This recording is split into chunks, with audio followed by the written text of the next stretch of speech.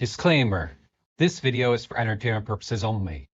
It is fully protected under Fair Use Laws, Section 107, Statute Number 17 of the Copyright Act of 1976, which allows for criticism, commentary, teaching, and research of copyrighted materials. Title 17 provides penalties for the deliberate misrepresentation of copyright infringement. Persons, agencies, and attorneys filing a false or frivolous Digital Millennium Copyright Act DMCA complaint may be subject to civil liability. Enjoy the show, everyone. Hello, everyone. Welcome to Mandela Effects After Dark Reacts. I am your host, Sandy Diva, and joining me, as always, is Splatter 420 and Real or Not for Real Ever Josh. And also, Sai is here. Welcome, guys. How are you tonight? Woohoo! Whoop, whoop. Hello. Yay! Good. Yeah. Whoop whoop. There you go, Splatter. Love it. Love it. Doing well. How you doing? Good, good. How was your show, Josh? The show was fun, as always. It was good conversation. Astral seems like a pretty smart dude. He's been through some weird experiences. So yeah, it was fun. Mm-hmm. Good. I have to watch it on replay because I was on the phone with Sai. I missed it. What was I doing? I don't know, what were you doing? I don't know. Oh well. You can watch it on replay like me. We'll watch it together. I didn't get a notification. Uh-oh. Yeah, I don't know. I don't know if YouTube gives notifications for my shows. I got one. Oh, that's cool. I got one.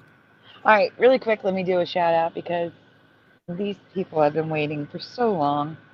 I feel so bad. We were trying to see if Jose was joining us or not. He claims to be lurking in the chat, so he's lurking somewhere. Lurking. Yes, lurking. So according to Astral, I have to do this. I was in here by myself for the longest time.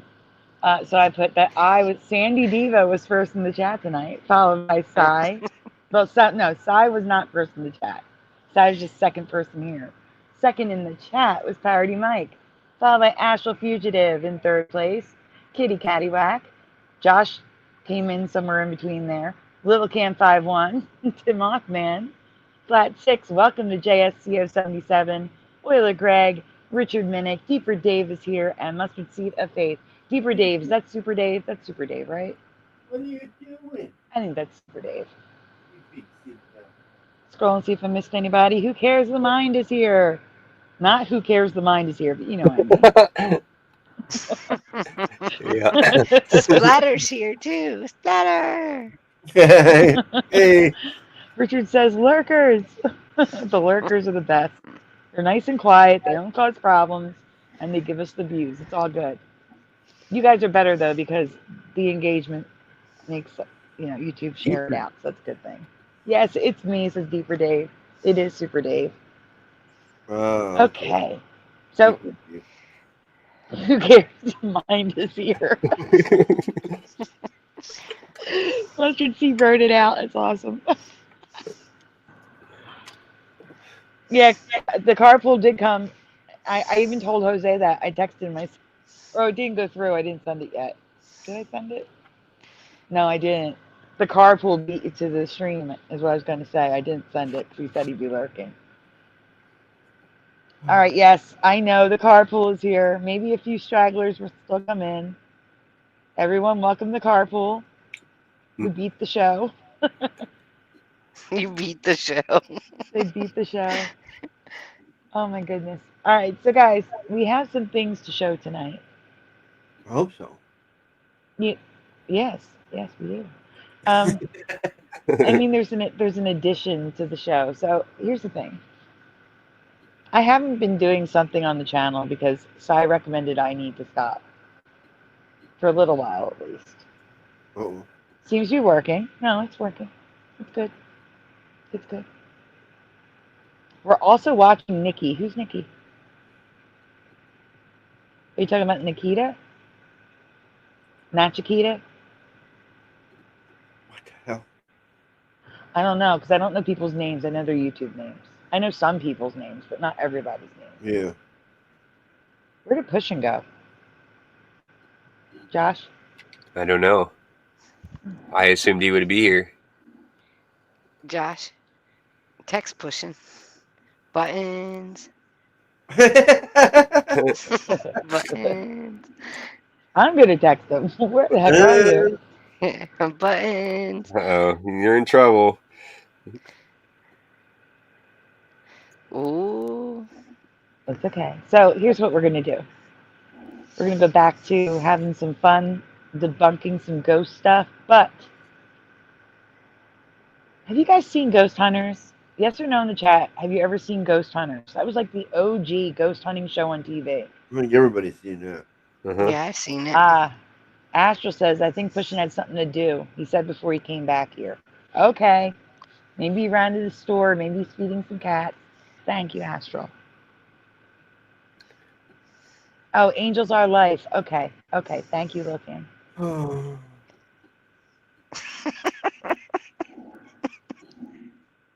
Yes, I did see. Thank you. Thank you. So Kitty Cattywack says yes to Ghost Hunters. So during Ghost Hunters run, Grant left the show. One of the main stars of the show left. And it was all hush-hush at the time. Just personal reasons was given. We're going to be looking at a video which could be completely fake. I'm going to tell you right now, the whole thing could be absolutely, positively AI slop made up. However, there are some things in there that we should pay attention to, and Sai agrees.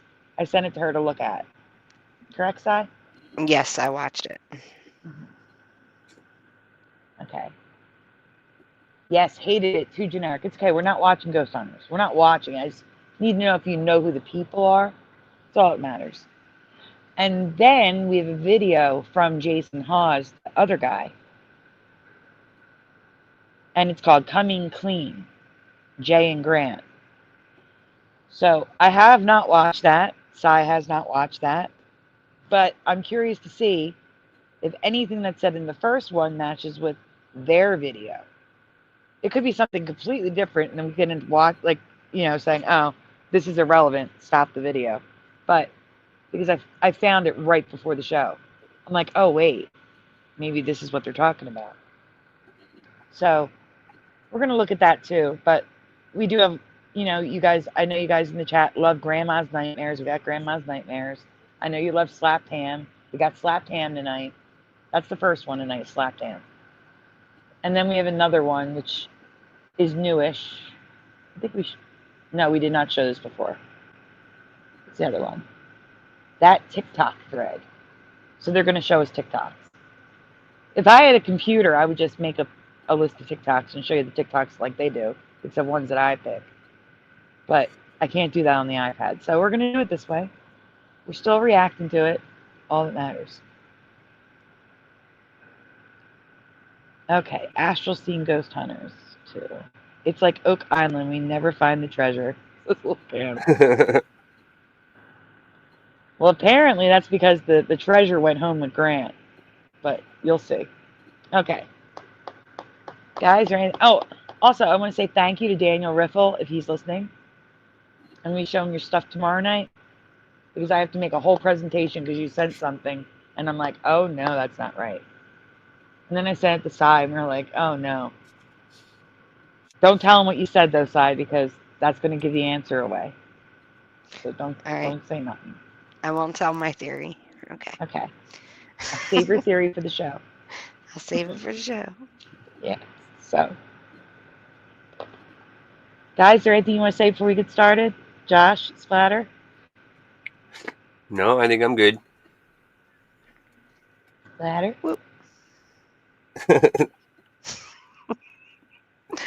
I think we're good.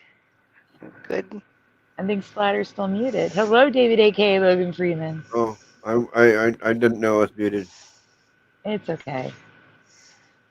David, a.k.a. Logan Freeman says, yay, my sanctuary on YouTube is, hey, all. Aw, that's sweet. warm feeling inside. All right, guys. Here, we're going to get started. We're just going to jump right into Slap Tam. Because it's the short one. Figure we give people a little bit of paranormal that I promised in the thumbnail and stuff before we get to Grant. So. Slap your ham. No. No. No. Everybody slap your hand with the beat. No. No. No. Always no. told no. Always told no. Hey, Artsy. Trying to get this channel taken down. I know, seriously. We're still in the first, 17 minutes. You can't do that. Okay, here we go. Oh, I should put up the banner saying it's Slap Tam, but you can get started. No, start at the beginning, though. Oh, wait. It is at the beginning. Yeah. The red bar confused me for a second. Yeah, Okay. something else. All right. To Slap Ham, you're about to see some really freaky video clips. So hit that subscribe button and get ready for more creepy content. Oh, wait. Like Pause this. it. So apparently this one's labeled a little differently than the usual. This one isn't like, hauntings and stuff like that. It says that the title is Weird Things Caught on Camera That Doesn't Make Sense. It should say that don't make sense, but he said doesn't make sense. That's what I wrote down. It's weird stuff. Weird stuff. Yeah. Okay. Ready? Yep. Okay. And guys, make sure you What? say pause and speak up. It shouldn't just be me. I got 4 people on this panel with me. Well, 3. Should be 4. Okay, Jose's Sandy, not pause. If you pause, and Splatter Hey, can hit Mandela. play. here. Mm-hmm. That sound like something Christmas. Sandy Paws. Sandy Paws? The Sandy Claus is the character in Nightmare for Christmas. dog on the beach. Sandy Paws. Are you sure, Sai? I'm texting you, Sai. What? I have to text Sai. I can't say it out loud. I have to text Sai. Oh. Anyway, go ahead. Go ahead, go ahead. Yeah.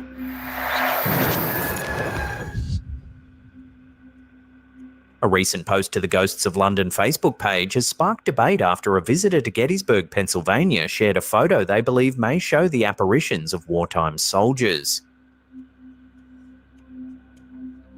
The poster explained that he and his girlfriend had arrived in Gettysburg late Thursday evening and spent Saturday exploring the sprawling battlefield grounds. Around 6:30 p.m. at the wheat field, one of the bloodiest sites of the 1863 battle, they were alone, or so they thought. Okay, so it's still ghosts. Later, when reviewing their photos, they were shocked to notice what appeared to be figures resembling soldiers in the background. Where? Right there. Oh, I cool. see The it. Actually, image pause. quickly divided opinion. Pause. One Okay, rewind it so we can look at the picture again. Close This- up. Hit play Let's and put pause people when it's right closer. here. They look Hit pretty play. small. Yep. Reviewing their And- photos, they were shocked to notice what appeared to be figures resembling soldiers in the background. Pause. Okay, so we have a man standing looking right, looking down at something that looks like a dog, maybe? This? Yeah. And then it looks like somebody in overalls and a pink shirt with Weird. a white hat. This is a small girl with really dark hair. I don't know. That looks like a baseball cap to me on the guy on the right. I don't know about you. Does that look like a guy in a baseball cap? The guy on the right? Baseball. Oh, Yeah. guy on the right. Yeah. Yeah, those look. Yeah. Or think it's a fake. nurse lady in one of those nurse type holding white caps things. A nurse. Okay. It could be a woman in a bonnet. It could be. Yeah. There you go. And Richard Minnick says, I see a cowboy hat in the middle. I can see a cowboy hat. Oh yeah, with I do something on now. top. Yeah, I see a cowboy hat in the middle. Yeah, yeah. And maybe a pack on their back. Yeah, something. I don't know. Something on the back. But yeah, I see I will it. say there's no transparency to them. Yeah, it does kind of look like frat boys to me, doesn't it? Yeah, I agree, Lil Cam. It doesn't look like Gettysburg to me. I don't know. Here's what I would expect to see for that time period. If I'm going to Gettysburg and I think I'm seeing a ghost, I'm expecting to see a soldier in uniform. Yeah. Yeah, right. Like that. I'm not expecting to see vests and shirts and overalls and hats. I don't know. That just seems off to me, and nothing's transparent or see-through. And what would the nurse be doing in the field? I still see a guy. I see a guy facing us. Okay, Splatter? You're looking at it from the perspective of you're looking at their back. Yeah. I'm looking at the front of them.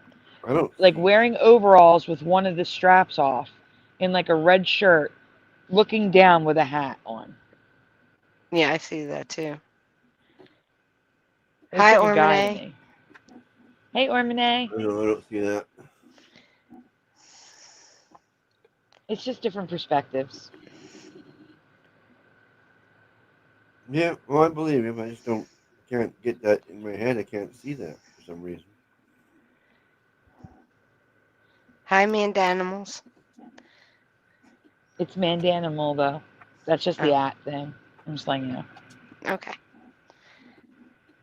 Just a nurse. Looks like a painting, not a photo. Yeah, it's because it's really zoomed in. It's a digital photo really zoomed in. Okay, continue. Yes, we shall. I don't think they're ghosts. I don't. The image quickly divided opinion. One commenter thought the figures looked more like a family than a troop of soldiers. Another speculated they might be reenactors, perhaps lingering after That a too. demonstration. There's a lot of Despite the reenactors in skepticism, Gettysburg. many agreed that Gettysburg is one of the most haunted locations in the United I've heard States, that before. and that seeing something inexplicable isn't unusual. The Battle of Gettysburg, July 1st to 3rd, 1863, was one of the bloodiest engagements of the American Civil War, leaving more than 50,000 soldiers dead, wounded, or missing. With so much death and trauma compressed into just 3 days, it's no wonder the battlefield has earned a reputation as one of America's most haunted sites. Common ghostly reports include See, apparitions now that's of what I expect to soldiers see. seen. Pause. Yeah. This is what I expect to see. Bayonets, soldiers, dressed all the same. Not baseball caps. Okay. Does anyone else see this skeleton in the sky? Huh? That the clouds are making? Looks like a person. In the clouds? Yeah, look to the right. And it looks like a nose.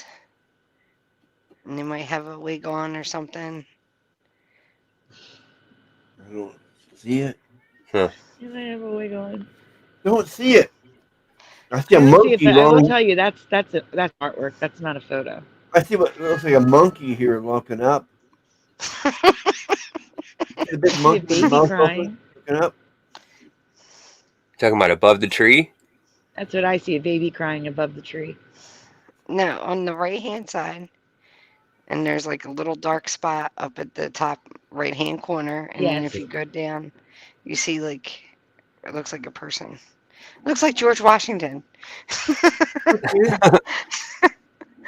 And I see it as a baby crying. I don't Like see a it. Victorian baby crying. All I see is this monkey in the middle of the screen. I see the George Washington now. I see This where little it monkey, goes. monkey chin here and monkey lips.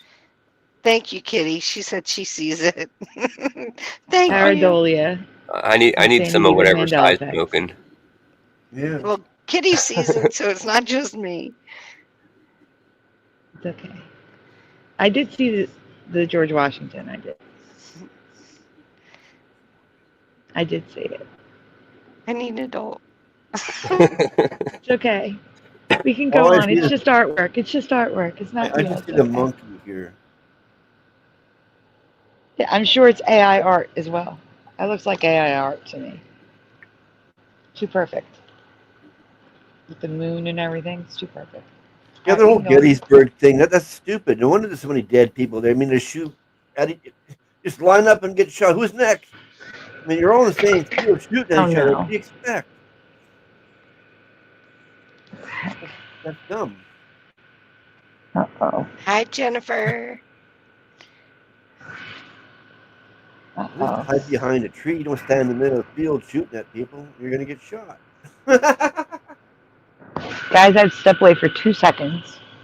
Just Yeah, let it okay. play. I'll be right back. All I say is that's got to be very stupid. Stupid. You tell him, Splatter. Yeah, you're all I stupid. know. That's stupid. Oh, Pushing's here. He's blaming him not being here on not getting notification, as if he didn't know there wasn't the show. Oh, no, I'm no, back. no, Buns. Because I told you I was getting off the phone with you to go get on Sandy's stream, so you can't play that crap. Hi, Jennifer. Buns. He wasn't listening to you. Apparently. Apparently not. All right, we can continue. Oh yeah, no notification. What does that matter? You were told. Walking the fields and along stone walls, disembodied voices, cannon fire, and gunshots echoing across empty fields at night, and ghostly encounters at sites like Devil's Den, the Wheatfield, and Little Round Top, where fierce fighting left lasting scars. Visitors also describe sensations of being watched or followed, or sudden drops in temperature. Over the years, numerous photos, videos, and eyewitness accounts have surfaced, with some of the most famous clips appearing to show soldier-like figures moving through the brush. Whether tricks of light or genuine apparitions, Gettysburg remains a magnet for paranormal investigators. Yeah. So, what do you think? Are these spectral remnants of the Civil War, or simply people caught wandering the grounds?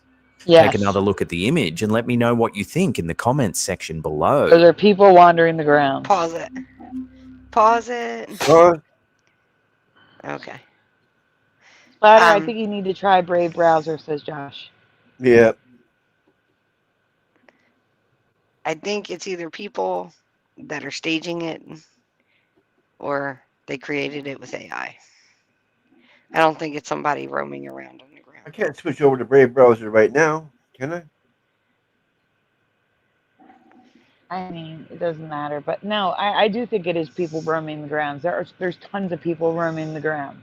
No, no. I grabbed your link. You put the link in the head, so I can't grab the link if I'm in Browse. Brad, yeah. It's okay. You know It's what I okay, mean? Splatter. Just get through that commercial, please. Yeah. But yeah, no, there are people walking all over Gettysburg. The whole area, there's people like in that area, so it's possible. Oh yeah. What? Hi, Artsy. My Sweden. Listen, my Sweden. Splatter, Yeah. is it ready? Yeah.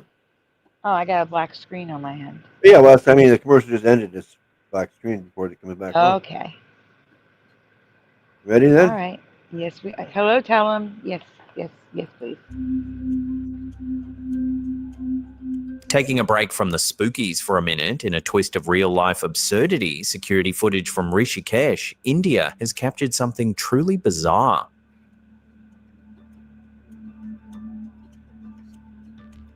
The footage seen here on Fox News shows the bull nonchalantly walking down the street and deliberately mounting the vehicle. Oh my God. Several cameras managed to catch the action before the vehicle crashed into a fence. The bull then calmly walks away, seemingly uninterested in its brief stunt. Of course it's uninterested. The incident took place on Friday, May 2nd, 2025, turning an ordinary Rishikesh street into the setting of one of the most entertaining and bizarre wildlife blunders. That's gotta be. Here. All right, pause. Luckily pause, for the pause. That's gotta be AI, right? Right? Yeah, that's pretty funny. It's I don't know. hilarious. The cows know their royalty over there. They can't be touched. They can do whatever they want. I need an adult. Fake, I bet, says Richard Minnick. I don't know. I don't know. Yeah, I don't know. It could be fake, but I mean, it looks like it's not something that's totally unrealistic No, to be it able to, doesn't. It's very well done. If it's fake. Hi, looks like Analog Line. Yeah. I will say, Astral may have cracked the code here. Oh, It tried to mate with it, and someone forgot to put the brakes on. yeah. And it So it keeps was on trying running to away. mate with the bike, and the bike started moving. Yeah. He just That's thought it like was playing hard to get. Oh my you're gonna god. make this more interesting, are you? All right, Sandy, what you got me watching here? I'm just saying. It is called You slapped guys were talking hand. about slapped hands in the beginning of the show. I don't know. But I get yelled at when I say slap your hands and stuff. Okay. Yes. Well, Oh, We're okay now at 27 minutes, but at 11 minutes, it's not good. YouTube doesn't like it. But it's okay. We were just talking about the channel, slapped hands. yeah. Yes. All right. oh, continue. Yeah. No, the whole thing was caught on camera. Imagine trying to explain what happened to your insurance company. Do they even have insurance companies like we do here? During the 18th annual Penfield Little League Summer Slam in upstate New York, an ordinary game my took an God, extraordinary turn.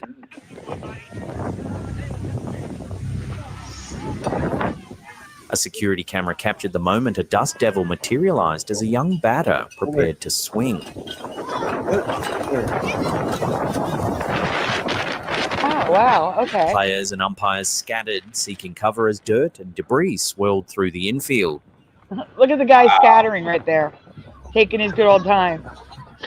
This isn't the first time nature has disrupted youth sports. In 2018, a similar whirlwind forced a timeout during a Little League game in Libertyville, Illinois, with players and fans alike stunned by the sudden tornado-like vortex. Why don't they seem at all Local bothered media by and it? meteorologists What? emphasize that That's while what I was thinking. dramatic, dust devils are typically harmless. What did you say? You have to say pause so I can hear you. I'm But sorry. we have to pause the video anyway. So go ahead, Si. What were you saying? I said, why don't they seem at all bothered by it? Like they seem just like, oh, it can take me away in a whirlwind, but I'm cool with it. Because it can't. It's not that strong. Okay. The most it could do is get dirt in your eyes and maybe make you a little dizzy. But it's not even not dizzy as in dizzy from spinning, as in like what am I trying to say? Discombobulated. Yeah. Yeah, disoriented. Thank you, Josh. Yeah, so it can make you a little disoriented if you were to get caught in it, but you would break it up. You see what I'm saying? Your body would break up the spinning. That's not strong enough. That's why it's a dust devil.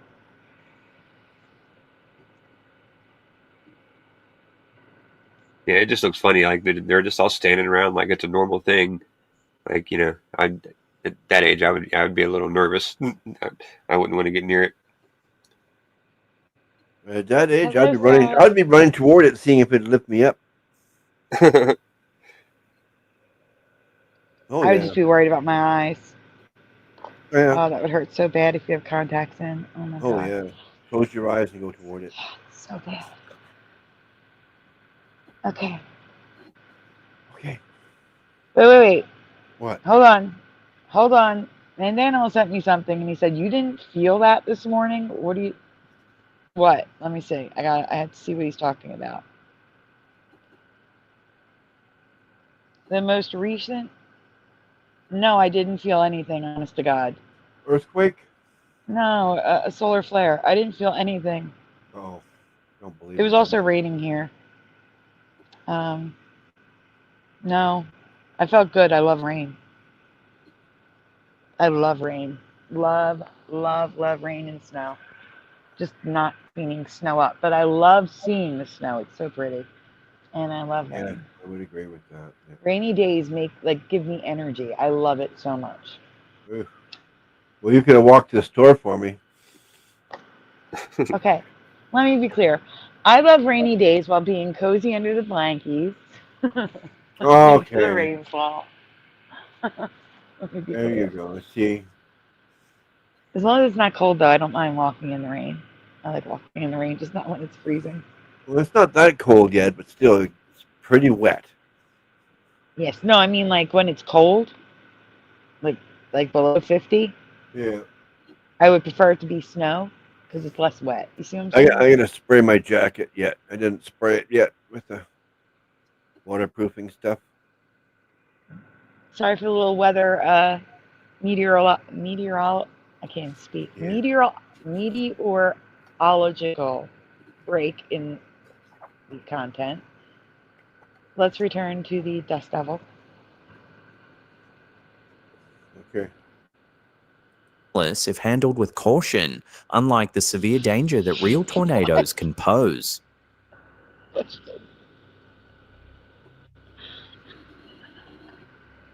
This moment in Penfield reminds us just how unpredictable nature can be, That's a big even one on again. cloudless, But this sunny one's a little afternoons. freaking strong right here. Yeah.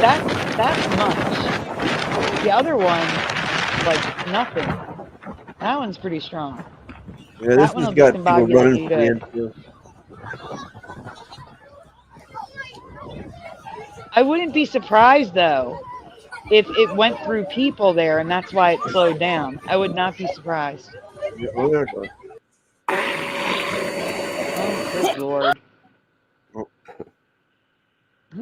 Pushing's like, ooh, Sandy and Rain sitting in a tree. K-I-S-S-I-N-G.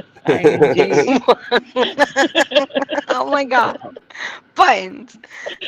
I was dying while you guys were playing the video. Nope.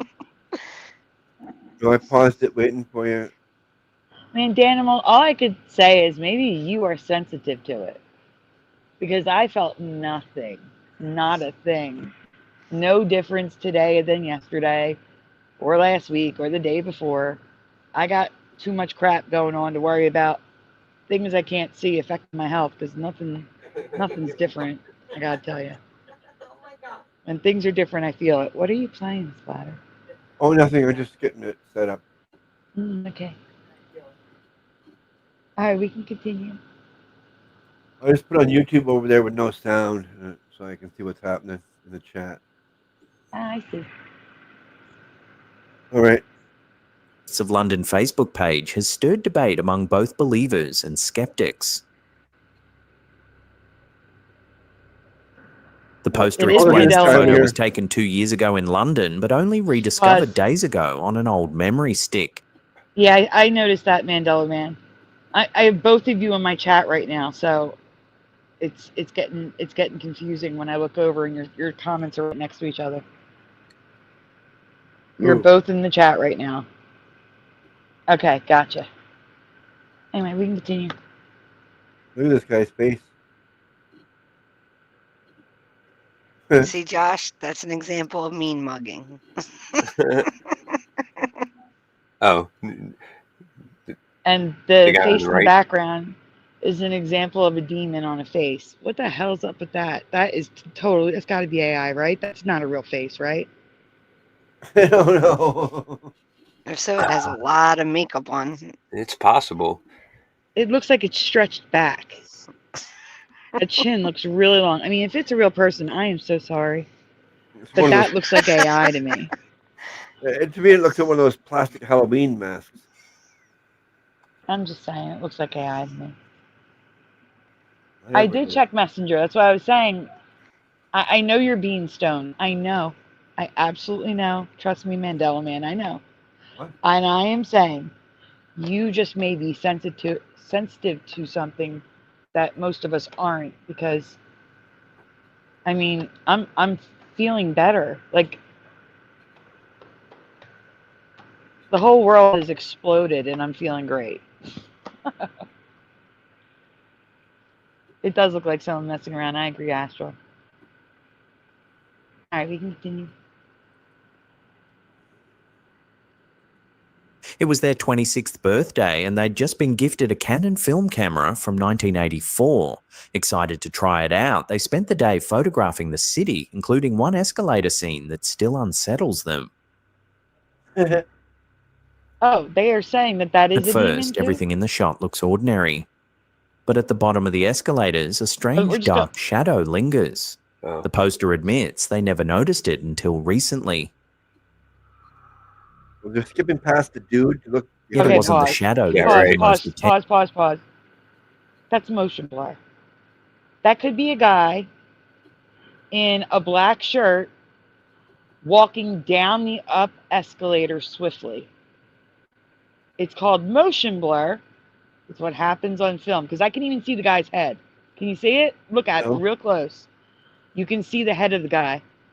There's two long sticks sticking up, but in between, you see a little part that juts up. That's probably the guy's head. Yep. That just looks like motion blur to me. Nothing paranormal there. Nothing. No, this guy looks weirder than that. Yeah, the guy off to the right looks weirder. Yeah. Yeah. He didn't notice the guy off to the right and just noticed behind him? That's weird. Viewers quickly became fixated on Yes, fixate on the guy going up the escalator. Let them play. Let them play. one man in the image. His face Yeah. appears distorted, grotesque, almost unnatural, and Yeah. for many, far more unnerving than the shadow. Yes, far more unnerving. Look at his ear. What the hell is that? Yeah, look at his Are those big headphones? I think they're headphones. Oh yeah, they are. I think they are headphones. ears. And like I said, I apologize to this man if this is what you really look like. But that looks like AI to me. It really does. Oh my god. I'm just saying, it looks like AI. It's the Joker. Yeah, It's that's something AI would do. that guy's face is not right.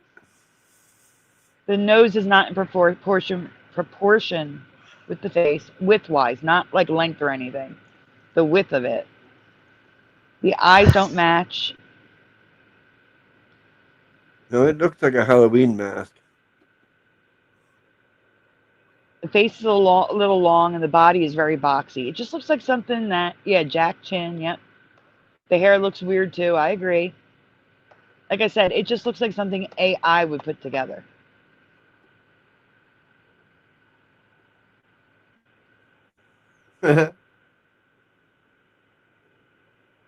Everything's cartoony looking. Itself. Everything's blurry. The unsettling combination of the escalator shadow and the man's eerie face has left many deeply disturbed. Rediscovered years later, the photo has taken on a new life, sparking theories about whether it captured nothing more than bad Could have done film nothing. or something the underground is still hiding.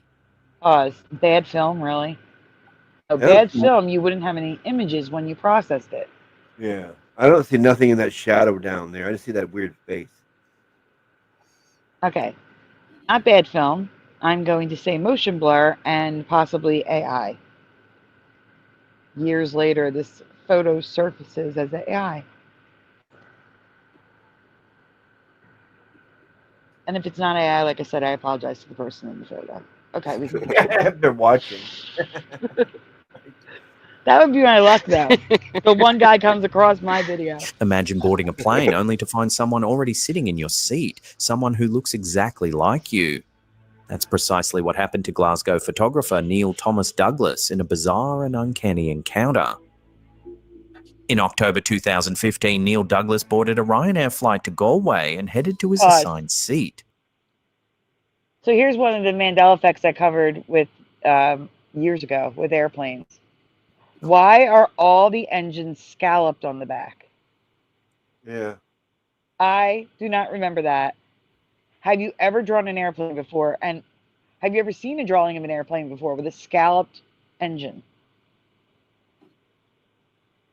Just in case someone doesn't know what that means, the squiggles on the back. It was never squiggly.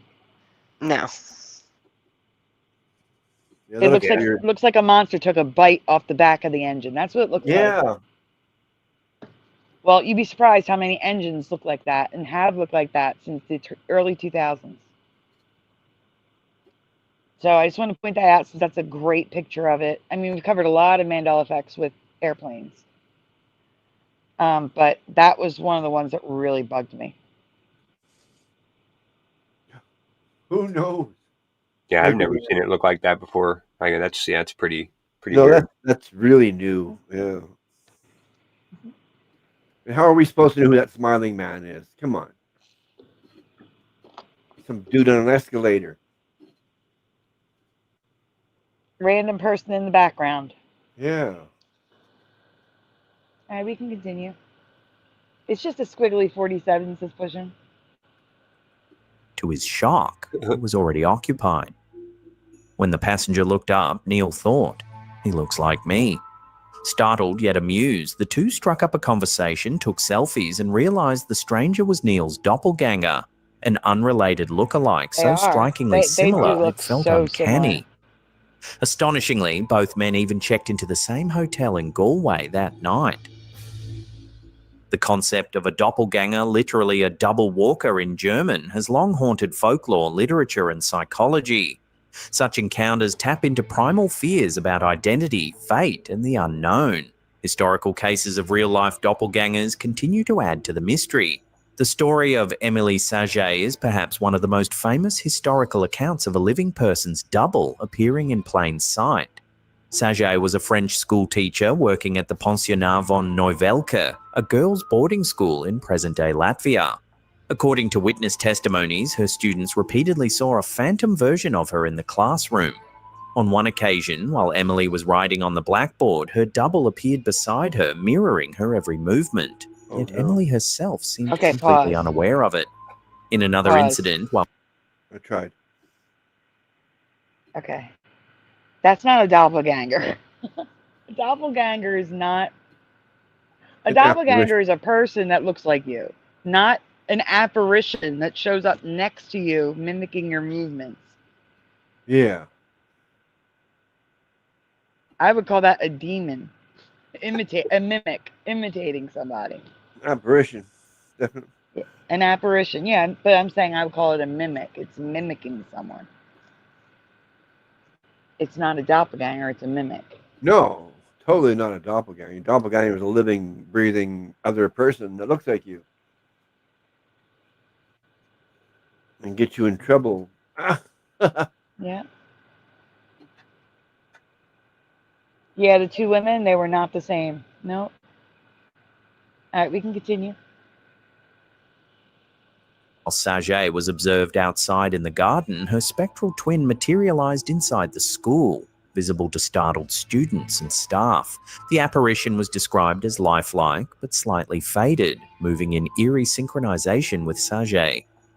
Despite multiple witnesses confirming these events, Emily herself claimed she never saw her double, though she admitted to feeling sudden fatigue or weakness when others reported its presence. Eventually, her unnerving reputation led the school to dismiss her. The Saget case remains one of the strongest in doppelganger lore because of the large number of credible eyewitnesses and its repeated occurrences, making it hard to dismiss as mere imagination. All right, Sai, what do you think? Demon? Mimic? What do you think? It's a mimic messing with her life. That's what it is. It's mimicking her, messing with her life. But you don't notice. You notice they don't go in to say anything about her. Like, what was she into? No. That caused that. You know what I'm saying? Mm-hmm. All I know is that's messed up that she got dismissed because other people were seeing something. They could have just made it all up, you know? Yeah. That's a raw deal. Yeah. I got fired because of a ghost. Yeah, right. You put that on your resume. Reason for leaving your last job. my ghost is fucking with me. I had a mimic. Had a mimic. Oh, okay. Didn't help me do work. Yeah, right. Splatter. They're like, hey, if you're gonna follow me and attach to me, you gotta pick up your slack. Yeah, at least pull your weight. Yeah. All right, we can continue. Oh, goodness. In the heart of endless night. Okay, it's back. Poet and cleric Go ahead. John Donne, who recorded an eerie experience in 1612 while traveling in Paris. Donne claimed he suddenly saw a vivid apparition of his wife, Anne, holding a dead child in her arms. It was so vivid, it was as though her doppelganger was in the room with him. The vision struck him deeply, and he recounted it immediately to his He companions. Pause. When Don returned home, That's fine. It doesn't matter. Wait, you don't have to wait. rewind. Number one, can I say something? Number one, how did he record it in the 16 whatevers? Record what? They said he recorded.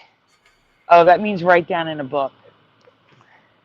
Back then, that's what recording it means. It meant recording it, like recording.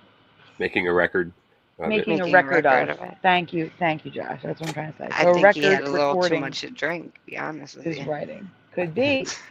But I just want to point out that a lot of the images Slaptan is using is definitely AI. If you look at the previous image, which I'm not going to make Splatter try to find, it's okay.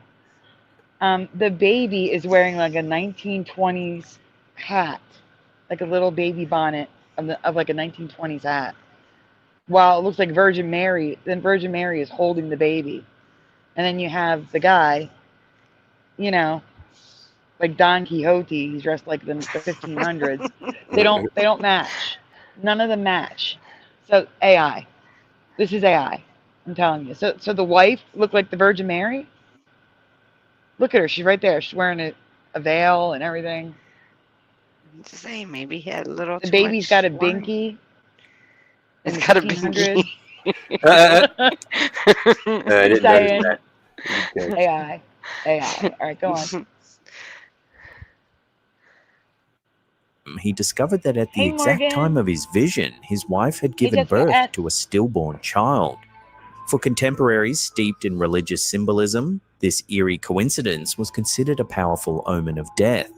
This story has endured in part because Don himself was a man of intellect and learning, later the Dean of St. Paul's Cathedral, making his report difficult to dismiss as mere superstition. The account became part of the broader tradition in which seeing one's own loved one as an apparition at a moment of crisis was seen as a supernatural warning or psychic link. So, Sai, is this possible? Or Renee says she was projecting her astral shadow. I wouldn't say astral shadow, but she could come visit. She could have just been visiting, you know what I mean? But like, it could be just a visit. Like, hey, you know what I mean? Why would you hold it? Why would you hold it? I'm pretty sure I saw somebody wearing Jenkos. I know. Buttons. Hi, Ryan. Yeah. Why would it be holding a dead baby? I don't think it was. We knew we were referring to the school teacher. We knew. Sorry, go on. I don't think it was holding a dead baby. I think he was 3 sheets to the wind, so to speak. That's the feeling I get. Just a total hallucination? Yeah, not well, technically hallucination, yes, but I think wishful thinking. Okay. You know what wishful I'm saying? thinking. That's horrible. Wishful thinking, you know. Mm-hmm. Yeah, morbid wishful thinking.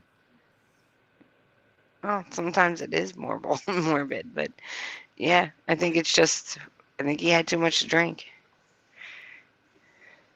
All right, continue. Because I don't, to the spirits and the stuff that I see, they really can't hold anything. They can move stuff with their energy, but they're not like physically holding something. Jim Lockman says, I'm getting there, 2 sheets to the wind.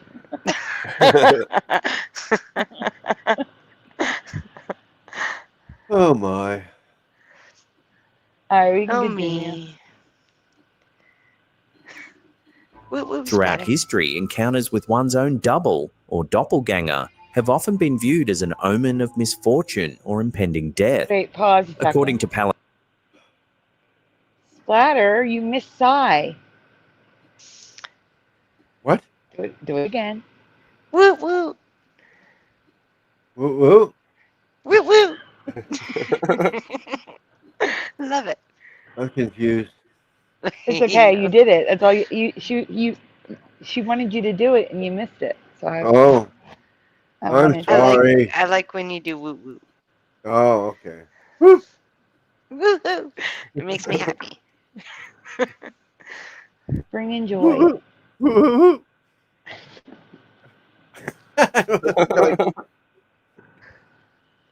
No, I Okay, can't we can do it. continue. Okay. Whoop. Plus legends, Catherine the Great's servants once reported seeing her double sitting on her throne. Alarmed, Catherine Whoa. ordered her guards to shoot at the apparition, but the phantom allegedly vanished. Soon afterward, Catherine died, cementing the belief that her encounter with her double was a harbinger of doom. Abraham Lincoln once wrote about looking in a mirror and seeing a double reflection, his normal face, and beside it a second ghostly version that was pale and death-like.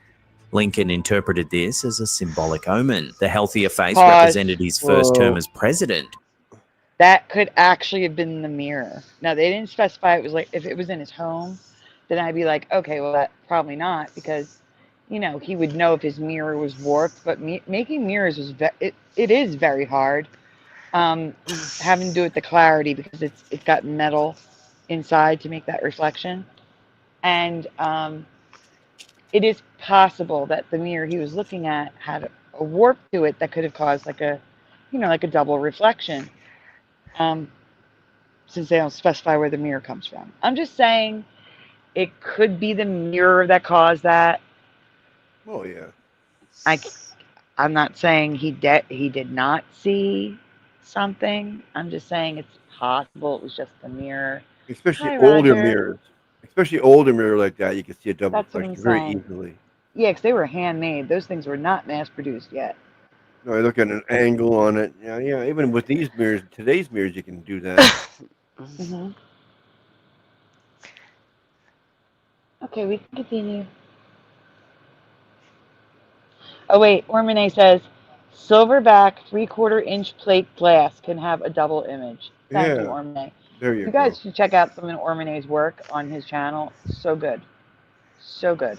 Yeah. I guess And Roger's music. saying hi. I guess. Hi, Roger. Woo! Yay. Yay! Okay. Okay, we can continue. While the ghostly face foreshadowed his death before completing a second term. Indeed, he was assassinated in That's such a 1865, Mandela for shortly me. after being Right there, re-elected, pause. returning to Glasgow. Yeah. I know a lot of you people remember that. I do not. It's totally new to my reality. We are in different realities from each other. I was in a reality where he was just shot dead. There was no lingering for a day across the street in a hotel bed with everyone surrounding him. That never happened in my past. Never. He was gone, done, in the theater, done. Not in this reality. In this reality, they carried him across the street, put him in a bed, tried to nurse him back to health. He didn't last. He passed. Yeah, well, That did not happen. he's shot in the head for crying out loud. He's dead no matter what. Yeah, Right. I don't see, that doesn't make sense to me. First, that doesn't make sense to me because he was shot in the head. So, like, he would have been missing pieces, so to speak. Yeah. He was Number brain one. dead anyway. If he wasn't physically dead, he would have been brain dead at that point.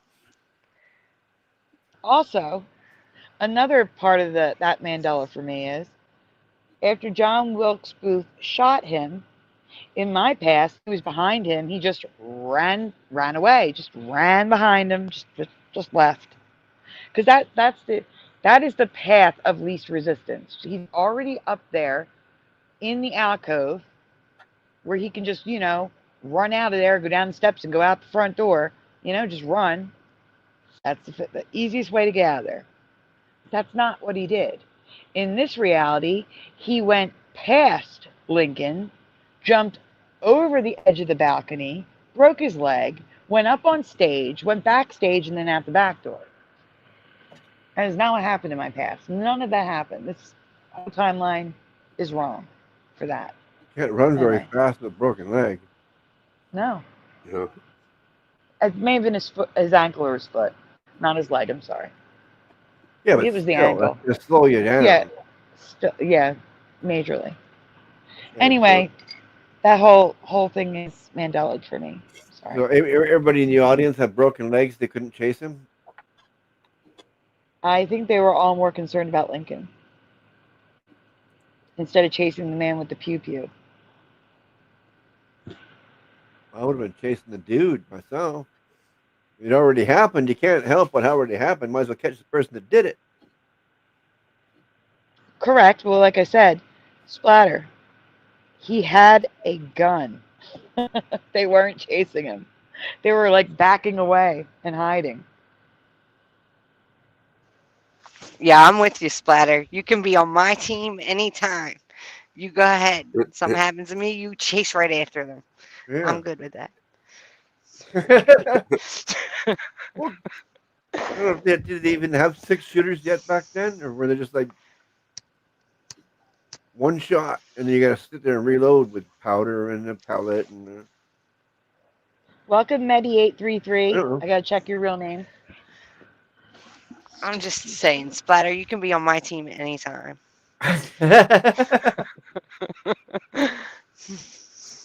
It's just Medi. Welcome, Medi. That's just the way I am.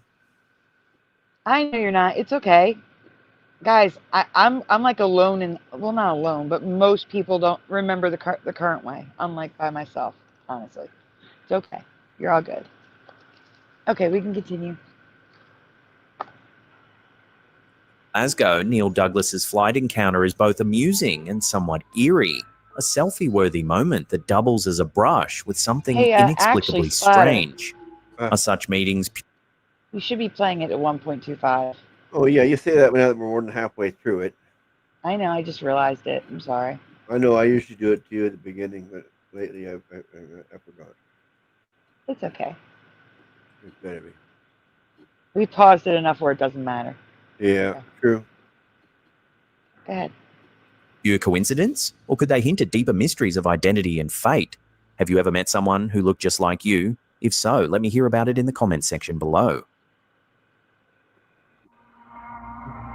A chilling image posted to the Ghosts of London Facebook page has sparked debate after a mother shared an unexplained photo of her daughter taken about 14 years ago. Pause. Boing. Now that is freaking creepy. Who's holding her hand? Yeah, there's nobody here. Where does this hand come from? Oh, that's weird. I didn't even see that at first. That's an old hand. If you look in, it's like a grandparent. Oh, yeah. The child is amused. Yeah, she looks happy. Yeah, totally. Okay. It's a good spirit. No. If you zoom in, tell them that that's an old person's hand. It's got wrinkles, a darker skin. Oh, yeah. It's an old person's hand. And it's just 3 fingers. It's the pointer, the middle, and the ring finger that you're seeing. There's no thumb and there's no pinky. Yeah, there's the bump of the pinky back over in there. Maybe. Okay, we can continue. Where's the rest of the arm and hand? They could be ducked down behind her. Absolutely, Roger. But on closer inspection, you might notice that resting on the child's right shoulder is what appears to be a disembodied hand. The mother who posted the image insisted that no one was behind her daughter at the time and emphasized that the photo had never been edited. It's just one of those unexplainable mysteries, she wrote. The photo quickly became a topic of discussion, with community members offering their own theories. Some suggested the hand could be a visual trick, perhaps caused by the angle of the girl's own arm. Another theory was that the girl's hand was hidden under some beads or clothing folds, making it look like an extra hand had appeared. One viewer speculated that braided hair strands might have created the illusion of fingers resting on her shoulder. No. A darker interpretation proposed that the cupboard behind the girl might have been slightly open, and that a real person's hand, possibly someone hiding, was reaching out. No. Of course, many in the group leaned toward a paranormal explanation, with some insisting the eerie hand belonged to a ghostly entity captured by chance. Whether the strange hand in this photo is a trick of light, hair, or clothing, or something more sinister remains an open question. The lack Some of the suggestions he made were totally stupid. Yes. And why would... I don't know. It just seems weird to me that a little girl would be holding her hand up like that unless she was reaching for someone else's hand. And the cupboard behind her is opened the wrong way for someone to be in there and poking their hand out. Look at that. It's in the wrong angle. Uh-huh. And her hair. Well, come on, dude. It's obviously flesh-colored fingers. Her hair is totally different and short. Stupid idiot. Yeah, it definitely wasn't hair. Splatter's triggered. Oh, I just did this idiot and what he's saying about it. That's all.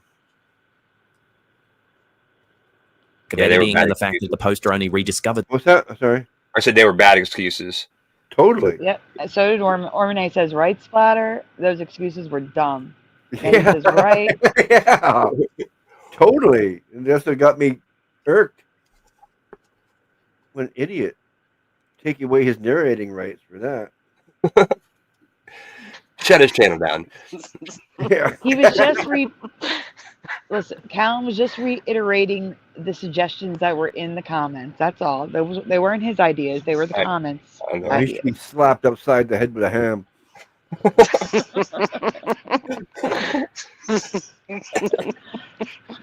I'm not allowed to say it. I'm not allowed to say it. I'm not allowed to say it. Go ahead. I can't. Slap your hand to the beat.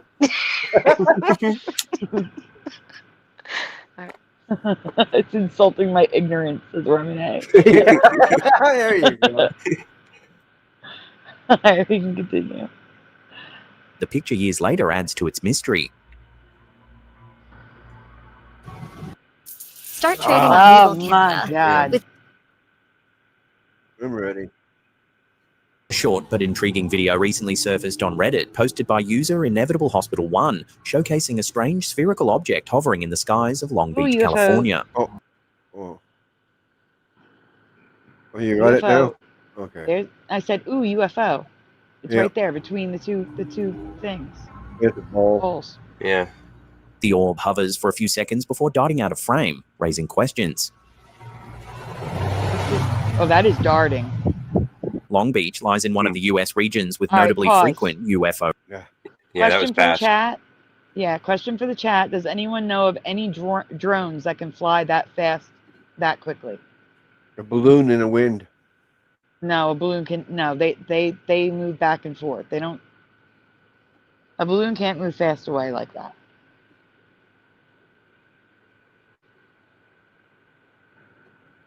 Yes, says Roger. Roger says yes, but Tim Mothman says nope, and Richard says no.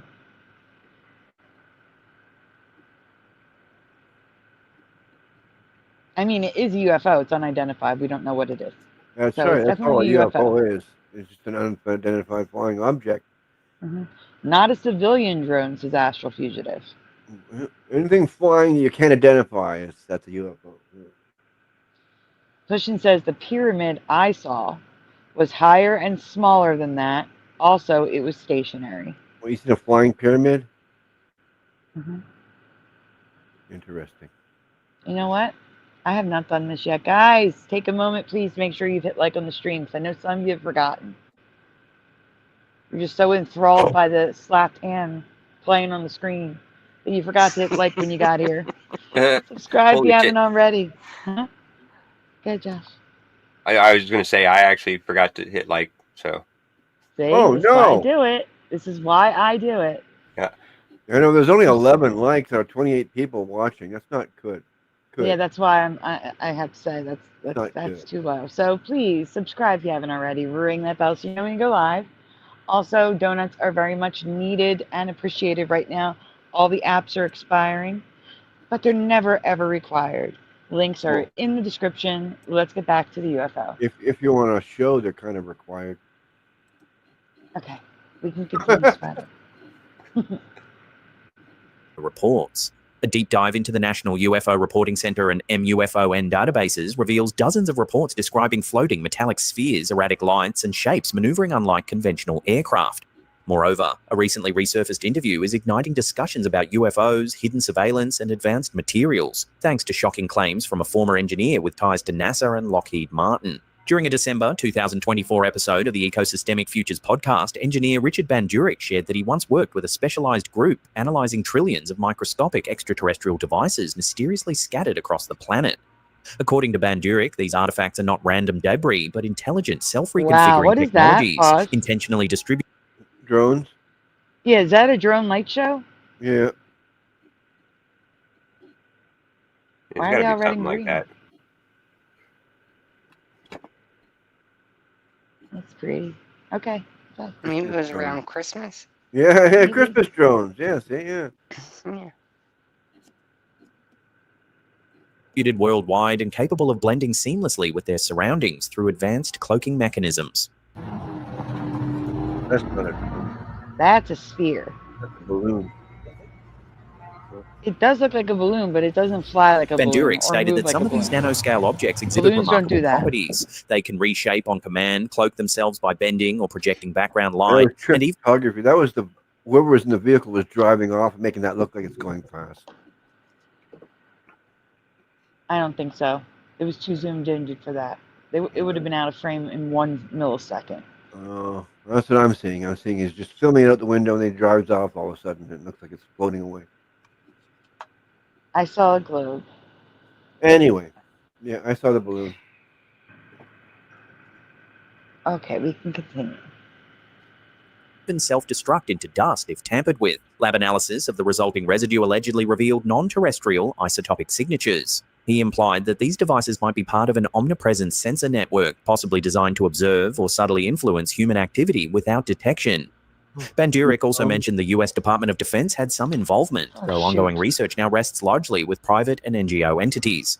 Online forums and social media have met Bandurek's claims with starkly contrasting reactions. Enthusiasts inspired by science fiction suggest this could be an orderly, soft disclosure of hidden advanced tech. Others remain highly skeptical, criticizing the lack of physical evidence or independent verification. While Bandurek's questions of emergence and manipulation resonate with UFO lore, nothing from NASA has confirmed or refuted the claims. The figure and his company, Field Propulsion Technologies, are connected to federally funded research on advanced propulsion, but the trillions of alien devices remain uncorroborated.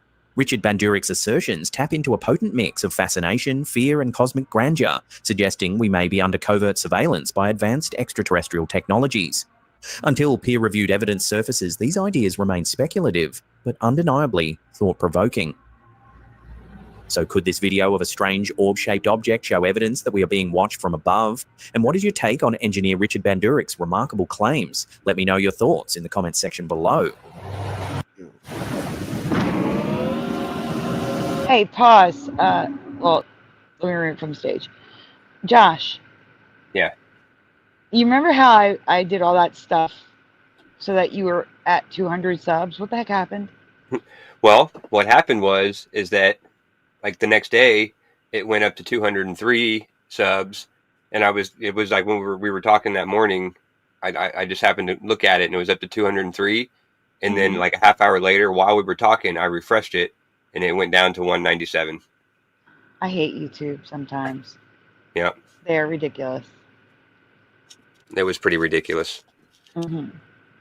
Like it literally dropped 6 within a half an hour, because like I opened it up and seen 203, and then I refreshed it like half hour later, and it went up one person. Can you put your link in the chat, please? You're at 2.67 now, Sandy. I am at 2.67. That's correct. But Josh, can you please put your link in the chat? Sure. Thank you. Guys, he needs 3 subs. He needs to get to 200. Please, if you're not subscribed, go subscribe to Josh. Yeah, it doesn't hurt. Also, if you have a channel, he wants to hear from you. He interviews people about their channels and stuff and their interests. You don't even have to have a channel, but you know what I'm saying. So if you want to go on Josh's show, you can email him at everjosh08@gmail.com. Right? 08? Yeah, 08. Yeah, they're fun shows. They're just laid back, just talking about, experiences and whatever you like talking about. So it's always a good time. John, pushing buttons. You want me to take care of it, Sandy? YouTube, that is. Say the word. It's done. Yes. Yes, Pushing. I'm saying the word. You got a new job, Pushing. Go take care of that. You didn't put your thing in the chat there yet. I'm working on it. Oh. You hand stenciling it? I'm waiting to pin it. I'm waiting to pin it. Hand stenciling it. Josh's channel name is his name in the chat. Real or not for real? Well. Pin. Oh, Roger beat me. Oh, Roger. No, actually, you did. Yeah, I saw yours first. I pinned it. Josh. Thank you, Roger. Yeah, thanks, Roger. And if you want to quickly drop your email. Cool. Yep. I am subbed. Okay, I said a check. I figured I was. Yeah, you just didn't get any alerts, apparently. Nope. No alerts.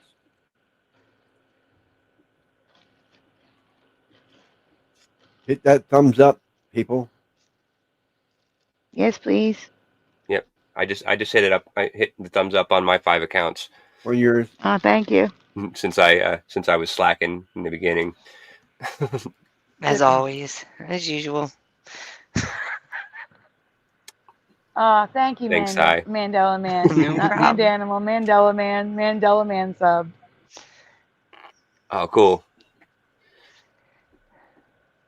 And here's his email in the chat, everyone. Everjosh08 if you want to be a guest on the show. Don't forget Roger, I got it for you, dang it. Put a thumbs up on this. Right. There's 25 watching, only 11 thumbs up. The number's off. And we're back at 200, so. We're off. Roger says, and slap the hand.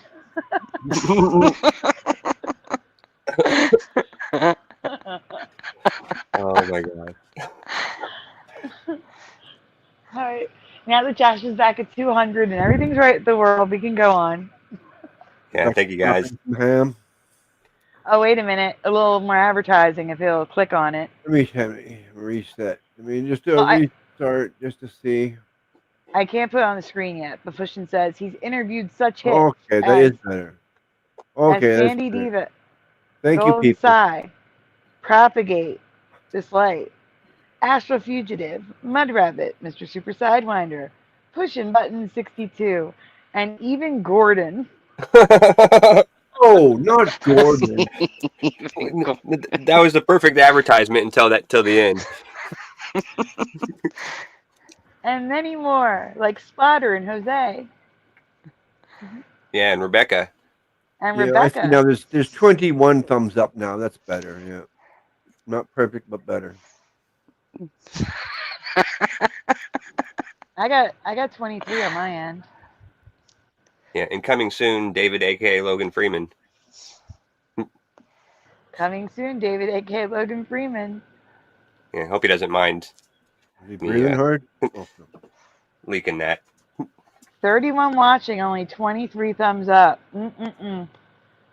Guys, you're slacking. Come on.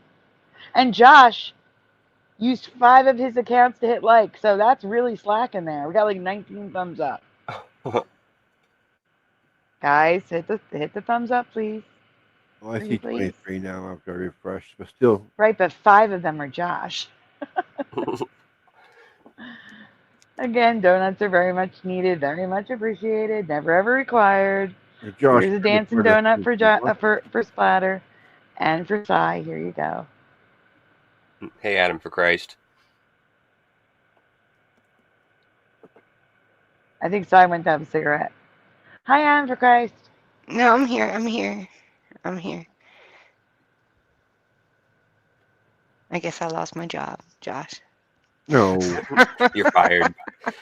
Josh fired me. That's okay. I forgot I got interviewed too. Roger says, hold on, I'll get my other account. Thank you. I got interviewed? Yeah, don't worry. I took that show down anyway.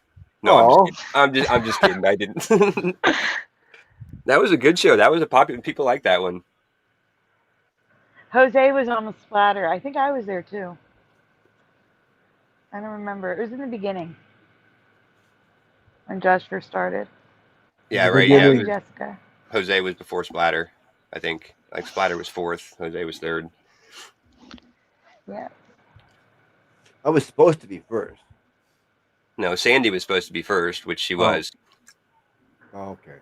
But yeah, and then it was whoever wanted to step up. And so Mr. Yeah, Super was number 2. But yeah, like I had to invite Sandy first because like she was the one that I when first told about the idea of the show and kind of encouraged me. And then Mr. Super was the second, and he helped a lot too. So he got spot number 2. So. You were nervous about it anyway. You didn't even want to do it. Who, me? Yeah, you. Probably. Yeah. That sounds about right. But it's all right. Sai. Sai's got to read the chat. Said Sai. What? I can't read it. One Renee's comment. I can't see it. Oh, Yeah, no. didn't you also interview Joe King? Oh, Joe King. Yeah. Yeah, see? Can somebody you can't read see that that? comment on the screen? No, I can't see it. I can't read it. It's like blurry for me. It's blurry for you. It's blurry. Excuses. I'm tromboning the phone too, and it's still blurry. Oh man, Josh, can you please read that? Yeah, Ormine says, slap the like, slap the ham, slap me for being who I am. Oh my god. Awesome. Oh man, my cheeks hurt. All right, we can go on. Wait, we can't go on. We can't go on. Something's wrong. There we go. Okay, all that are good.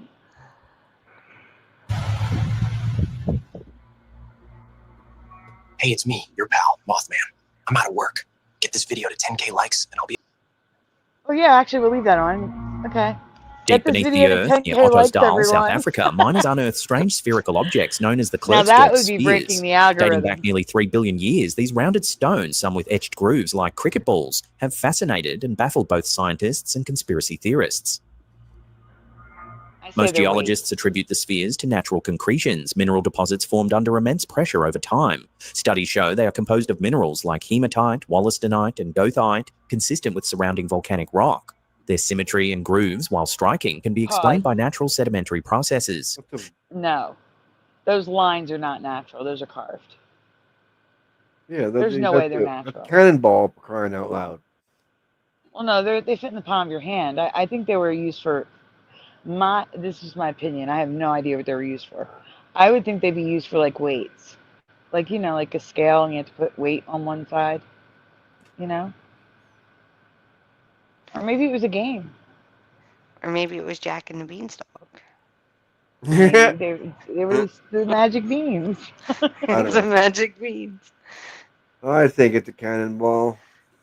They're small. They fit in the palm of your hand. Yeah, well, you can still hold that thing coming flying at you. It's gonna hurt, isn't it? I mean, yeah, but I was kind of thinking they look like shotgun pellets. It's too big for that. Counterweights. That's what I'm looking for. Thank you, Michael Ledwell. Roger. It's Michael, but it's Roger. Slingshot. It's too big for slingshot too. Yeah, I couldn't really tell by the size of them. Like, or there was no size. Yeah, I didn't. Yeah, there wasn't really any perspective on how big they were, though. It looked to me like about a baseball, not a softball. I say a baseball. Softballs aren't so soft either, but You think the stones were money, Jennifer? Maybe. Money has come in all shapes, sizes, and forms over the millennia. Slingshot ammo, says Ormane. No. Too big for slingshot. How do you know? Because I know. I can continue. Similar formations exist elsewhere in the world, such as Utah's Moki Marbles. Despite these explanations, the sphere's near-perfect shapes and unusual markings have inspired speculation. Some suggest they are out-of-place artifacts, parts left behind by ancient civilizations, or even extraterrestrial visitors. Legends claim they may have been used as tools, weapons, or coded devices. Whether they are nature's handiwork or evidence of something more, the Klerksdorp spheres remain a striking reminder of how much of Earth's ancient past is still shrouded in mystery. This is what drives me crazy about Slapped Ham. Why would it be artifacts from alien visitors? They're stones made from the same material as the volcanic rock in the area. Yeah, so obviously they came from that area. Why would you even say it's an alien artifact? That makes no sense. Anyway, like if he said that nothing in the area was made with those materials, then I can see him saying it could be an alien artifact. But come on. It's the same stone. Drives me crazy. Anyway, go on. Yeah. Little rant. For some, they are geological curiosities. For others, they are tantalizing proof that humanity's story might be far stranger than we know. You're stranger than we may know. Now, if you want to watch some more scary clips, then hit those 2 links here. Okay. Okay, Slapped Ham is done. And now we're moving on to the top link, which is from OCTOGON Immortals Splatter. Why is music brought to you by Mr. Super Sidewinder on the screen? That was weird. There's no music playing.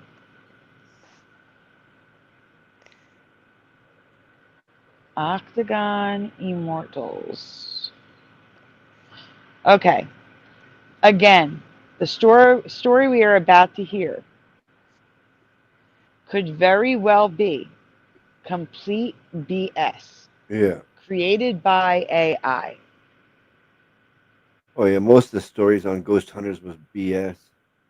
Hey Josh. Yeah. Roger says you're at 203 now. Yeah. No. Yeah. I just responded. Yeah. So thanks everyone. That's awesome. I appreciate you guys going over doing that. Yeah. Ball bearings, very well could be. Yes. Okay, so I'm not putting that one on the screen, Ormane.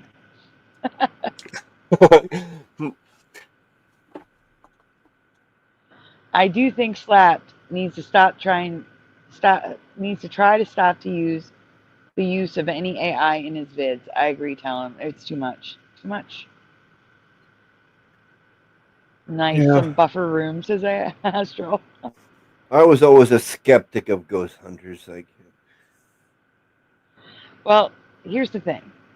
This is not about ghost hunters. This is about Grant Wilson, one of the stars of Ghost Hunters. Okay? That's why I'm saying I don't know if any of this is real. This could be completely made up by AI. But there are some things that are said about the spirit world that is a warning to anyone dabbling in that stuff that Sai says is accurate. Correct, Sai? Yeah, so basically when you put yourself into the supernatural, EVPs, ghost hunting, astral projection, that kind of stuff, you don't know what you're going to bring back with you. So there's multiple dimensions that different things sit on. So you could bring back a human spirit. You could bring back something not nice. There's so much out there. It's hard to name it all right off the top of my hand. But you can actually get yourself into a situation you don't want to be in. So hello, be careful. Roger. I'm sorry. I think you're done. Okay. I'm sorry. No, go ahead. Go ahead. No, yours is more important. Be careful with what you mess with in the supernatural. Be very careful. Don't do it if you don't have a natural gift for it. don't go seeking it. There's a reason why. There's a reason why you don't have that gift. Okay. That's a good warning. Hello to Roger number 2 in the chat. Splatter, I would love to put it on the screen, but you are not sharing at all. What? No. And why don't you just go to Brave Browser now with the new video? Well, because he's in StreamYard is in Edge. Oh, okay, yeah. Don't switch to a different browser. That's right, because you put it there, Sandy. Your fault. I put it where? You put the StreamYard in Edge. No, I didn't choose which browser you were going to use. I didn't do that.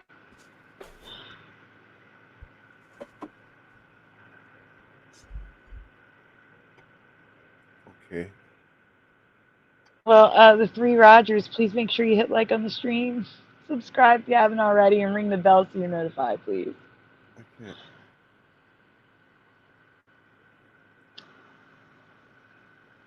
Password. I like how Roger's saying hi to his other accounts. Yes, I know. I love it. And saying hi back to him. Thank you, Roger. It's like me walking through the warehouse talking to myself. Well, you already do that. Yeah, right. That's what I'm saying. That's what it reminds me of. Thank you, Roger Ledwell the first. I don't know. Crypto Wendy. Okay. There's a Crypto Wendy in the chat? No. Oh, I was going to say, I don't see any Crypto Wendy. No, that's on the Brave chat. Oh, Glenn Starr is in the chat, though. Hello, Glenn. There. I do remember Glenda, but it's always been Glinda. We covered that a few years ago. Welcome, Glenn. Am I lost? Oh, I'm back. Okay. No, you're still lost. I don't see nothing yet. Oh, yeah. That part.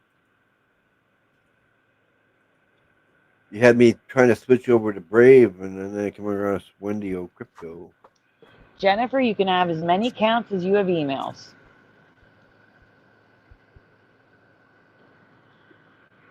Nope, Glenn Starr pushing buttons.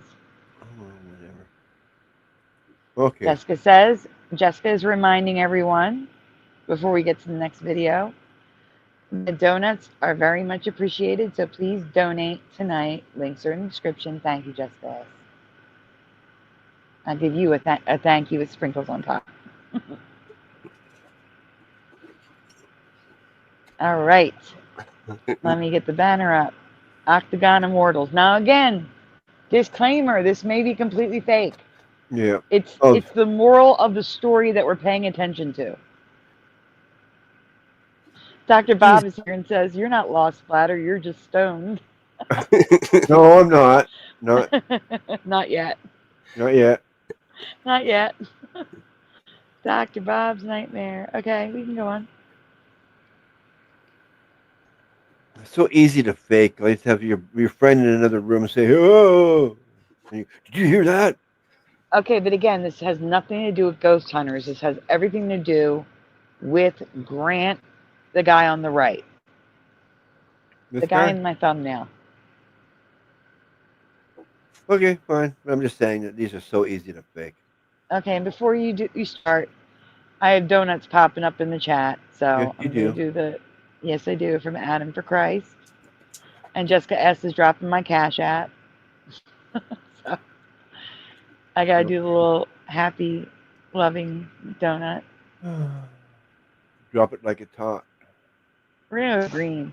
Okay, Aw, let's go. do splatters drop it like it's hot donut? No. Oh, no. Do you have a donut that I missed?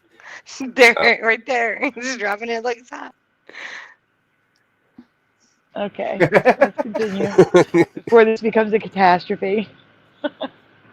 That's for pushing. Okay, let's go. Woohoo! normal world, and it's darker than anyone expected. Grant Wilson, the co-founder of Ghost Hunters and one of the most respected figures in supernatural investigation, has just broken his silence after years of staying quiet. In a shocking new statement, Grant revealed that what drove him away from the show wasn't fame, burnout, or network drama. So here's the thing. It is definitely AI slop. We got an AI voiceover. We've got clips from the shows compiled together.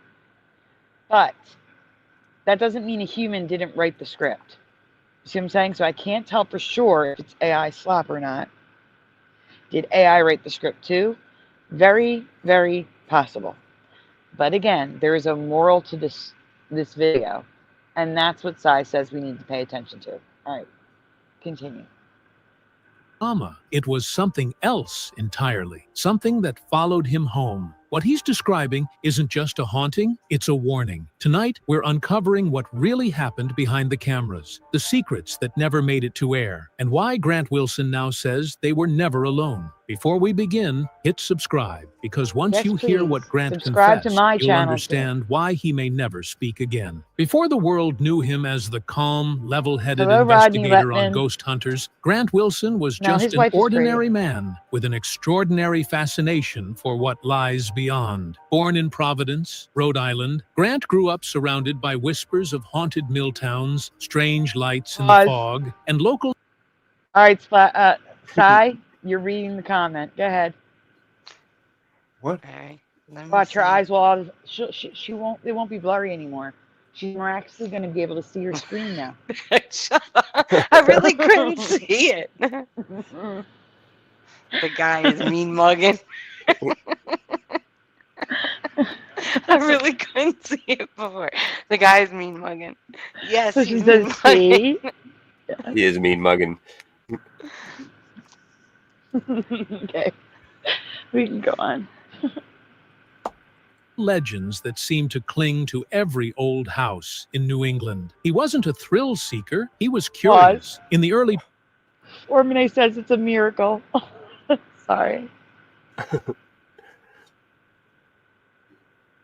2000s, that curiosity led him to meet Jason HAWES, another plumber who shared his obsession with the supernatural. Together, they created TAPS, the Atlantic Paranormal Society, a small group of blue-collar truth seekers determined to separate real hauntings from urban myths. What began as two friends investigating local homes soon caught the attention of television producers. In 2004, Ghost Hunters premiered on the Sci-Fi Channel, and everything changed. It was the first show of its kind. Real people using real equipment in real haunted locations. Grant wasn't the loudest or the most dramatic, but he became the show's heart. His calm, skeptical approach made him the voice of reason in a field full of chaos. Audiences trusted him. He wasn't there to... I gotta be honest with you. I thought Jason was the skeptical one of the two. Like, he was more into it, and the other guy was more of the skeptic, in my opinion. Just saying. Because, again, it's AI slop. All right, continue. It's AI slop. It was 20 years ago. It doesn't seem like it, but it's hard to remember clearly. I know, 20 years ago. I know. Doesn't seem like it. No, it doesn't. Perform. He was there to find proof. Within a year, Ghost Hunters was a global phenomenon. Viewers followed Grant and Jason into prisons, hospitals, and abandoned mansions, hoping to glimpse the unknown. But as the lights of fame grew brighter, the shadows around Grant began to darken. During those early seasons, there were moments that never made it to air. Equipment dying at the same time every night. Crew members waking with unexplained scratches, and whispers captured on tape that said the investigators' names. Grant started noticing patterns no one else did. They know we're looking, he told Jason once, and they're starting to look back. He was right. By the time the Sci-Fi Channel renewed Ghost Hunters for an... So, I don't know. Did that really happen? That the equipment kept turning off at the same time every night? And the cast and crew started waking up with scratches and having nightmares? I don't know if that happened or not. They could be making this up. But more importantly, Grant said, they know we're looking and they're starting to look back. That's not good. That is not good. When they start to look back, it's not good. All right, Yeah. continue. I got no fear.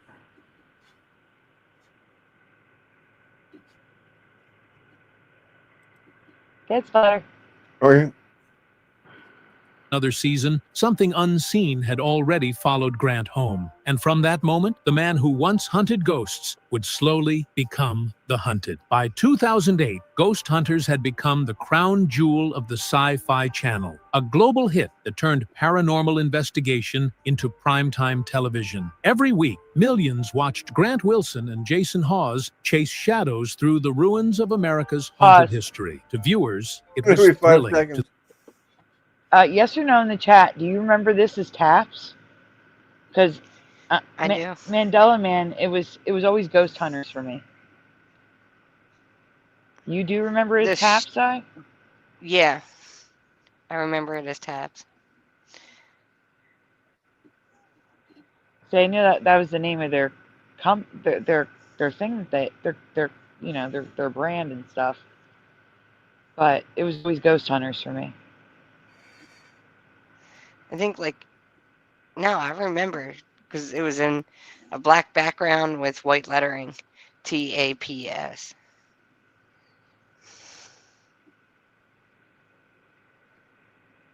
I mean, they did have TAPS on the screen. It was T period A period P period S period.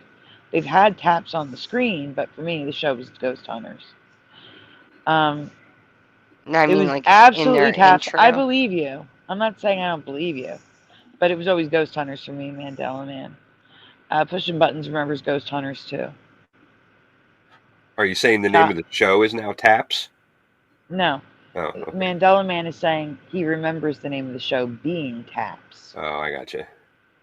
What do you remember, Josh? I remember it being Ghost Hunters. But I do remember Taps being, part of their brand or whatever. That was like the abbreviation for their technique or whatever they used. Yep. TAPS stands for the Atlantic Paranormal Society. Yeah.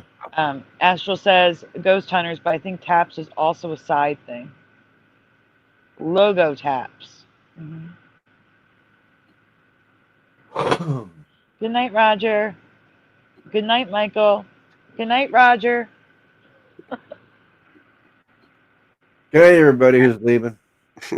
Jennifer says Ghost Hunters. Okay, we can continue. Hunting taps.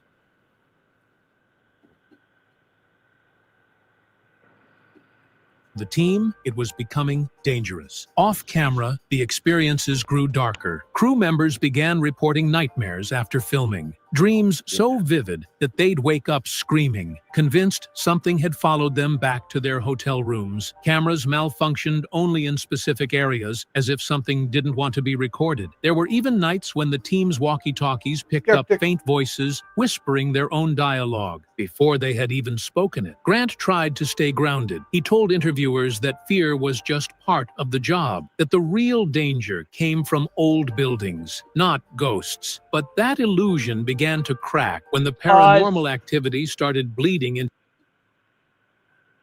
No, I did not. Did I? What? Mandela Man says, no, the show was called Taps originally in Mandela Man's reality. Not only that, but Sandy had covered this change before in my reality. Your memory now doesn't match the way I remember you covering it in my past 100%. That's crazy.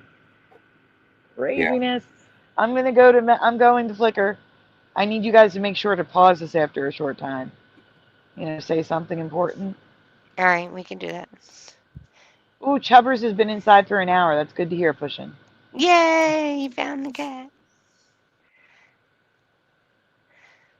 All right, I'm going to go to Flickr. You guys please remember to pause it. Okay. And say something. Important. Go ahead. To his personal life, his wife began hearing footsteps upstairs when the house was empty. Doors opened on their own. Their children claimed to see a tall man with no face standing by the bedroom window. A shot of honey with coffee. I can't take it down. Just play it. To your memory loss and mental confusion. Grant told close friends he believed something had attached itself to him. Not a ghost, but something much older. He began having blackouts during investigations. Okay, so basically, they went into something they shouldn't have went into for a long time. And because of it, they started taking it home with them. Whether they just took one thing or they took multiple things, not quite sure. But what he's talking about is taking something older. So that could be like a non-human entity, not necessarily a demon or something bad, but just something that is energy in itself that can kind of manifest different things and cause havoc in someone's life. Sure. Go ahead, Splatter. Okay. Moments he couldn't remember afterward. Crew members said they'd see him staring into the dark, murmuring words that didn't sound like English. When asked later, he'd simply say, "I was listening." Producers at the Sci-Fi Channel started to notice his demeanor changing. He was distant, distracted, often seen praying alone in dark hallways between takes. During one episode, the sound technician swore that Grant's microphone picked up a second voice overlapping his own, deep, guttural, and repeating one phrase, "Stay with me." Still, Grant refused to quit. He believed that whatever this was, it wanted Pause, attention, please. and walking away would only... Okay, Grant refused to walk away. Grant should have walked away a long time ago. Grant should have walked away many, many years before that. Many, many years. So it kind of sounds like me, like almost an attachment turning into a possession. Mm-hmm. Me too. I have nothing on ghost hunters. Just let you guys know. I got nothing. I'm double checking. I'm checking my old organization tags, but I got nothing on ghost hunters that I can see. So yeah, this reality, I did not cover it. You are from a different timeline, Mandela man. I do believe you. I just don't. I don't have that same memory. And I don't have a presentation. Yeah. That makes it fishy.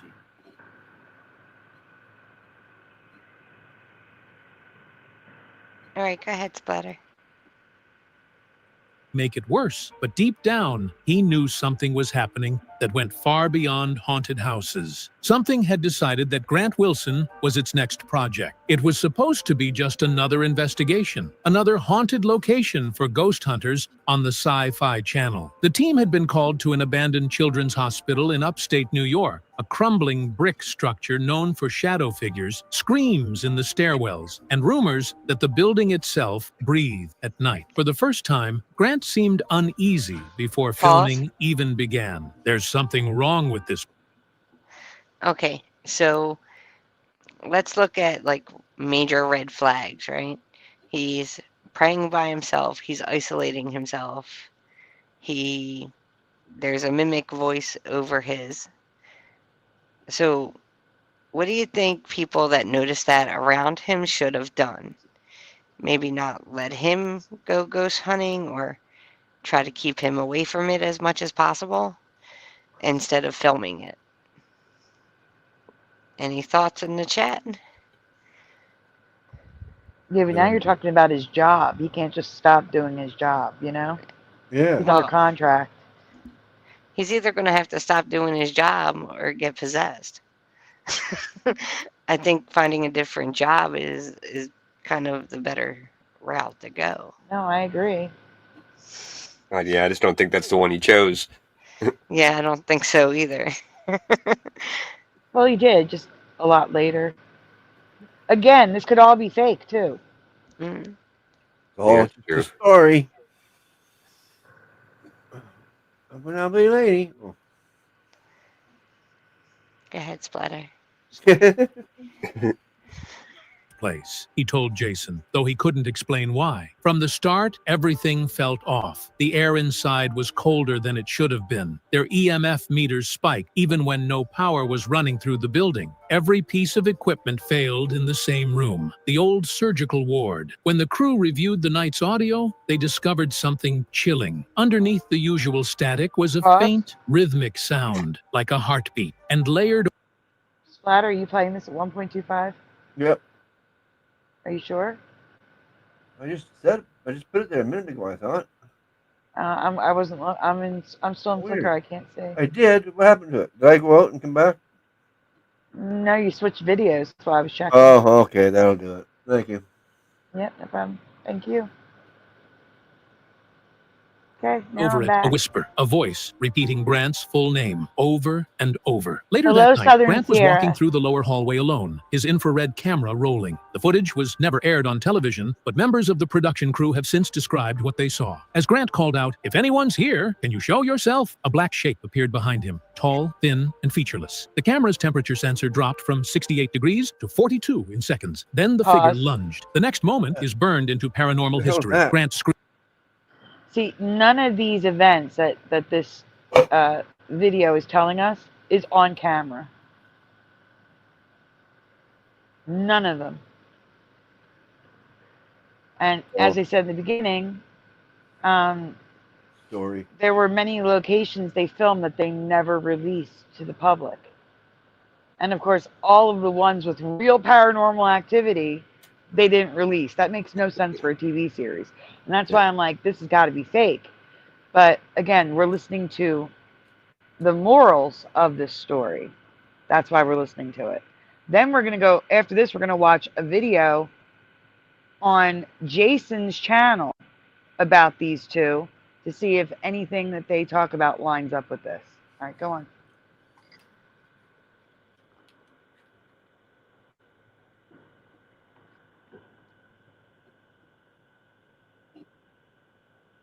Or don't. Continue. Hello, talented media consumer in the chat. Who the hell is this dude? Or person, talented whatever. Talented media consumer. Okay, we can continue. Screamed, not out of fear, but in what witnesses described as painful shock. His mic captured a guttural, non-human growl before cutting out completely. Jason and the crew found him minutes later, pale, shaking, and covered in scratches that ran from his neck to his wrists. But what terrified them most wasn't the injuries. It was what Grant said afterward. His voice was low, almost robotic. "It wanted me to see. It said I was chosen." The footage was confiscated immediately by the network. When producers reviewed it the next morning, they claimed the last 10 seconds were... Sai, is that typical? Does that sound like possession to you? It sounds like the beginning of it. Like I was chosen? Yeah. I don't like that. That entity chose. So when a spirit is trying to take over, or an entity is trying to take over, they first will get you interested. So you keep following them. So maybe like make a door shut or make a noise, and you go check it out and you want to investigate it more, and it keeps going deeper and deeper, showing you more and more. And then after it shows you, it pushes its limits. Like it could be, say you want to quote unquote manifest something. It'll make you believe that you're manifesting. It will do different things to keep you interested, and then it starts to beat you down, confuse you, like scare you, confuse you, make you think reality is not real, and stuff like that. After it does that, then that's what he's talking about. Now it'll start really communicating and believe that that entity chose you and you are special. And then it gets worse from there. Mm-hmm. It can even show you, like, oh, if you stay interested, how powerful you can be. You can be this powerful. You can do this. I can help you do this. It doesn't say it outright, but it will make you believe it. And that power can get addictive, and then eventually it sinks you under, and you either stay with it or you fight against it inside. Really quickly, Talented Consumer says, I'm not new here. I've been a long time sub of this channel, but haven't been around in a while. Well, welcome back. I'm glad you made a live show. Just here to lurk. No, don't lurk. You're talking. Keep talking. I promise you, everyone in the chat's really nice. It will deceive, says Tellum. And Jennifer says, and I agree with Jennifer here, that's why I keep saying, take this whole video with a grain of salt. It's probably fake. Jennifer says, I call BS. The producers would have loved this type of content for television. Yeah. I have to agree with that 1,000,000%. So, yeah, I think this is all fake. But sometimes with fake stuff, there's a grain of truth. And I have no idea what the next video is about. It might be about this. So just pay attention to little details just in case they talk. They could talk about something completely different. Like they may say that he left because he had a baby and mom needed him at home and all that stuff. You never know. We're going to find out. All right, let's continue. Completely corrupted. White noise, static, and a deep droning hum that caused nausea in the editing room. That episode was quietly reshot and replaced with a different location. The public never saw what really happened in that hospital. After that night, Grant wasn't the same. He stopped speaking freely during investigations, often going silent mid-sentence as if listening to something invisible. Even Jason, his closest friend, admitted later, it was like part of him never came back from that place. Whatever entered that hallway with him, whatever spoke his name, didn't leave empty-handed. By 2012, Grant Wilson was at the peak of fame. Ghost Hunters was one of the Sci-Fi Channel's longest-running shows, and fans considered Grant the soul of the series. So when he suddenly announced... Thank you for being a long-time fan, Talented Media Consumer, but were you on a different account? Well, I only asked because this one was created in September. That's all. I just have to keep an eye out for someone specific. That's all. Yes. Mm-hmm. Yes. I had a feeling. It's okay. Traveling Fools is here. Hello, Traveling Fools. Good to see you. Good to see you. This goes too. Don't advertise. Oh, he's fine. Oh, wow. Okay. Lurk. Oh, you were Lurk Learner. I thought you were going back to lurking. Oh, okay. Lurk Learner's in the chat. Good to see you. Oh my gosh, it has been a while. Yeah, you forgot the name. No, No, I thought they said they were going to go back to lurking. I misunderstood what they said. Wow. They were a Lurk Learner. It's a name I've never seen before. Lurk Learner? Yeah. Oh yeah, Lurk Learner was on my channel, Dan's channel, Brian's channel. Okay. Good to see you. All right, we can continue.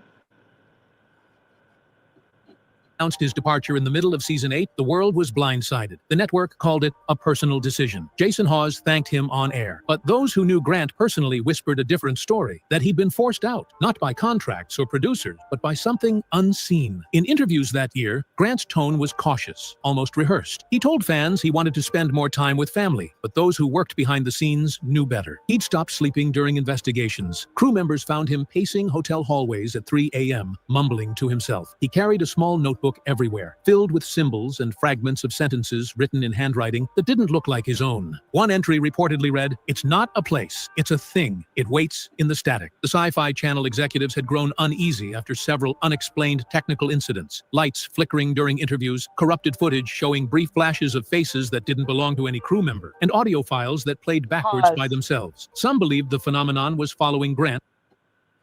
Okay, so that I can understand a studio not using is corrupted footage. But audio that plays backwards by itself, yeah, they'd want to show that.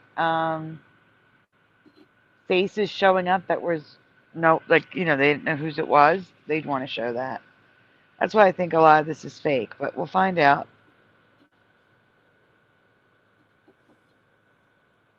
All right, we continue.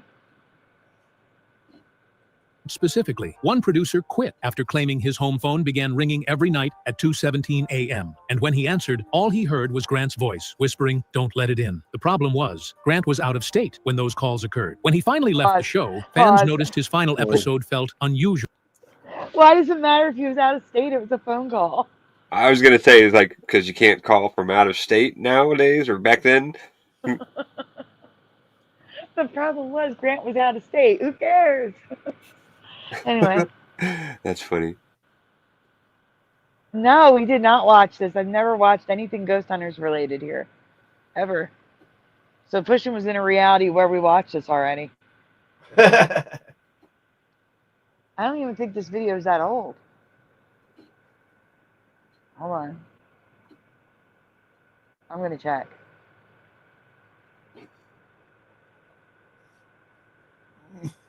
This video came out 1 month ago.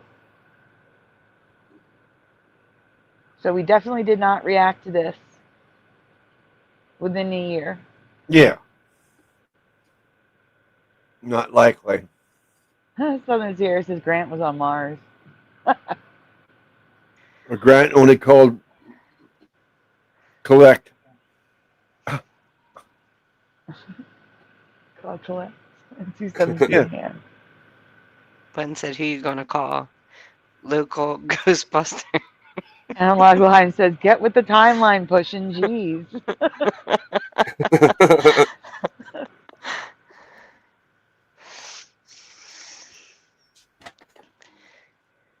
Sorry. This is Pushing. Oh. I remember corner standing. Yep. I do remember corner standing. Lurk Learner in the chat is my account. You see my account? They were Lurk Learner and they were corner standing. I remember both names. Oh, okay. On Brian's channel, McFarlane. Get it, girl. Yeah, we can continue. Usually somber. There were no goodbyes, no emotional speeches, just Grant staring quietly at the camera, his expression unreadable. In later interviews, Jason admitted he never got a proper explanation. Grant simply told him, "We pushed too far." After his departure, he vanished from the public eye. No conventions, no interviews, no statements. He deleted social media accounts and stopped responding to fan mail. A few years later, when Ghost Hunters briefly rebooted without him, Grant gave a vague interview about the importance of spiritual safety in the paranormal field, a phrase that haunted longtime viewers. What most people didn't know was that shortly after his exit, several members of the old crew experienced bizarre phenomena, recurring nightmares, flickering lights, and the sound of knocking that followed them from location to location. One former cameraman claimed that during a flight, he fell asleep and woke to see Grant sitting beside him. Except Grant wasn't booked on the plane. The seat was empty when he blinked. Grant's silence wasn't just a retirement. It was a retreat. Whatever he'd encountered during those final years of Ghost Hunters had marked him and the people around him. What'd you say, Josh? Sorry, I just said, yeah, he wasn't on the plane. He was out of state. He was out of state. All right. Guys, I have a double whammy right now. My earbuds are dying, and my coffee is empty. So, but my coffee is just like a jug in the fridge that I pour. It's not like I have to make coffee, but I have to go fill my cup with coffee. So I am relying on you guys while I switch my earbuds and get the coffee. You keep coffee in your fridge? It's iced coffee. Actually, it's iced coffee, coffee Kona concentrate. Okay. It's the soda of coffees from Wawa. Oh, that's not in Canada. See, today, Sunday, is the last day of the sale. Normally, a jug of their iced coffee would be $10. $10. Okay? Since April, they've had a sale. First sale they've had in the 25 years I've been drinking it. It's only $2. $2.12. It's freaking amazing. So I've been getting jugs like crazy because the sale's almost over. Wow. I want to see. Apparently, let me see. Yeah, it still says. Normally they will update it by now, but it still says November 23rd. So I think it's actually ending. 10 Like it started. It was supposed to end originally back in June, like June 27th, and then before June 27th they changed the date. Well, it is November 23rd, and it says November 23rd. So I think it's finally. I think this is it. Huh. I think they're gonna finally get rid of my coffee deal. I'm gonna be so sad. Yeah, you're finally going to be able to sleep again. Yeah. Won't be all caffeined up. Jennifer says, Wawa. You know what's funny? Jennifer's icon is the same color of Wawa. So it's messing me. It's messing me up. It's the same color. Looks like Wawa's in the chat. Alright, but seriously, I have to go get, no, not 10 a gallon. No, it's just, actually, it's $2.10 or 12 cents. What? I'm trying to think. It's $2.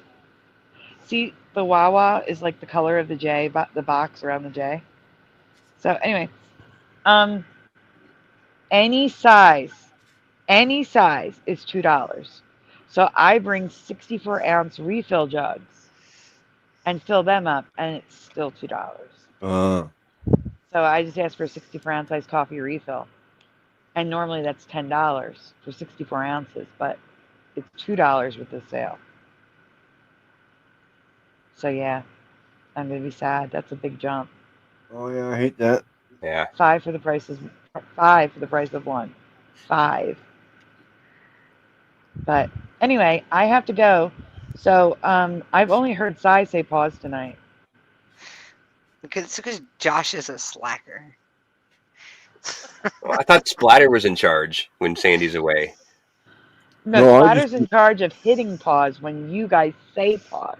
Yeah, I just play the play. I just play the show. I mean, you can speak up, Splatter, if there's something you want to say. Yeah, well, most of the time I just don't need to. Okay. No, Pushin', I did say 10. It's normally $10 for the 64-ounce refill. But it's been on sale since April. Any size, any cup you get, any refill jug you have, $2.12. Well, whatever. No, 16 cents. $2.16. Splatter is the engineer, says Astral. Yeah, the producer. Josh. Splatter says Josh is busy taking me mugging notes.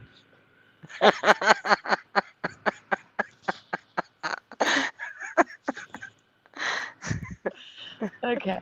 I'll be right back, guys. You guys are Splatter, you're in charge of the video. You guys are in charge of interrupting it. Yeah, okay? well, I gotta get my bowl of chili happening, but I can't. Well, Josh could take over for you on the next one. Okay. Okay. All right. So, like I said, Splatter, you're in charge of the video. Sai and Josh, you are in charge of interrupting the video. Yeah. Okay. Right. Responsibility sucks. Yes, it does. In ways none of them could explain. For nearly a decade after he left Ghost Hunters on the Sci-Fi Channel, Grant Wilson lived a quiet life out of the spotlight, or at least that's what it looked like from the outside. He told friends he was focusing on music and family, that he was done with chasing shadows. But those close to him noticed something different, a growing sense of paranoia. Grant had moved 3 times in as many years. He never stayed in one house for long. In one rare interview, he admitted that he still heard things at night, soft whispers that began right as he tried to fall asleep. They sound like they're coming through a radio that's not plugged in, he said. He had started recording the sounds himself, convinced he was dealing with residual energy from his years investigating. He placed digital recorders in his home office, basement, and even his car. Most nights, they captured nothing but white noise. But on the morning of March 3rd, 2017, he found something different. Thank you.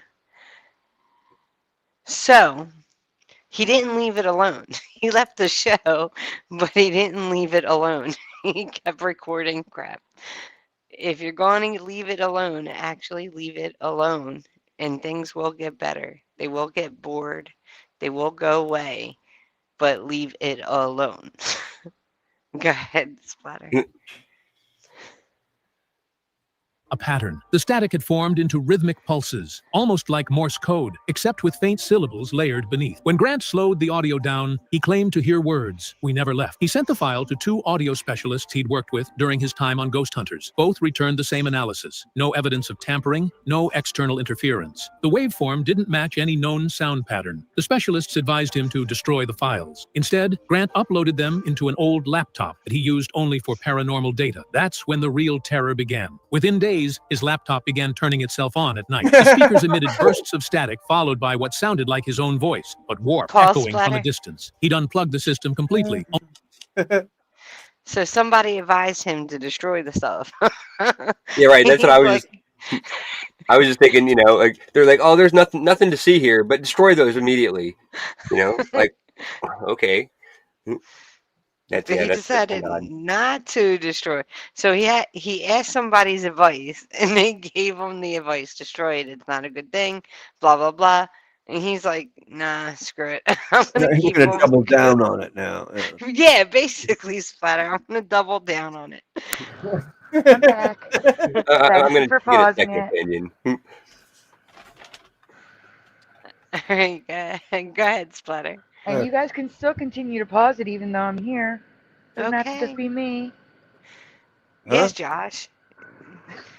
No, she was talking only to to find it Josh. powered back on hours later. And then came the smell. Grant began waking in the middle of the night to the stench of sulfur, the same odor he remembered from his Ghost Hunters days whenever something dark manifested. His wife later said she'd see him standing in the doorway at 3 a.m., staring blankly into the hall as if listening. When she asked what he was doing, he'd whisper, "They're talking again." Out of desperation, Grant reached out to a small circle of former investigators from the early TAPS years. Some refused to speak to him. Others admitted they'd been experiencing the same thing: interference, voices and white noise, and strange electronic malfunctions in their homes. One member even sent him a short recording captured by actors. Pushin is having a meltdown. I've freaking seen this, he says. And it just came out a month ago. But it's always possible that, you know, someone re-uploaded it. Yeah. Like maybe it was up for a year, they took it down, and then it was re-uploaded. It's always possible. Okay, Buttons. Just calm down. Deep breath. It's not Mr. Rogers. It's not the same as Mr. Rogers. Calm down. Yes, it is. This is a personal Mandela. That's worse, in my opinion. Calm down. Breathe, Buttons. Breathe. Because there's no one there to say, I remember it too. So I think these are worse. Chill, pellet. All right, we can continue. Yeah. What's with the lightning bolt Accident thing? while testing new Oh, equipment. It was it's the only a thing. few seconds long, but what they heard made their blood run cold. A deep, distorted voice repeated the same message that Grant had caught. We never left. That phrase became an obsession. Grant filled notebooks with transcripts, symbols, and sketches of patterns appearing in his data. To outsiders, it looked like he'd lost touch with reality, but to those who truly knew him, it looked like something was trying to re-establish contact, something that had followed him from that hospital corridor years before. In 2019, just before the short-lived Ghost Hunters revival premiered without him, Grant Wilson quietly resurfaced online. He uploaded a short video to his personal channel, a simple, pause it, dimly lit Splatter? clip where he spoke directly to the camera. His face. So if you want to know everything not to do everything that he supposedly did. So if you want to know what not to do, follow what he did. Yeah, I mean, he just keeps looking rougher and rougher. Like the more pictures they show of him, something's messing with him. Yeah, but he doesn't leave it. Like he has the conscious choice to leave it. Yeah. And leave it alone. And he doesn't, so they resurfaced. And it's kind of like, well, what was the point in the first place? Yeah, well, you can't blame anybody but him for that. Yeah, pretty much. Yep. Obviously, he doesn't believe that Christ can help him out of the situation either. That's right. They are Catholic, though. Yeah, well, there you go. No, but they can. If they believe in Jesus, they can pray, you know. Yeah, they can pray. There are many prayers. He was found praying in the corridor by himself, remember? Right, but the thing is, he was praying by himself in the dark, where He's praying where to the Mary. entity. Mary ain't gonna do nothing for him. Sorry. Sigh. Sigh. Yeah. When I pray, I'm usually praying alone in the dark. I live in the dark. I don't use Right. artificial electricity except for my But iPad.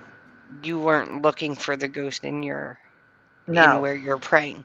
He was looking for a ghost where he's praying. So it's kind of like saying, oh, like you can have this cookie, but you can't have this cookie too.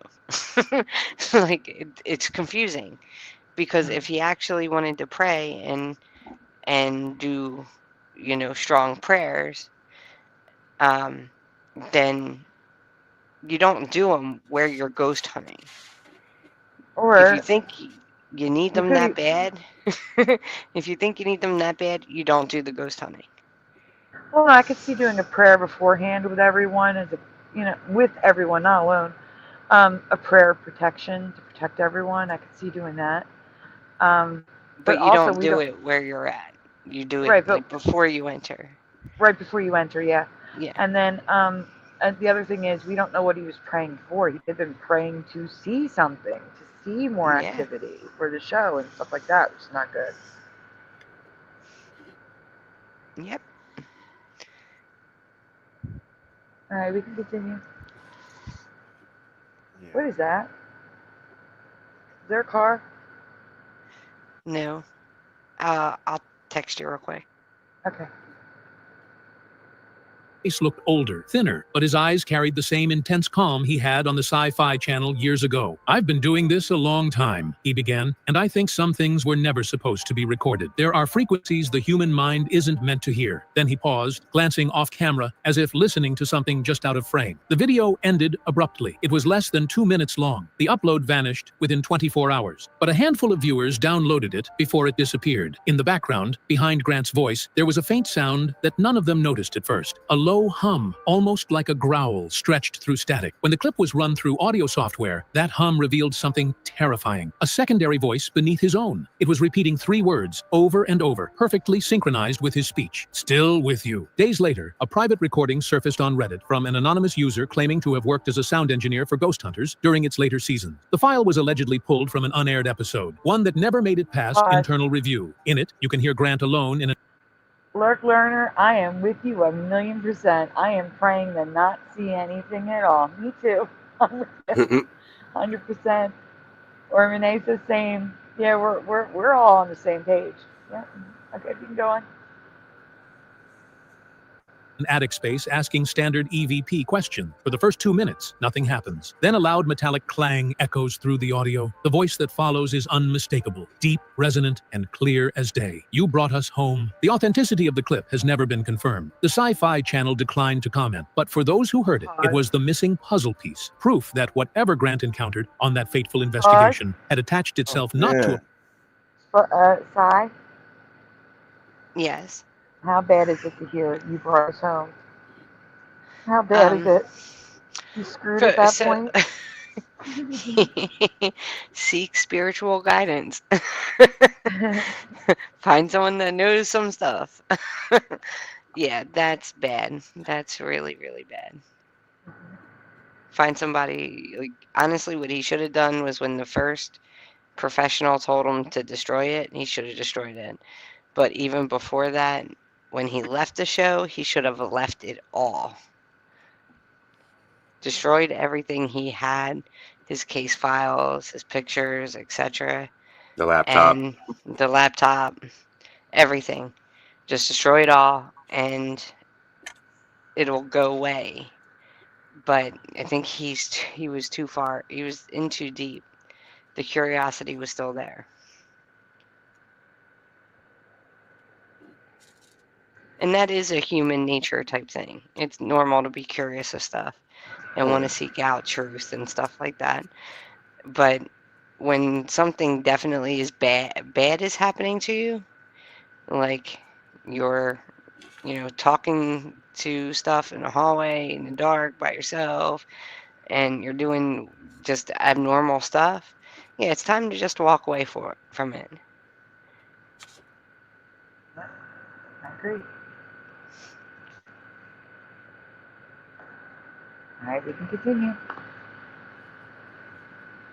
place, but to him. After the leak, Grant's name began trending again. Podcasts dissected every detail. Fans demanded answers, but Grant didn't respond. Instead, his official website went dark, his YouTube account deleted, and all public appearances were canceled. Friends said he'd moved again, this time to a remote cabin near the Utah mountains, where no Wi-Fi signal reached and no cameras could follow. Then, months later, a small paranormal blog posted a chilling update. A package had arrived at their office with no return address, just a flash drive labeled "For Grant." On it was a single audio file. The same distorted hum returned, now stronger, layered with faint breathing, and buried deep within the static was that same unmistakable whisper, "Still with you." Whoever or whatever Grant Wilson encountered hadn't just followed him home, it had learned how to speak. In 2021, without warning, Grant Wilson reappeared. He didn't announce a comeback or a new show. Instead, a cryptic video surfaced on a small independent podcast's live stream. The host, a longtime paranormal researcher, had received an anonymous message saying simply, he's ready to talk. When the live stream began, Grant sat alone in a dimly lit room, his face half in shadow. He looked nothing like the man who once led ghost hunters on the Sci-Fi Channel. His hair had gone gray, his voice quieter, more deliberate. The voice of someone who had spent too long in isolation. No, I think it's actually just age. I mean, he was in his late 30s or early 40s, I think late 30s, in 2004 when the show aired. He was on it for 8 seasons, which brought you to like 2012. And then he was gone for 10 years. So he's now in his 50s. He's going to have gray hair. That's what happens. You're comparing him to 20 years ago. Like, that's just what happens. Yeah, right. I started getting gray, a little bit of gray streaks in my hair, and yeah, around 40, like early 40s. So. Hey, Oiler Greg. Welcome back. Warning, Ethan Newell Robinson in the chat. I think it's interesting. It was almost like he was playing with it. He kept moving to almost to see if it would follow him. Because it's like, I'm still here. Yeah, but could he have been moving to protect his family? Because his kids were seeing stuff. Right, but it's not attached to the house because it keeps going every time he moves. So he's the common denominator. He doesn't want to let it go.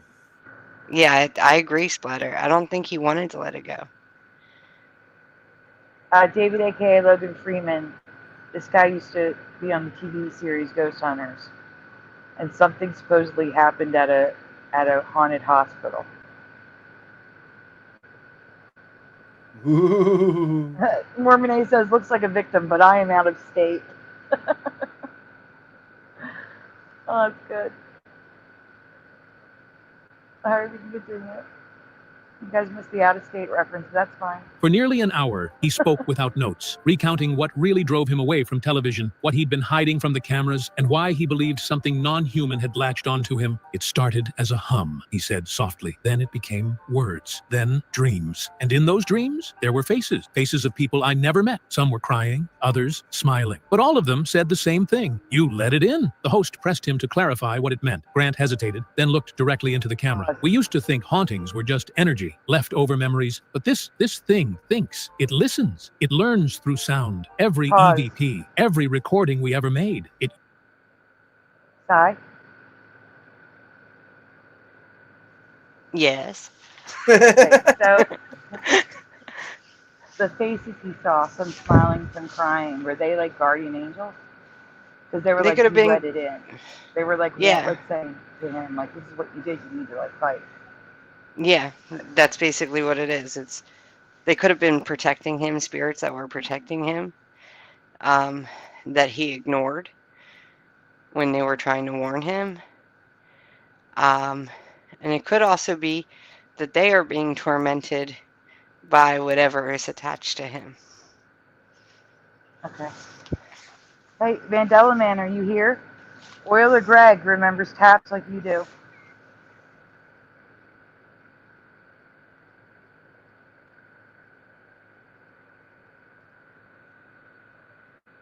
Just want to point that out. This Mandela Man is here. Okay. used us to hear itself. He paused for a long moment, then played an old clip through a small speaker beside him. The recording was faint but clear, a woman's voice whispering, "Grant, come back." He shut it off immediately. "That wasn't there when we first captured it," he said. That voice appeared years later on the same file. According to the podcast host, the temperature in the studio dropped by nearly 10 degrees during the broadcast. The feed began glitching, flickering with digital noise. One viewer claimed they saw a tall shadow move behind Grant during the stream, though no one else was in the room. Moments later, the feed cut abruptly. When it returned, Grant was gone. The camera pointed toward an empty chair, swaying slightly as if someone had just stood up. The host's microphone picked up one last whisper, low and distorted. "He's here now." The podcast was taken offline within the hour. The archived version uploaded to YouTube vanished days later, though users who had seen it swore they could still hear faint whispers playing in the background whenever they replayed the file, whispers that said their own names. That was the last confirmed sighting of Grant Wilson for over a year, and it left a terrifying question in the air. Had Grant finally made contact, or had something finally claimed him? By 2023, rumors about Grant Wilson had reached fever pitch. I can't talk that loud. I'm gonna wake up the house. Yeah, so this is what I'm saying. Like, I could not find any record of this. I tried looking before the show of a Grant Wilson live stream that happened. Found no one talking about it, nothing. That's what I'm saying. Take this whole thing with a grain of salt. AI could have made up the whole story. All the guy had to do was say, write me a story about what happened to Grant Wilson from Ghost Hunters when he left the show. That's all they had to do. And include ghosts. Or possession. Or whatever. And AI will spit out an entire story that this guy is having the AI voice read. We're almost done this one. The next video, we're going to see if there's any correlation. I have no idea what they're going to talk about. If it's irrelevant, we'll just skip over to the next video. If it's relevant, we're going to see if we can find any comparison. All right, let's continue. It's almost over. Finish this now? Yeah, let's finish it. Yeah.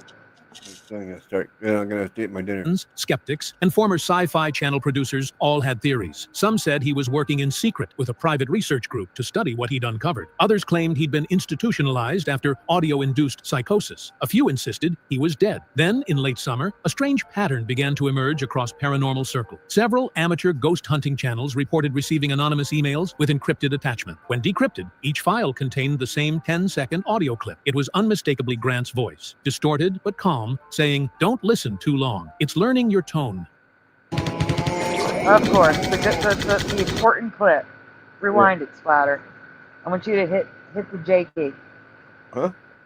Hit the J key or hit the arrow key back like 5 times to rewind. Because that statement is, I want Sai to comment on.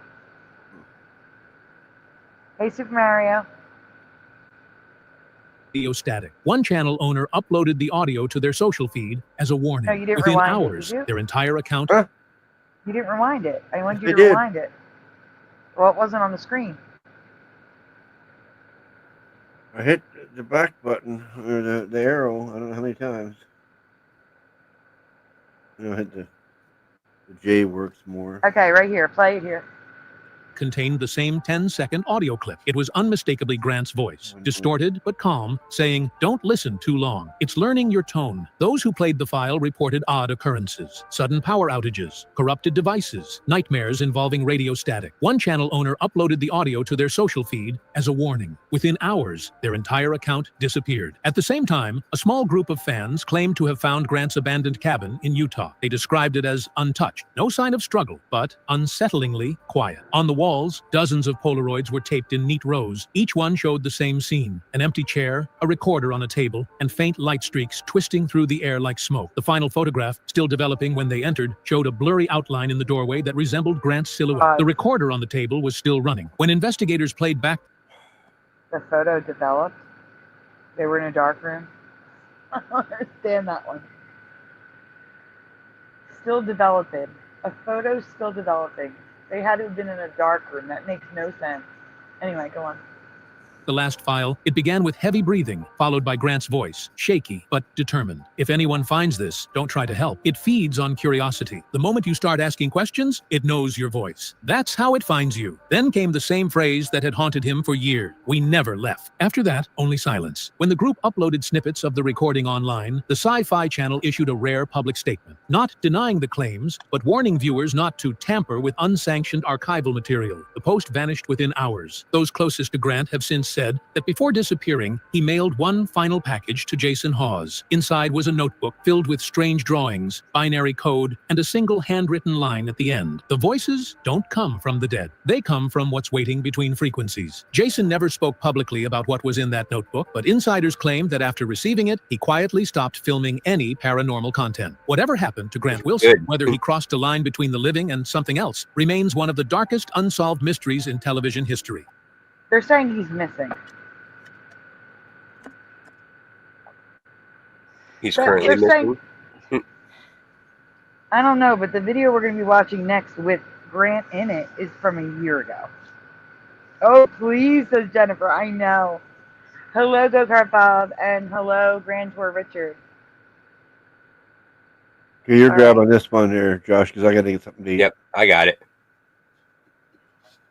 I'm getting hangry. Grand Tour Richard is getting out. It's bloody. If he's missing, it's because he isolated himself somewhere. Yeah. Exactly. That's what I was going to say. Guys, But go ahead. they also knew he wasn't going to stop. So whatever was attached to him knew he wasn't going to stop. He wasn't going to stop looking into it. He wasn't going to stop recording it, communicating with it. Yep. Guys, please take a moment to make sure you've hit like on the stream. Subscribe if you haven't already. Ring the bell so you're notified when we go live. We're always here on the weekends, but you never know when we're going to be here on the weekdays.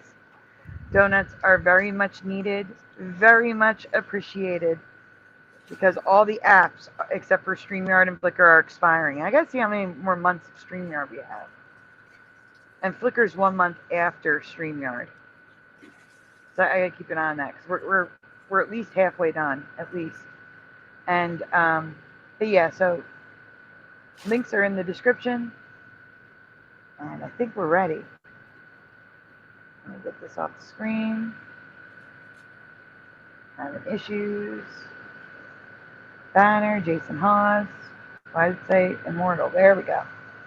Okay, Josh? Yep. Let me see, color-wise. Now, hold on. Yeah, we're going to go with red. Okay. Here we go. So, there's been a video that came out recently by a gentleman by the name of Beardo. Actually, I spoke with him a few times since, asked him if I could use parts of this video. Beardo is a guy that debunks paranormal videos. So he probably debunked a Ghost Hunters.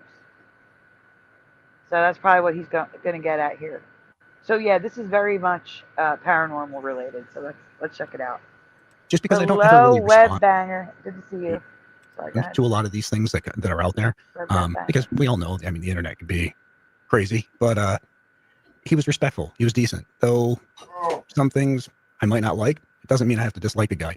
So I'm going to list his video, the address, and a link underneath. Check it out if you get a chance. Southern Sierra says, in the past 6 months, this guy, Jason, has raised over $150,000 to buy the Conjuring house. If he ends up buying the place, I hope they don't let Grant stay there. Yeah, I agree. If any of that's true, I agree. All right, we can continue. We'll go from there. But I want to play his video and just answer these questions. I mean, people have asked, about mine and Grant's relationship and where we stand. Are we still friends? Will we ever work together again? The situation about my daughter, my thoughts on past evidence that was caught, or some things that were questionable. And Beardo brings them all up. So you know what? Why not respond to it openly and honestly? So I'm going to play his video. Please just understand that whether you're a follower of mine, Beardo's, whatever, there's no reason to hate each other. So let's just watch the video, and I'll pause it here and there, and we'll comment. Okay? So here we go. Weirdos, boils and ghouls, how are we all doing? So in my quest for real ghosts and fake ghosts and everything in between, there are some teams that you can't mention paranormal investigations and not mention these teams. You know, the big boys. And I've already done a video on Most Haunted, who are pretty bad. And then you've got Zach Baggins and co. And Zach Baggins and co are quite hard to make videos on because they are relentless with the copyright. And the other big team are Ghost Hunters, aka Taps. Now, out of the big three teams, would that be Taps for me were Residue, always Pause? more. Ghost Hunters, aka Taps? Would that be Residue? That could be Residue. I don't know. I mean, I remember them both, but I never really knew what they went by. Like, I just know the name of the show was Ghost Hunters for me. Same. But I think I've seen this Beardo guy before. Watched a couple of his videos. Yeah, we also reacted to one of his. Oh, maybe that was it. Maybe. Believable. I enjoyed them. I watched loads of them. I watched Taps International. It wasn't quite as good, but I enjoyed it. The reason I enjoyed them was they used to debunk a lot, and they don't do it so much. I watched Taps International. Give me a minute. I'm looking. Or was it Ghost Hunters International? That might be Residue. I'm looking. Nope, Taps International is a show. Nope, that's not it. What? Yo, guys, Taps International is the Tragedy Assistance Program for Survivors.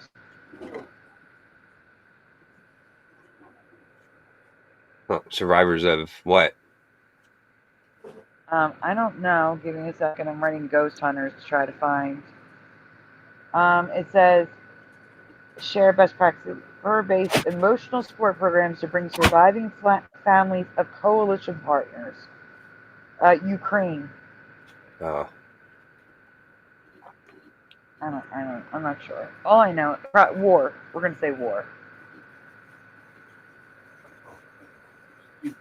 Nope, it was Ghost Hunters International. So him saying Taps International is definitely Residue.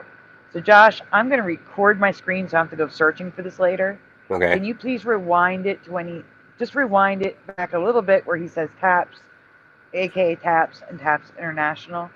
And I'm just going to record my screen. Oh wait, it doesn't work.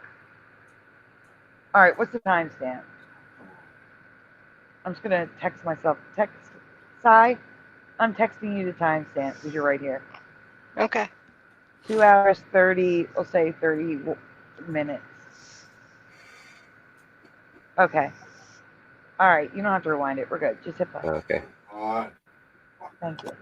I enjoyed them. I watched loads of them. I watched Taps International. It wasn't quite as good, but I enjoyed it. The reason I enjoyed them was they used to debunk a lot, and they don't do it so much now with the stuff that comes out now. And I think Grant is back and been back, and there's been separate shows, and it all got messy. And it all got messy. Pretty much just. Grant is back, but he's missing. But he's back. Slam that out. All right, continue. As soon as Grant had this hood pull, and I'm going to get to that because I'm going to describe what I think happened. As a matter of fact, I'd say I know what happened. And then he leaves the company to do other things. I don't think he left. I think he was told, you better leave before we fire you because of credibility. All right. So first I want to respond to that. Okay. So, well, his whole, they used to debunk, they don't debunk anymore.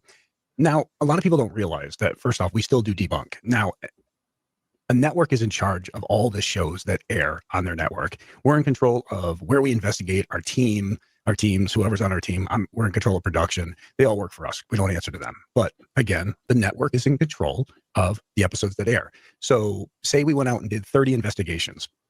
Well, the network can decide that they only want to air these 15 investigations because they had more activity. So it's tough. We still debunk. We debunk all the time, but the network has control of what airs on their network. So we could film all year long and only have 12 to 13 episodes that actually air. And I think you can see that because there's some shows out there that seem to have endless episodes, but they catch something at every investigation. So you got to take that into consideration and wonder. we've always kept it real. So it's always been about going and trying to figure out what's happening, but then leaving it up to the network what episodes they air, because we have no control of that. That's the one thing we do not control. So go from there. And the reason I want to delve back into Taps is the way Jason Hawes defended his daughter. It kind of rubbed me up the wrong way, because while I agree I would stand up for my daughter, it would be, you have been caught in a lie. You have to come clean. I will have your back. And instead of that, it's like the debunkers are toxic. A lot of us debunkers learned from you. Sam and Colby wanted debunkers to look at their Conjuring House week and to debunk. They wanted our input. Just because nobody liked. So, real quick, do you know the story of what happened about his daughter? Because this guy in the corner is talking about this guy down here, right? Yep, I have no idea. Yeah. Okay. Yeah.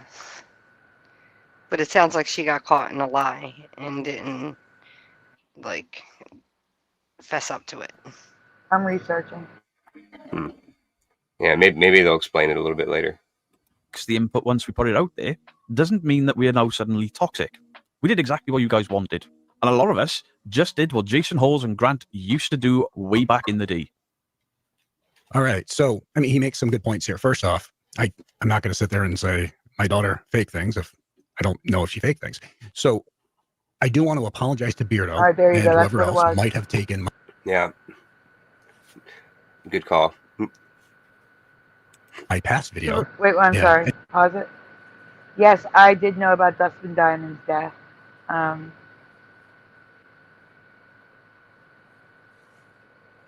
No, I did not know that.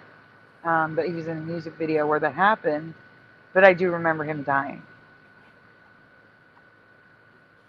Whose music video was it?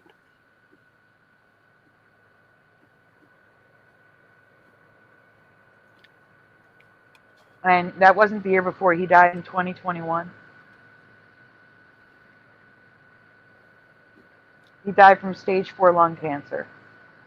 Small cell carcinoma. He also never smoked a day in his life.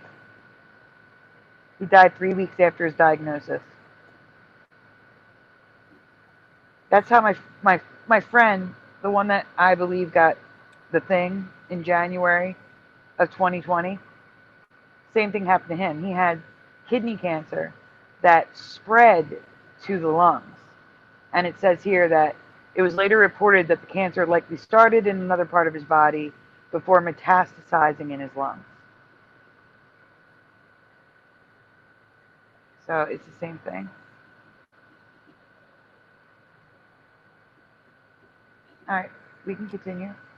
Any offense to it, because the least thing I would have ever meant was to come off as if I was making the debunking community seem toxic. I mean, the debunking community is my community. I think more, there were a bunch of things that came out. People were saying, questioning things about my daughter, Satori, and Cody. And that's fine. It's fine to question. But there were some individuals, and some people said this never happened, but I mean, I had to delete the comments. I know it happened. Some people made it a personal attack where they started attacking people's looks and other things and just making fun of people. And that is where, and those are the things that were sent to me to view. So I sat down, I didn't pre-plan anything, and I just made a video from the heart. I just, talking about how it just didn't have to be negative. And that video, you can see it, it's on the YouTube page, my YouTube page. But if I came off as I was saying that the debunking community was toxic, or I seemed as if I was attacking the debunking community in general, I have to step up and just say, I'm sorry. I did not mean that. And I have the utmost respect for the debunking community. I think they're the most important community when it comes down to the paranormal, because they're the ones really looking for the truth. And I don't want people not to look for the truth when it's my daughter. I mean, look for the truth. I actually spoke to Kenny Biddle, who... And that's the thing. That's what I was saying in the beginning of that other video. And they said Grant was the skeptical one. No, I think it was Jason was the skeptical one. Grant was like gung-ho for everything. And he was always trying to convince Jason that something was there. Like, no, you got to hear this. No, you got to listen to this. It was always Grant. In my opinion, Jason was the more level-headed one trying to rationalize everything. Okay, we can continue. Many of you might know Kenny. He's a very good friend of mine. And I spoke to Kenny when this whole thing came out and people were starting to question it. And I sent Kenny a text, feel free to ask him, saying, hey man, I know we're friends. I'm never going to ask you not to. You have a job to do, and I'm never going to ask you not to. So you do you, and just remember, in the end, we'll still be friends. And he called me, and we had a conversation for like 45 minutes about it. Because no matter if it's my daughter, if it's not, I want the truth. Bottom line, if it was my best friend, who, again, we'll get into some of that video here. But even if it was a best friend of mine, if they faked something, then, well, first off, that friendship would be over. Secondly, I'd call them out because I'm not going to let them or anybody else. Can we just like notice how this man has not aged at all in 20 years? He looks exactly the same. Anyway, just want to point that out. Go ahead. I think when you go with the bald head younger, like early in your age, like you don't age as much because that's usually like a sign of getting older. Mm-hmm. Yeah. Jennifer agrees that Jason was the skeptic. Mm-hmm. Take down everything I've tried to build because of a stupid choice. So, but I just wanted to say that. So again, Beardo, and to all the other fellow debunkers out there, if I ever made you feel like I was directing anything towards you, I greatly apologize. It had nothing to do with you. There were some personal attacks, and that's what I was venting about. Again, it was just a father standing up for his daughter. So much love to the debunking community, and a sincere apology if I ever made any of you feel that way. So, we haven't heard from Sai in a while. Sai, would you do me a favor and read the 2 comments I put on the screen? Say what?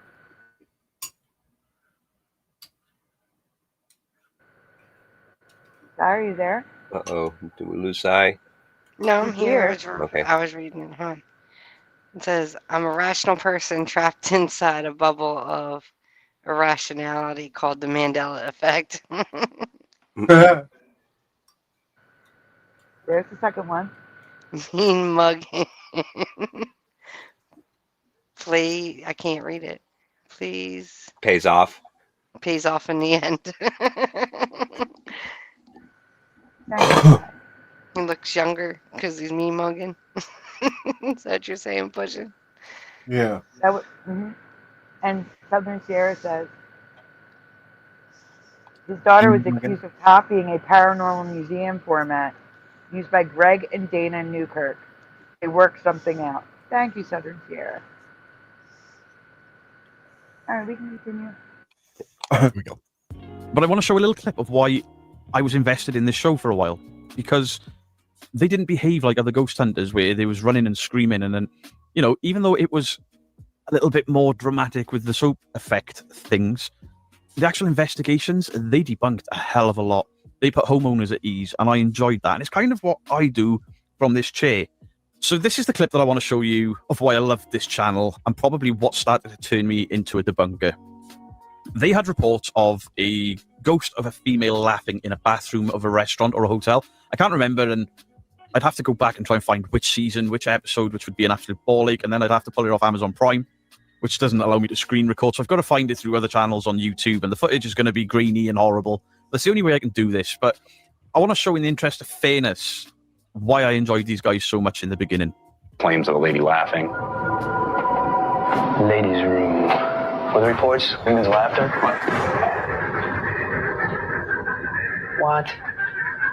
As soon as we opened the door, we heard a woman laughing. Who's that laughing they're talking about? Now, the initial few seconds when they walk into that room, you hear the laughter. You're like, wow, they caught something.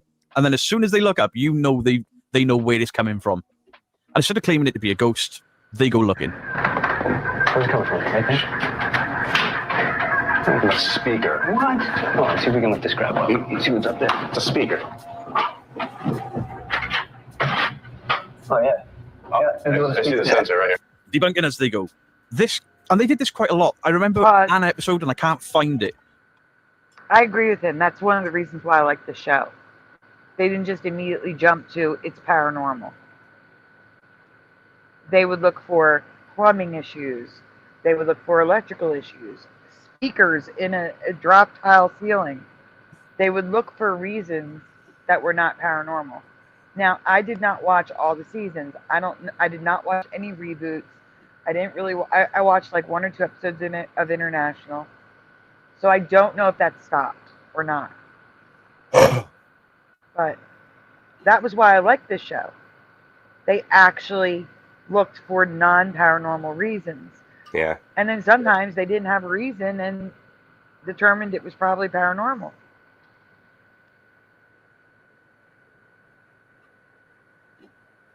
Yep, debunking time, exactly. All right, let's continue. Where there's a bar where the lights are shaking.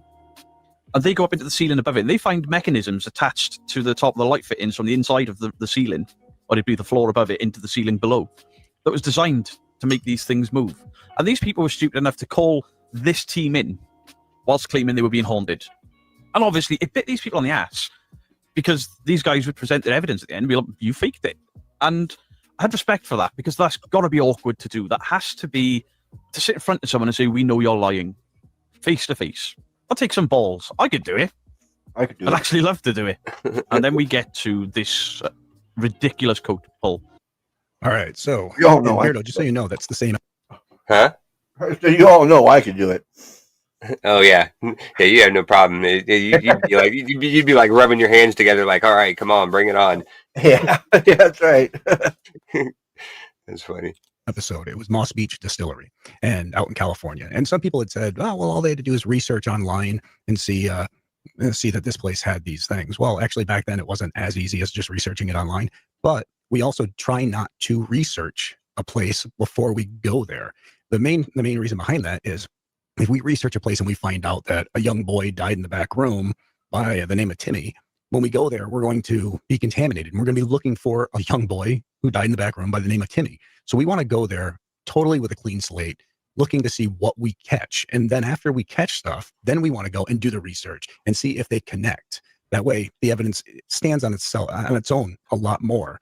But again, back to the thing. So it's Moss Beach Distillery, and we were really annoyed because we had traveled over 3,000 miles to go there and have this happen when we could have just been helping out somebody on the East Coast and still going home to our kids. So it's tough.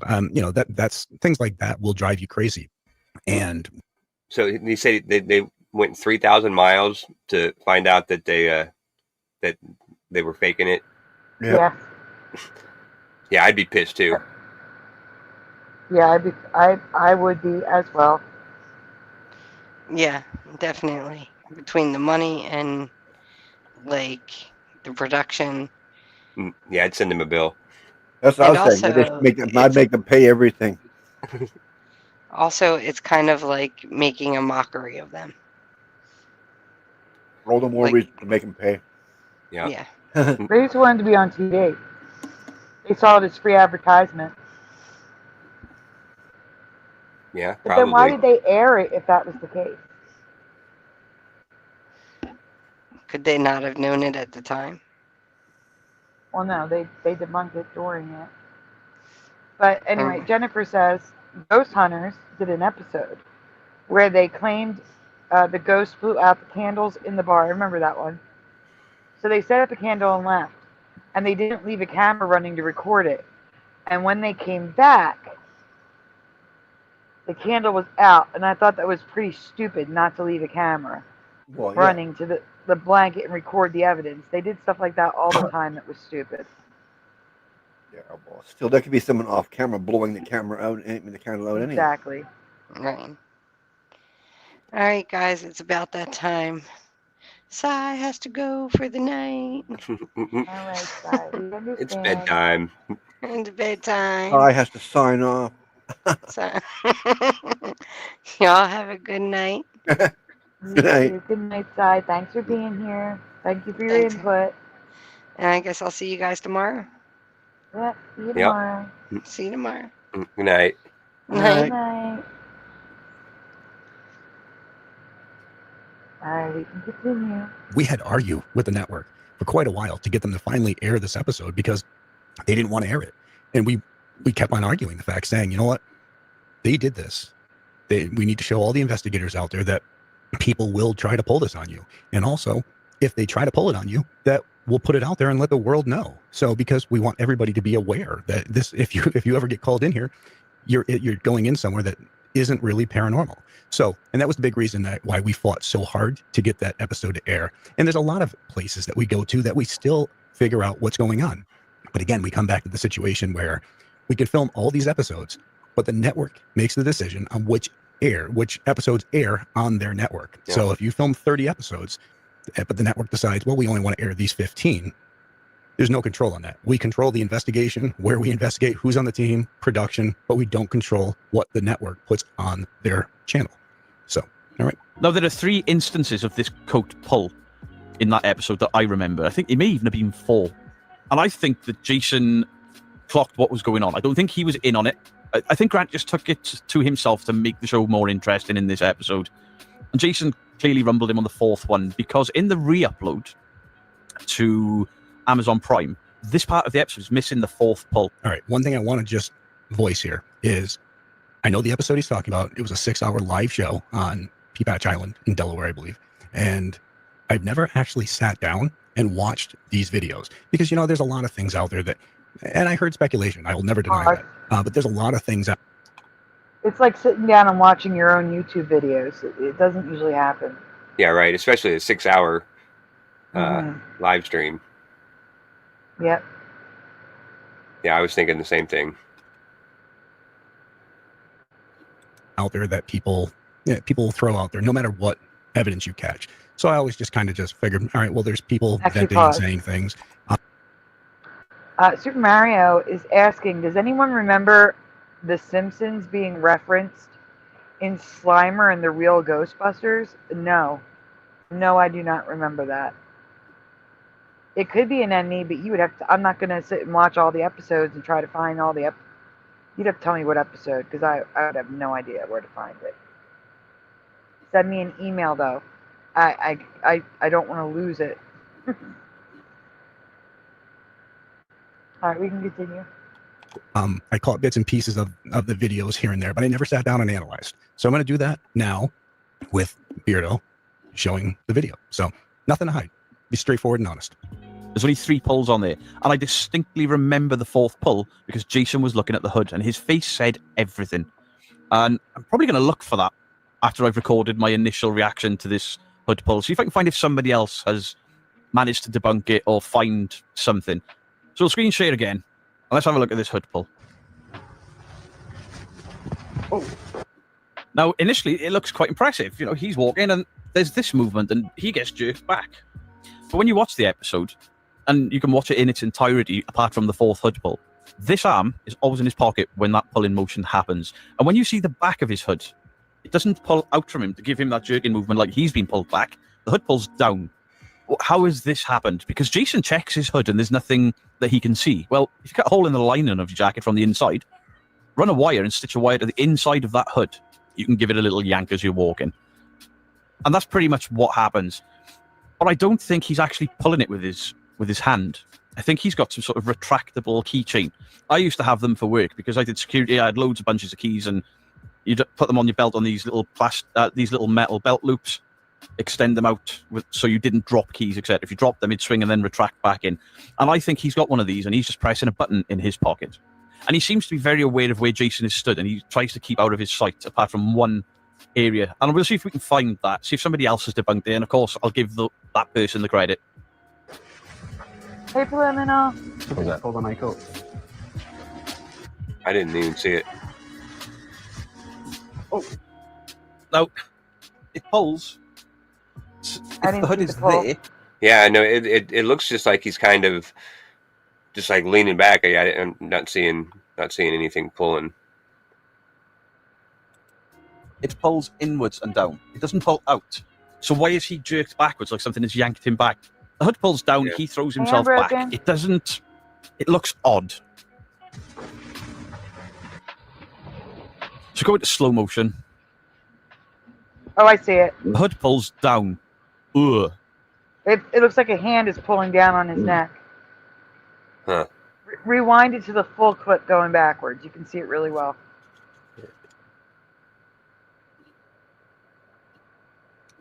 Look right behind his head. Oh. No. When it's slow motion, you can see it. Watch. Okay. Oh. No. It pulls. If the hood is there, it pulls inwards and down. It doesn't pull out. So why is he jerked backwards like something has yanked him back? Pause. Like someone's behind him reaching in front, like someone's walking behind him, and they reach up and grab the center of his coat and pulls it down a little bit.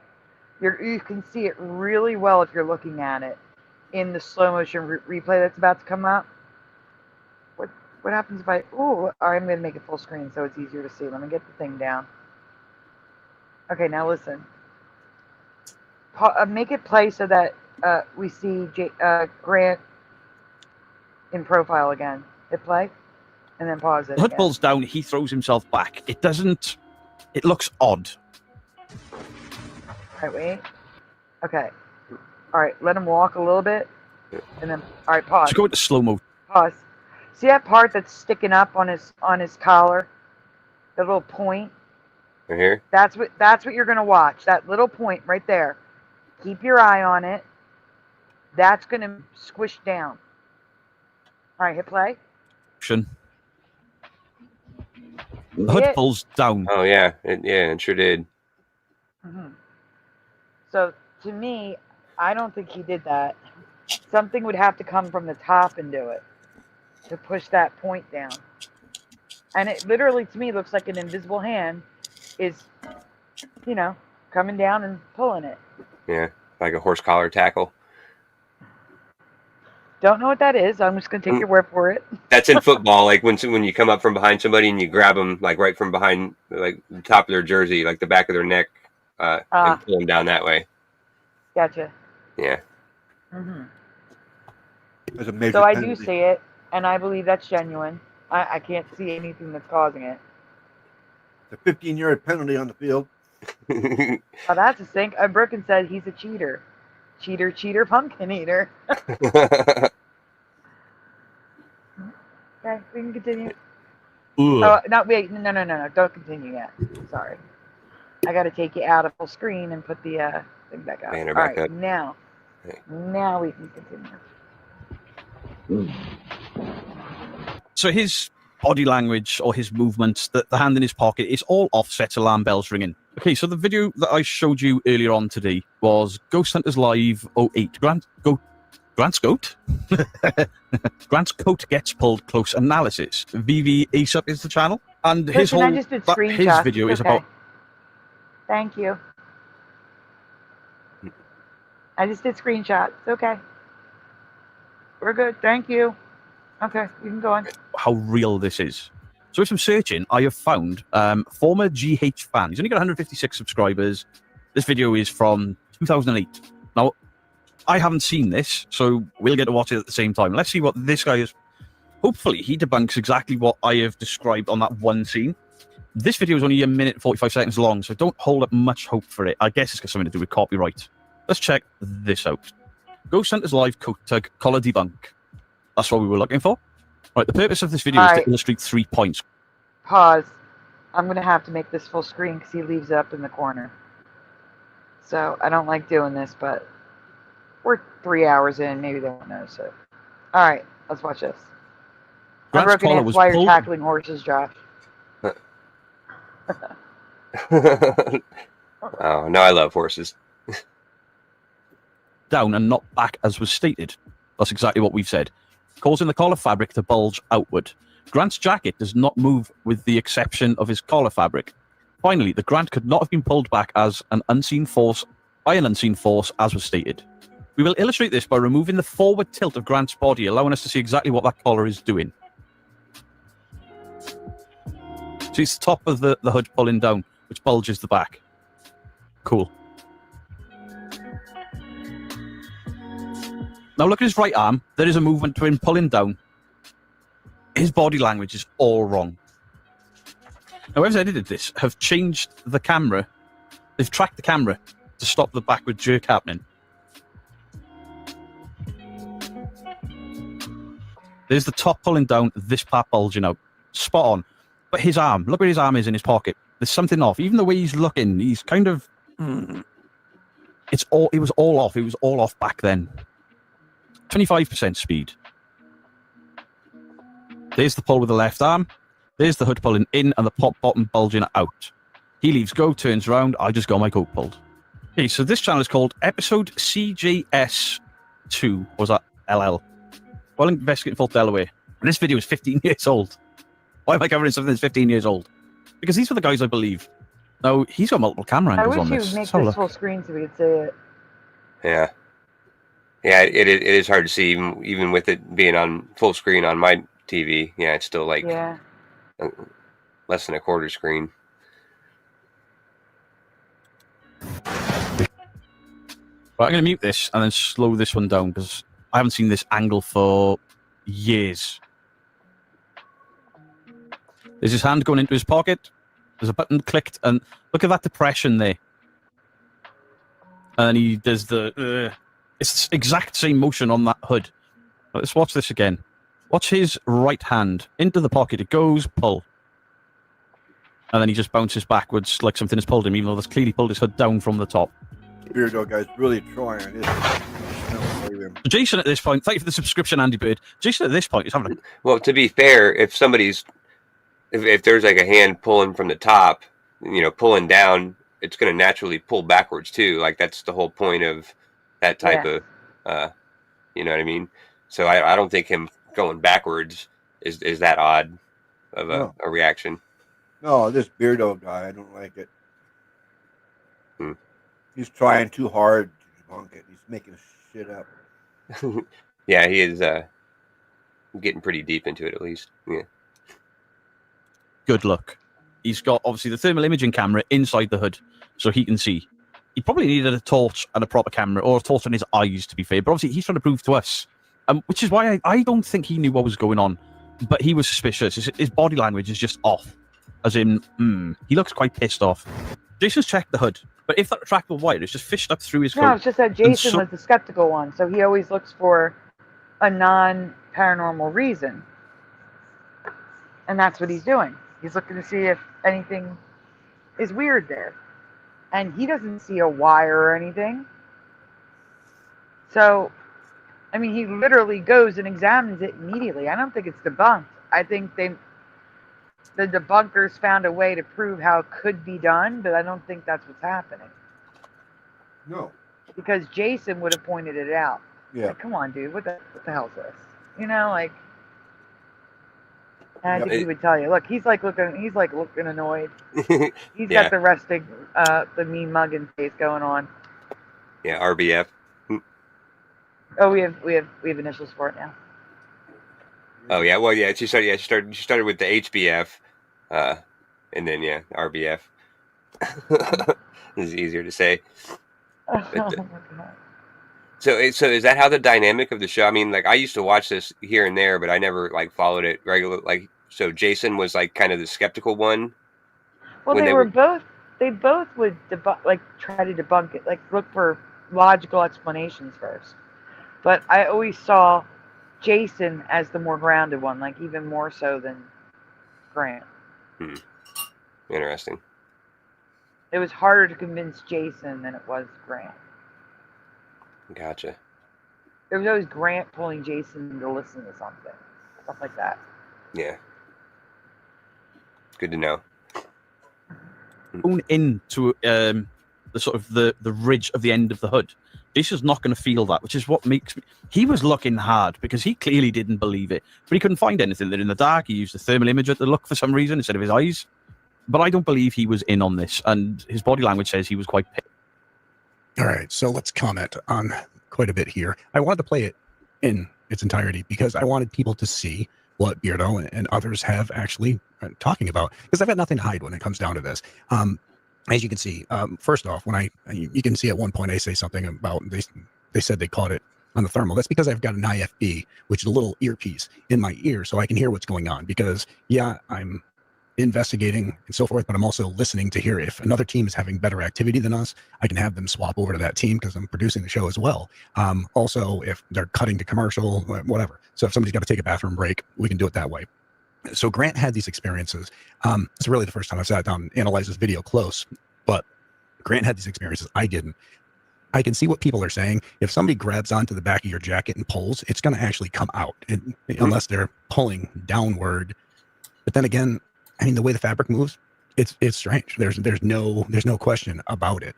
I didn't realize it happened 4 times, and I've also seen some other people say about after I check the back of his jacket and I pat him on the back that it goes down a little bit, like something moves. I totally understand that. And you know what, to Beardo's defense and everybody else's defense, I'm looking at the video and, you know, there's definitely things that make you question. Now, I do remember hearing some bickering after the live show on this, because you got to remember, it's a live show. We're trying to move along. We're in pitch black. I guess at that point, I mean, I looked as close as I could. I'm in the jacket. I'm folding everything up. And even Beardo was saying about that.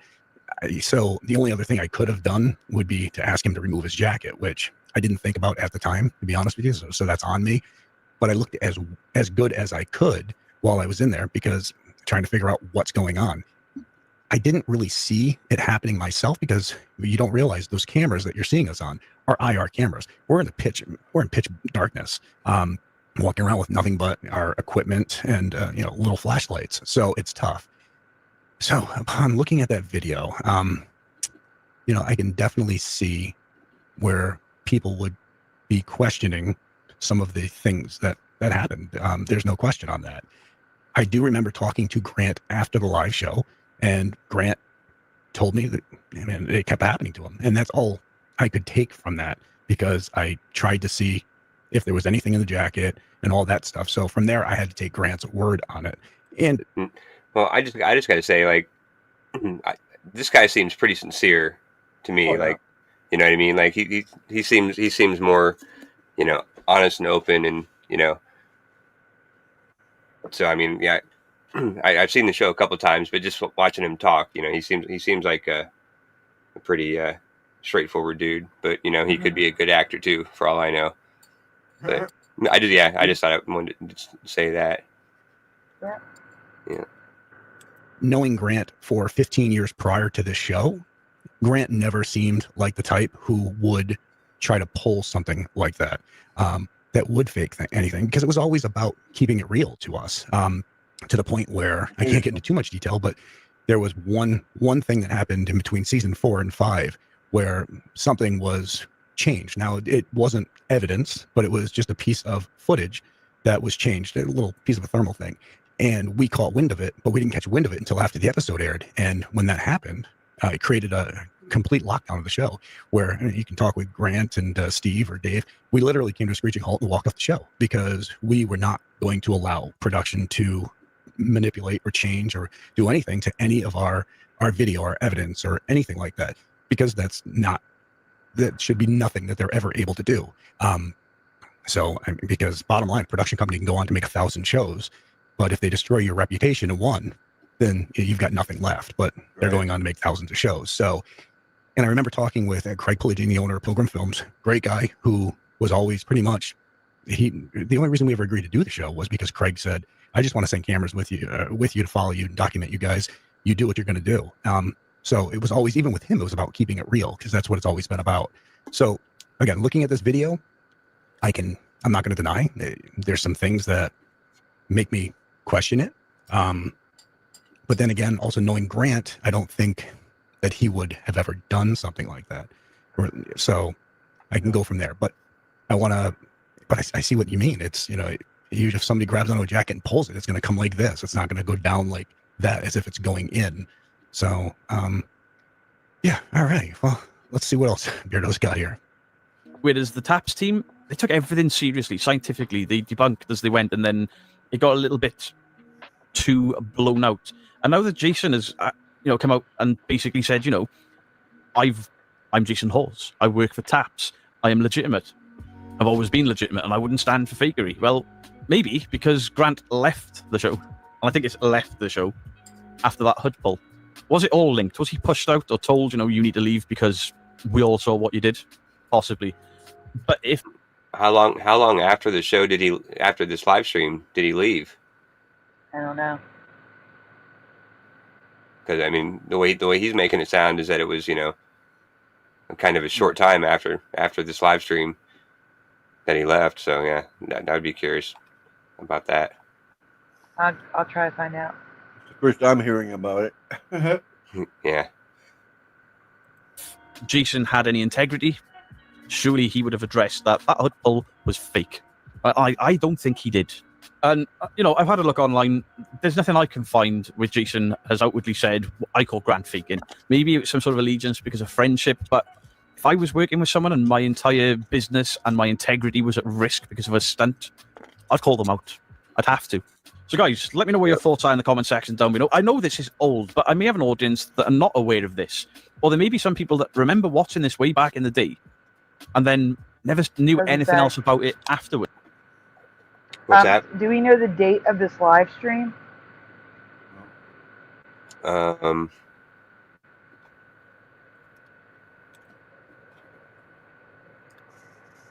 This video was put up a year ago. So, yeah, I don't know. Oh, let me see if I can find the date of the live stream.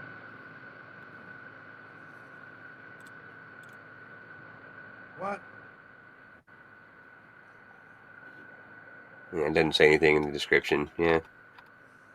Caught faking it. Okay, so their live shows. The first live show was broadcast in 2005. The last one was, all right, it was a 6-hour in 2011.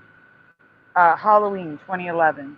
Grant left in May of 2012. So no, it was not right after. It was 6 months later. Yeah, well, I mean, that's still kind of, fairly close. Like, I could see it taking 6 months for, the heat to get, kind of the pressure to build up to that, saying that it was faked. But what'd you say, Splatter? Listen. Waiting for the heat to get hot. Yeah.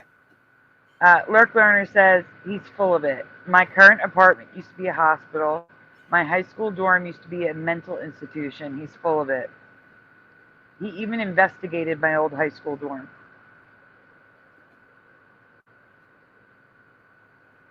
It was featured on a show.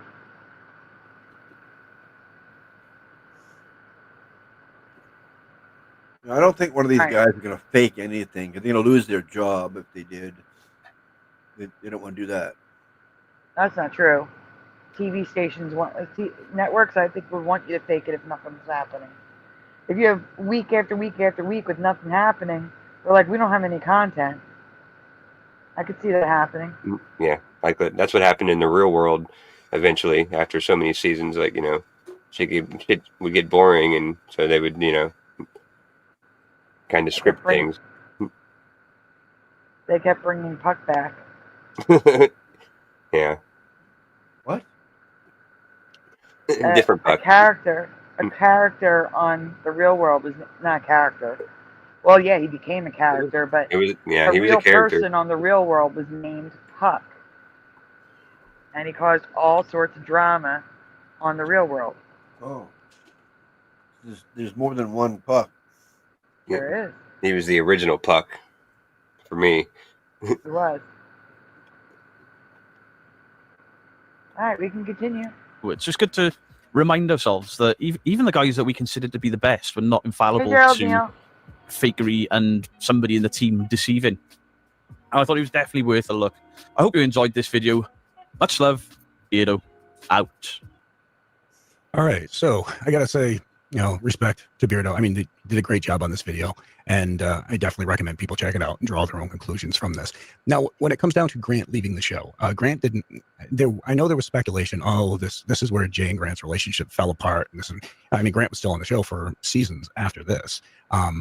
So this isn't where Grant decided he was going to leave the show, and this isn't where we started having problems. So let's be honest. I mean, we're together with each other. I mean, we hung out for 10, 15 years prior to the show, but we were together with each other all the time. So whether it was plumbing, which I trained him as a plumber and he rode with me. And then for a while, him and his family lived with us. So because he'd moved back from Utah, and then the show took off. So we were on the road, 5-6 days out of the week with each other the entire time. You can wear thin on each other. You can, bottom line. I don't care who you are. You wear thin on each other. So of course there was tension there. And a lot, Grant leaving the show, I was okay with. Yeah, it sucked, but I was okay with because I had worked with Steve for longer than I worked with Grant. I'd known Steve for years prior to me even knowing Grant. So I was okay with it. And also, again, because it's just you wear thin on each other. And he left because he had his own personal issues. Those are his own private business, and I'll let him contend with that. But he left for his own private issues. Yeah. That's it. His own private issues. That whole story was BS, like Jennifer kept saying. I knew it was, but you know. All right, so apparently, yeah, total BS. Okay, we can continue. Yeah. What's I think up, first off, if I had known if I had known for sure that was fake, I mean, I just admit to it because, hey, I mean, that video would go viral. So it would be a win-win for me. I looked. I couldn't see anything. And even Beardo had said, I looked to the best of my ability. I had checked that. I don't think Grant would do that.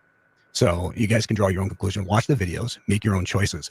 I think where it came down to me and Grant and our issues was at one point, so we had decided that we didn't want to be with that network anymore. And just because it was kind of a headache dealing with them. So we owned the show. So we just pulled it from them, stopped doing the show. And then a few years later, we were asked if we would do the show for a different network. They wanted to do a reboot. And initially, Steve, me, Grant, Dave, all of us, Sherry, we all said, okay, yeah, we'll do it. And then for whatever reason, Grant decided that he wasn't going to, and that's fine. But then they asked me to do the show, Ghost Hunters, without my team. They wanted to cast a bunch of people around me. Oh. I didn't care for that. I didn't like that idea because Steve, Dave, and the rest of them, they were all friends. Yeah, I wouldn't like that idea either. I wouldn't either. I mean, it would be a totally different show, you know? I mean, you know, you built your show with your people and, you know, just ditching them. You trust and you know, yeah. No, you don't want to sketchy people all around you. No, thank you. Yeah, right. And you would lose all control. Yeah, and you guys wouldn't like it, right? If someone came to me and said, we're going to put you on a TV network, but you can't take Spider, Josh, Jose. You can't take those people. We're just going to give you people to do the show with. It wouldn't be the same show at all. No one would want to see it. It would be bad. No way. That's so messed up. But if that ever happened and, you know, they were offering you like $1 million an episode or whatever, I would say, you know, ditch us, go do it. You know, do what's good for you. But I know you probably wouldn't, but yeah, I'm just saying that I would understand if you did that. You know, I would be okay. I wouldn't hold any send me a couple bucks. Yeah.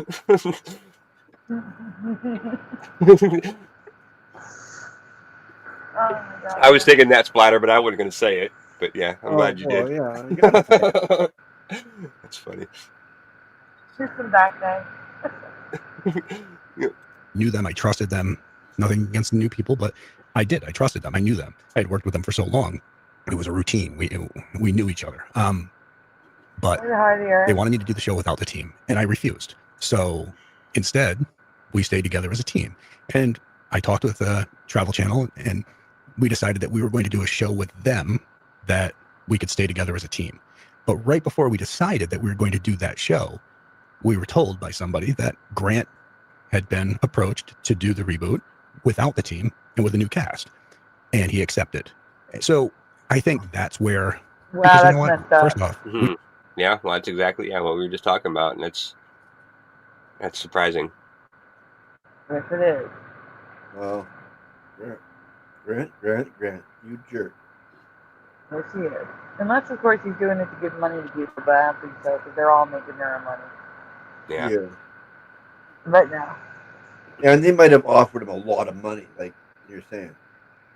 But still, I don't think that's right. No, I don't think it's right either. But that'll be a reason. And Broken says, as long as I don't miss Josh's secret breakdancing channel. Oh yeah, you got it. Yeah, you should show that picture. My breakdancing pictures. Yeah, you should. You should show the thumbnail that you should use. Oh, no, we can hold off on that. No, I mean the second one, the breakdancing one. Oh, you made a thumbnail from that? No, the breakdancing thumbnail I made for you. Okay. The brains. Oh yeah. Oh right. Yeah. I got the brains that stand for higher minds. Yeah. All right. Yeah. We can do that too. Okay. I got you now. Okay. That's good. We weren't told. He didn't tell us he was thinking about doing it without anybody. We were told by somebody else. And to find out that we had stuck together as a team and our loyalty to one another was that we were going to stay together. And then he chose to do a show where it was a whole new team.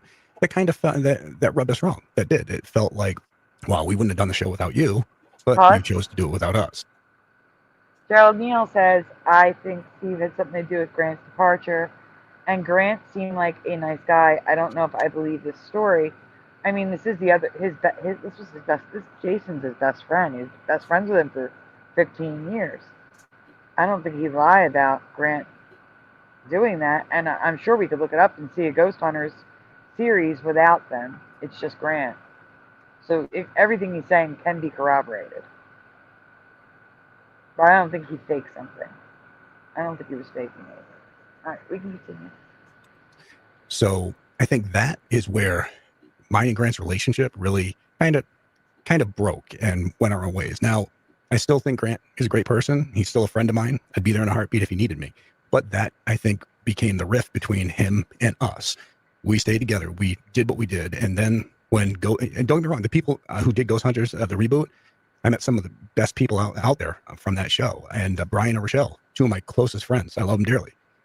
But it just made the rest of us feel like, wow, it was like a gut punch. It was. So that's where we kind of just went our own separate ways. Now, people have asked, why isn't he on Ghost Hunters with you anymore? And to be honest with you, we just didn't know how that would work after what had happened, after the choices that were made over the team, over friendship and loyalty and so forth. So we just did our own thing. And Ghost Hunters, the reboot, started off strong. It kind of started falling. And then it was canceled by A&E, and we were asked if we would take the show back. And we had said we'd only do it as a team. We sat around and we agreed we'll only do it as a team. And so we took Ghost Hunters back, and that's where we are today. So understand, we all wish Grant the best. It was just choices that were made kind of didn't sit right with most of us. And from there, we kind of just did our own thing. But this video that Beardo was talking about, please take a look at. Draw your own conclusions. Let me know your thoughts. Kudos to Beardo and the people who've watched the video. Greatly appreciate the support. It's all about keeping it real, everybody. So stay safe and on to the next.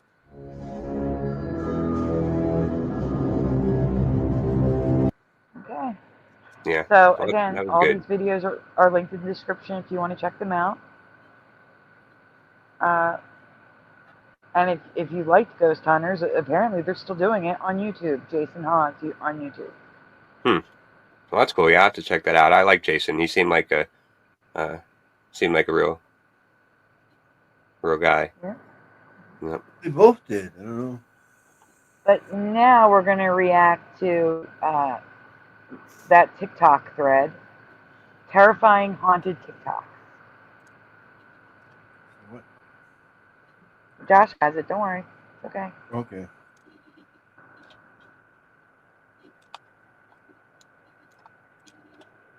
I'm just switching up the banner here. All right. Give me 1 second. All right. Yeah, this is a long one. I'm gonna need to go take like a 2-minute run upstairs real quick before we That's fine. start That's this one. Fine. Go for it. It's more like 7 minutes, but that's okay. Well, I used to smoke. I used to time my cigarettes, and it was an average like 7 minutes per cigarette. Oh, okay. Guys, while we're waiting for Josh to return, you know the drill. Please take a moment to hit like on the stream. Subscribe if you haven't already. I mean, if you've been here all night, you should be subscribed, right? Ring the bell so you know when we go live on the weekdays, because that's not a schedule. The schedule is Saturday and Sunday nights. We're here. We're also here during the week. We were here Thursday night and Friday night. We were here every night. So make sure you ring the bell. If you missed a show, check it out when you get a chance. Also, are they separated? Are they both doing their own shows now? One's doing Adventures and one's doing Hunters? I have no idea. I don't know what Grant's doing. But Grant's supposedly missing, remember? Oh, I'm kidding. Jason's doing stuff on his YouTube channel, and Grant, I have no idea what he's doing. He was talking about the past. I don't know about currently. Yeah. Donuts are very much appreciated, very much needed, because all of the apps are expiring right now as we speak. If you can send donuts, great. Links are in the description. If you can't, they are never required. Let me see. Which one haven't I used tonight? I'll just say thank you with sprinkles on top.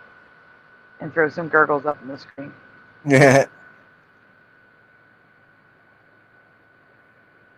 Yeah, I was just curious because of what Gerald Neal has here. Ghost Hunters is more Adventures is more entertaining than Ghost Hunters. Yeah. The Ghost Adventures. That's the thing. Are they faking stuff? I don't know. Yeah, exactly. And I guess I was just wondering, is Grant on one of them and the other guy on the other one now? Or? No, I don't think Grant's on Ghost Adventures. He's saying they rebooted Ghost Hunters and Grant agreed to join with a whole new team. They must have offered him some good money. Still taps to me, says Willa Greg. Or I should say, they must have offered him some bad money. Hopefully Grant is suing that guy who made that BS video about him, says Jennifer. He's entitled to his opinion, even if it's not true. Was that slander? And the guy was just reacting to somebody else who made a video about him. Yeah, it's all a big hodgepodge.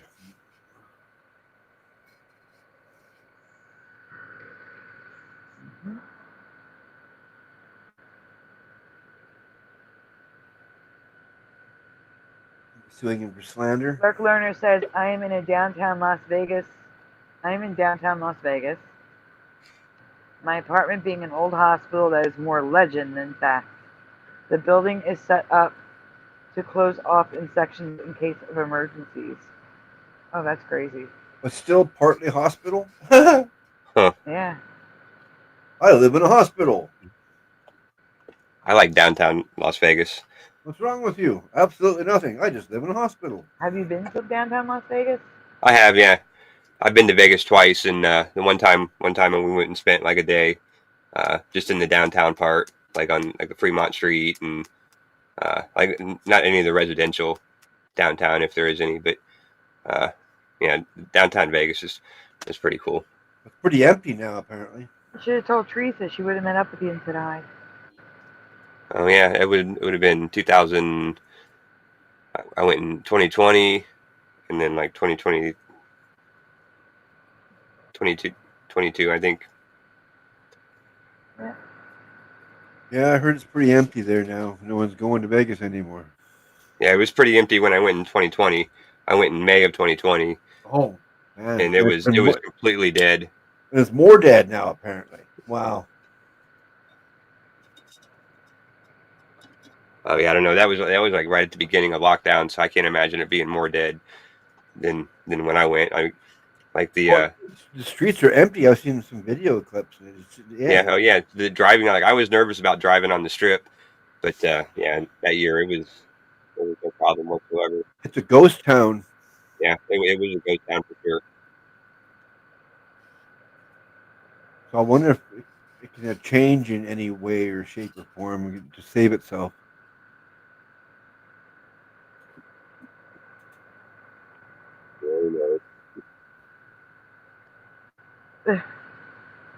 Clark Lerner says Vegas has always been depressing. We are still here. Oh, you live there? Yeah, that's okay. Gerald Neal is Clark Lerner's neighbor. I'm in Vegas. Today was Formula One racing. Lots of crowds today. Oh wow! One day, and then it's over, and then it goes back to being ghost town.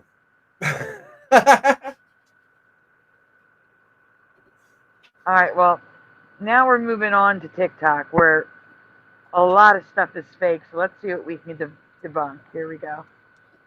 Give me a second, Josh. Yeah, we'll go yellow this time. Okay. Yep. Okay. This is it. Let's go. Right. Wait. Wait a minute. No. That's not right. It's that TikTok thread. I wrote the title by accident. Huh? The channel name. I wrote the title instead of the channel name. Oh. Give me 1 second. There we go. What the heck? That is the title, the channel name. Where'd Okay. the photo come from? Disclaimer, I don't own these TikTok videos. All credit goes to the original creators shown in the video. These clips are shared strictly for entertainment, commentary, and compilation purposes only. I added only. Bless you, Splatter. There you go. Oh. Sounded like a good one. Lately, it's been followed by 2 more, but I don't know. I think I was good enough haunted for all houses that 3. have ever. Oh, explain. Explain. What were you saying, Splatter? Oh, nothing much. Okay. Okay. Come across. And in case you're in the market for such a haunted house, this house is still currently up for rent because no family has ever lasted here for longer than a week. This all started as a Facebook post. For privacy reasons, I did kind of cover her up. We're going to call her Christy. So Christy made a post pretty much warning everyone against this home, not to go anywhere near because it was extremely haunted. You guys can pause to read. I'll try to move a little bit, but she does say that after about a week of living there, weird things started to happen. When she brought it up to her landlord. Do what? She's definitely sped up. Holy. Oh yeah, I sped it to 1.25. Can you read that? Are you able to read that? It's very small. Yeah. It says do not rent out this house. And then it has the address. It's hard to explain the stuff that went on inside that house, but I only lasted less than a week there. The house traumatized me, and for a while I was getting panic attacks, including nightmares. It was to the point I couldn't even eat or sleep. I felt beyond sick. For a couple of days, I would have stayed in my car because it was my safe zone. I'm not the only one. People in the neighborhood mentioned to me how people had never been able to last more than a week. Only, one time someone stayed for about a month and finally ended up moving out. When I brought everything to this landlord's attention, he kept blowing me off and told me, go ahead and get my stuff out, and that he was going to take me to court for breaking my lease. The next day he texted me asking if I got my stuff. The third day he called and said he was changing the locks. This man took $1,800 from me. At this point, I don't give a F about the money, but that house isn't a safe place. My only goal is to achieve here is to try to share the word. Give me some time and I can make a post about my experiences inside that house. It's a little hard to talk about still. Wow. You know something happened when they're warning other people. Yeah. Do not rent. Okay, here we go. Her landlord told her to just move. He then threatened to take her to court for breaking her lease and within 3 days changed the locks. I truly believe that the landlord does know that the house is extremely haunted and knows that most people won't last there for longer than a week, so he's just pocketing all this money and keeps a deposit, keeps the first month's rent. I mean, Christy is out about $1,800. After a couple of days of that post being... No, I agree, Jennifer. Yes. That is total slander. I agree. Yeah, Teresa, we did cover Raising Cane's. I have a presentation on it. Yep. Teresa is the only one who saw what I saw. I mean, I remember as well. I was the one who found that one. Anyway. Yes, hard to prove someone's possessed. That's one way to get back at a bad landlord, says Gerald Neal. All right, let's continue. Now, Chrissy does come back with an update and lets everyone know exactly what happened in the house. She states that she rented the house at the end of May, and the first couple of days, things were a little weird, but nothing too out of the ordinary. It wasn't until the 6th day when this thing showed itself to her. She said she came home one night, right after work. She opened the door. The minute she opened the door, she saw this tall, dark, lanky thing running across her floor. She said it had long nails because it even scratched the floor when it ran away. She was standing there for a few minutes, completely terrified, frozen with fear, when she finally snapped out of it and ran back to her car. She then decided to call one of her coworkers who had just gotten out of work around the same time she had, so he could come and check out the house. When her coworker showed up, he did a complete walkthrough of the house and found absolutely nothing wrong with it. So she decided that maybe she was just seeing things and went back into the house. But still, what she saw still remained in the back of her mind, and she couldn't fall asleep. She had the lights on. She was texting her mom. Just as she was trying to calm herself down, her TV just turned on by itself.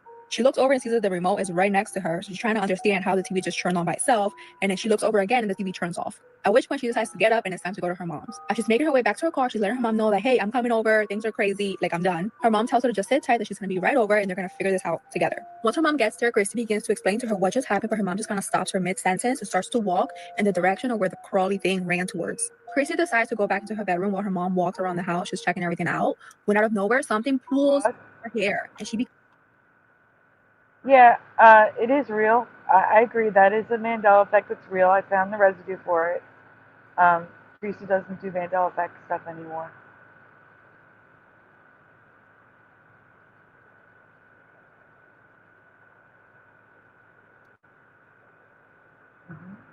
I know. I know. It's horrible when that happens. It's very upsetting. Yeah. I mean, Teresa still has her group, but she just doesn't do anything anymore. Alright. What restaurant is he talking about? Literally, I went to the restaurant and it was Raising Cane's. Oh. Huh. Spelling. Oh yeah, because I remember there was the one Mandela effect in Boulder City, which is just outside of Vegas, and I remember being there, and you guys did you said it was like Teresa found it, but I remember going to that coffee shop that you guys were talking about. So Teresa remembers Teresa and Lurk Learner. Yeah, I'll write it in the chat. They remember Raising Cane's like this.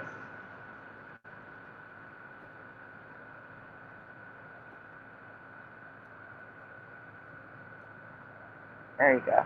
They remember it like that. C-A-I-N-E-S. But it's always been C-A-N-E-S, like a regular cane. Oh. Isn't it? Oh, yeah, never mind. I always call it Raisin Canes, like with no G, but maybe that's just the way I pronounce it. It's always Raisin Canes. Like raisins? Well, I mean, like raisin, just the slang version of raising without the G, like raisin hell or whatever. No, I'm just messing with you. Like raisin. Comes frozen, like she can't move. Christy begins to try to yell for her mom, but none of the words are coming out, like she's completely like just taken over by this thing. Just then, she hears her mom yell out, "Leave this house alone and everyone in it." It finally let go of Christy's hair, and Christy was able to kind of snap out of being in this frozen state. Christy told her mom about what just happened, and they decided to just leave for the night. This is starting to get a little bit long, so I'm gonna have to do a part 2, which I promise will be right after this one. Part 2 of the extremely haunted house story time. So after they leave for the night, they decide to come back the next day at about 12 p.m. They come with sage, they come with holy water. They're determined to get whatever this thing is out of the house. The minute they walk in and they're spraying holy water, they automatically feel goosebumps, but they try to ignore it. Then Christy's mom feels when something grabs her leg, but she continues to pray and continues to ignore it. Then Christy hears when something whispers in her ear.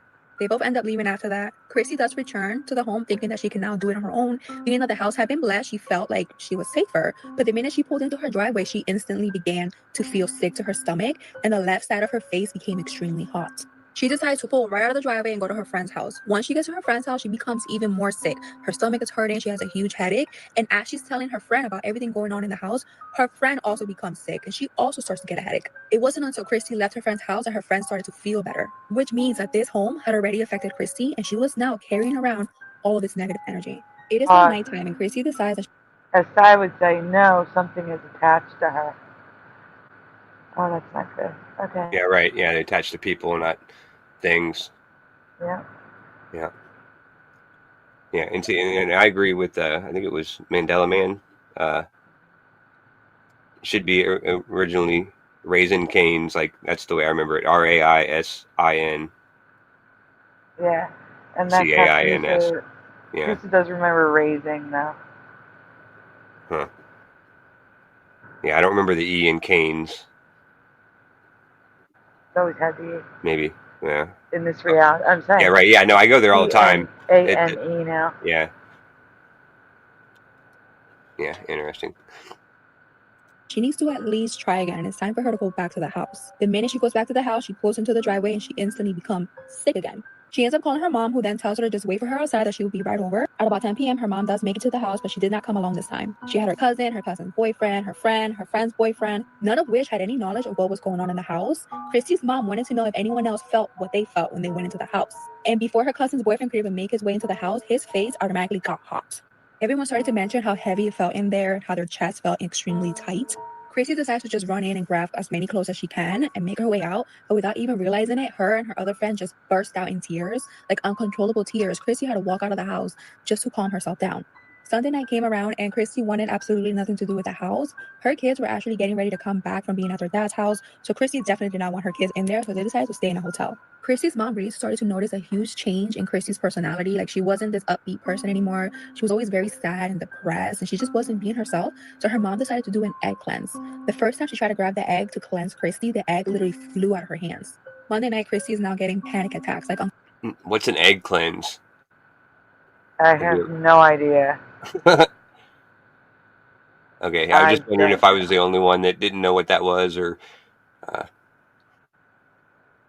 But they're not in the house, and the egg is flying out of her hands. It's not good. What? An egg cleanse. I'll Google it. Eggplant? Isn't that the purple thing? No, an egg cleanse. Yeah. Like trying to cleanse the house, like, instead of with sage, but with an egg, maybe? Ew. Yeah, I don't know. Spiritual practice from Mesoamerican and other cultures where raw egg is passed over a person's body to absorb negative energy, illness, or curses like the evil eye. Never heard of that. No, not heard of that before. I haven't either. I think somebody made it up. No, it's an old Mesoamerican Mexican practice. It's a Mexican historical practice. Doesn't mean it's real. Yeah, we're not the only ones that hasn't heard of it either. There's people in the chat that agree with us, and what's that? So. Yeah, it was discarded years ago because it doesn't work. So then what do you do with the egg afterwards? Exactly. Just don't fry it up and eat it. No. Just down the toilet. You feed it to the chupacabra you have in the backyard. Yeah, that'd make things worse. Dispose of the egg. Once you have finished, you must discard the egg. A common practice is to take the glass to a crossroads and pour it out. You can also flush it down the toilet. I totally guessed that. So it is recommended to then cleanse the toilet to remove any residual energy. Oh, that sounds like a bunch of work. Yeah, just throw it in the fireplace and just destroy the whole neighborhood. Parodies says, this is why we come to Sandy Sunday Schoolhouse. This is Saturday night. Hey, PayPal me. That's a good idea. Yeah. Egg a house. Everybody egg the house to cleanse it. Not mine, though, please. Yeah, find a neighbor you don't like, throw it at their house. Entertainment purposes only, YouTube. We're kidding.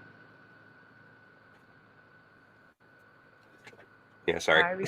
Controllable panic attacks, so she decides to spend the night at her sister's. So bad that on Tuesday morning, she ended up having to call out of work. That's when she reached out to her landlord to explain about everything that was going on, and he pretty much told her to get out. He then lets her know that he's changing the lock, so Chrissy decides to go to the house to get her things out. When she gets to the house, the front door is wide open, and the whole living room is covered in moths. This whole experience has taken a huge toll on Chrissy's life. She now suffers from panic attacks. Like, the panic attacks never went away. She used to enjoy scary movies, but now she wants absolutely nothing to do with them. She now sleeps with the lights on. Like, every little noise, any little thing terrifies her. Like, this thing really traumatized her. Then one day, Chrissy's 6-year-old son... Nah, Sandy, yeah, it is 4 a.m. It's 5 a.m. Sunday here, actually.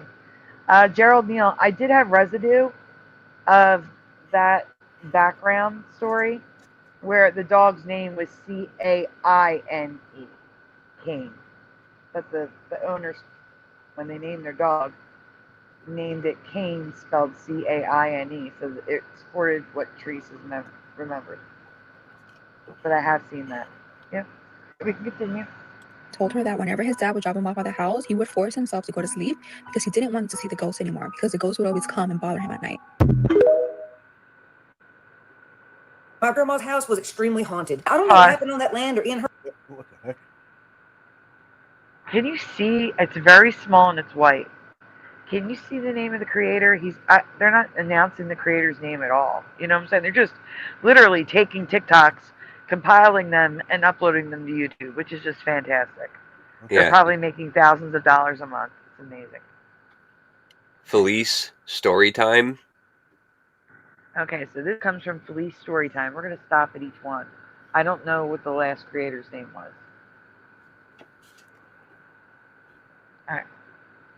You have to rewind it all the way. Oh, it's at the bottom right. Static Creepy Stories. Okay, so the last one was Static Creepy Stories, and this one coming up is Felice Storytimes. Okay. Her house that made it so active, but that place was flooded with spirits. This was the kind of place that you did not want to stay overnight. It was bad enough being there during the day. My whole family had a lot of bad experiences in that house, but I always felt like something was really clinging to me for some reason, and I couldn't figure out why. This thing would not leave me alone. So this one day when I was 7 or 8 years old, I was out crawfishing. That was one of my most favorite things to do. I'm leaning over the ditch bank, over the water, and I got my shovel down in the mud digging this big crawfish out. And when I just happened to glance at the reflection, I saw someone standing behind me, so I turned around, but there was nothing there. But I'm determined, and this is the biggest crawfish I ever seen, so I keep digging hard as I can. So I'm shoveling, throwing mud and water behind me like this, trying my best to get this damn crawfish until I heard my name. Someone right there said Alicia. So me thinking it was one of my elders, I stopped digging, turn around and say, what? But nobody was there. Now I knew it wasn't my grandparents because they never walked out that far in the woods to find us because we knew to be home. This is way too fast, Josh. Okay, let me put it on They're normal. just talking so fast, yeah. By dark. So I start walking around asking, who called my name? What is it? Nobody answers me. So by now I'm shitting. I done lost that crawfish, lost my train of thought. So I get my bucket and shovel and I start walking back towards the house. And I get the weirdest feeling that somebody's walking behind me. So just like you see in the movies, I take off running. And behind me, I can hear a toot, toot, toot. When I turn around and look, I don't see nobody there until I got to Grandma's house. I turned around and that was when I seen a dark silhouette floating behind me. I didn't know what the hell it was, and I weren't about to find out. So I ran faster than Forrest Gump and got back to the house. Of course, I'm all jacked up trying to tell Grandma what just happened, but she's dismissing me and telling me that I need to wash my hands, take my boots off, and get ready for supper. So I do. And we had a big family at this time, and we all stayed in the house. And I remember this one night, my uncle had this really hot girl over that he'd been dating. So him and this girl go into his bedroom, and they start fooling around. And the next thing I knew, I heard his girlfriend screaming to the top of her lungs, and she come darting out the house naked as a jaybird. My grandma goes outside with a big blanket and wraps her up and tries to get her to come back in the house and calm down, but she refuses. She says, I'm not ever going back into your damn house ever, and then she leaves naked. A few days later, my mama runs into her at the store and she said, girl, what? When you know something's going on, when someone says, I'm going, I don't care that I'm naked, I'm out of here. Yeah, right. Yeah, sitting You left outside. naked. That's crazy. What a chicken shit. Oh my god. Oh my god. Well, I hope she explains, you know, with the boyfriend side of the story, what happened. Oh, insane. I can't imagine. Yeah, it's wild. Happened? Did he do something? Did y'all fight? Like, why did you run out like that? She said that her and my uncle were doing the deed, and when they got done, she was sitting on the edge of the bed, you know, looking for her drawers, bra and socks and all that, and then he walked out to the bathroom. Well, about 30 seconds later, he comes back into the room, pushes her down on the bed, and starts kissing and groping and fooling around, and she pushes him off and says, I gotta go, I'm in a hurry. And then she claims that his eyes turned black and his face began to change, so she took off running, and when she came out into the hallway, that was when she saw my uncle coming out the bathroom. So she looks back in the bedroom and looks at him in the hallway. She just takes off running naked. She only came back one time years later, and she wouldn't even come all the way in the house. She stood at the front door and wanted to keep the door open so she could leave whenever she wanted. Now, I got a lot of these about my grandma's house. If you want to hear them, let me know in the comments. Make one up along the way. That was pretty wild. So that's what she saw. So she saw a mimic. Yeah. She was making out with a mimic. Wonderful. Yeah, it's scary. A doppelganger. I'm not going to say a doppelganger. Let's just leave the middle part out. I don't want to say that on YouTube. Pushing. All right, and this one is. It's hard to see the beginning of it. Can you see that splatter? The TikTok name? Something barbecue. Some. Talking? Is it talking barbecue? Yeah, walking or talking or something. Yeah, I can't see this. Oh, right there. Yeah, the light's in the way. Yeah, right. Yeah, that light's in the background. Maybe we'll see it if the camera moves. Yeah. But walking barbecue Something or talking barbecue. barbecue. Yep. I try to do my best to talk about this quickly and also Oh, without Viking. getting too much of an Viking agenda. barbecue. Viking barbecue. Viking. Yep. Dump and shaking because it's still to this day when I remember the story freaks me the hell out. I grew up in a very haunted house in Colorado. We found out it wasn't the house over time, it was the land. We actually did have a medium come and cleanse the house after my mom's first bout of cancer. Tons of stuff happened. I could literally tell story after story after story. We lived there for 30 years. It was bad enough that my dad actually did ask the realtor when he sold the house if he had to disclose to the new occupants that it was haunted. We found out over time, talking to other neighbors, they all had the same issues. It was the land this subdivision was built on. So the scariest thing, it was actually like a succession of things, but when we first moved in there, it was a 3-story walkout basement house built on a hillside. And I had the basement room as the oldest kid. And there was one night where I woke up, it sounded like people were banging on the doors. There was 2 entrances to my room. It sounded like they were running back and forth and trying to get in. I actually heard things in the playroom down there, like tumbling out of the cabinets and going all over the place. And when I finally worked up the courage, I turned on all the lights in my room, and one of the doors was a quick right and then left up the stairs to get up to the main level, turn around, and then go up again up to where my parents were sleeping. I was 12 or 13 at the time when this happened. I think it was about 13. So I hear all this happening. I suck up my strength to like go run. And as I start to open the door, somebody, wham, like hits the door, which made me fly back to my bed, pull up the covers. I didn't have a phone down there. Again, this is long before cell phones. So I had no phone, no way to call 911. That would scare the crap out of me. Yeah. Yes, it would. So I thought this was going to be TikToks of people showing stuff, not just talking. And it is getting late. So after this one, we're going to switch to the Grandma's Nightmares one. Okay. We're not going to be able to watch both of them, and I don't want to just sit and listen to people talk. Yeah, right. You know what I'm saying? Yeah, right. Yeah, this one still has an hour to go, so. Exactly. Whoa. An hour of just people talking. No, it's okay. That's too We'll long. switch to Grandma's Nightmares after this one, if that's okay with After everyone. this, we're still going to go through this whole hour of this? No, we're going to end after this lady's done talking. Oh, she's not on for the whole hour? No, it's just the different TikToks. Yeah, just after this TikTok's over. Yeah. All right. Okay. You can go I on. say somebody's broken into the house, nothing.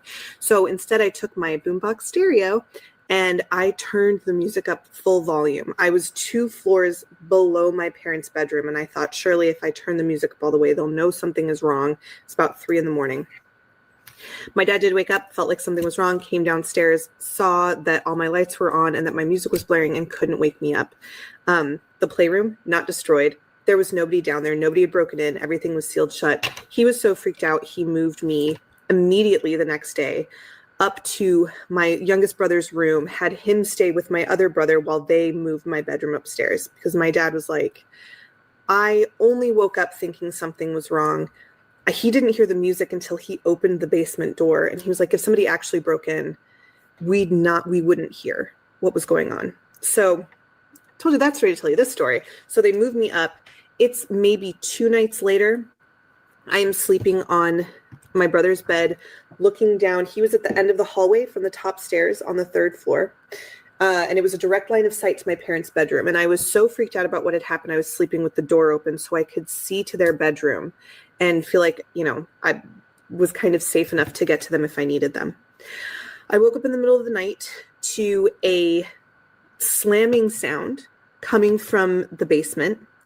And it sounded like doors were slamming somewhere in the house. Then I heard what sounded like running heavy footsteps up the basement stairs. It sounded like the basement door was kicked open and that someone had run around on the hardwood floors to the base of the other stairs and had run up those stairs and then stopped. Now, I was not staring down the hallway when I heard this. I was kind of like looking around, And then I looked at the base of the stairs, and I'm going to show you what I saw. Okay, so imagine that this is the top flight of the stair. So there's a whole wall coming this way and the railing for the stairs. I literally saw something like coming up this way with its hands, and it was like a black shape just looking at me down the hallway like this through the bars. I took in a big, deep breath, and I think I called for my mom, and this thing shot off like a light up the stairs. So it takes off up the stairs and like on all fours starts zooming this dark shadow thing towards my brother's door. And the door I could almost touch from the bed. So I just shot out of bed and slammed the door shut. And I mean, I screamed bloody murder. I woke up the whole house. Nothing hit the door. Nothing else happened. But of course, my dad took off out of bed and ran towards my brother's room. I was like, what the hell is going on? None of the doors were open. The basement door was locked. No one had broken in. And I, after that point, until we got me moved into my other room, slept with that door shut. Yeah, I don't blame her. I would have done the same thing. Yeah. I would have seen all that. That's crazy.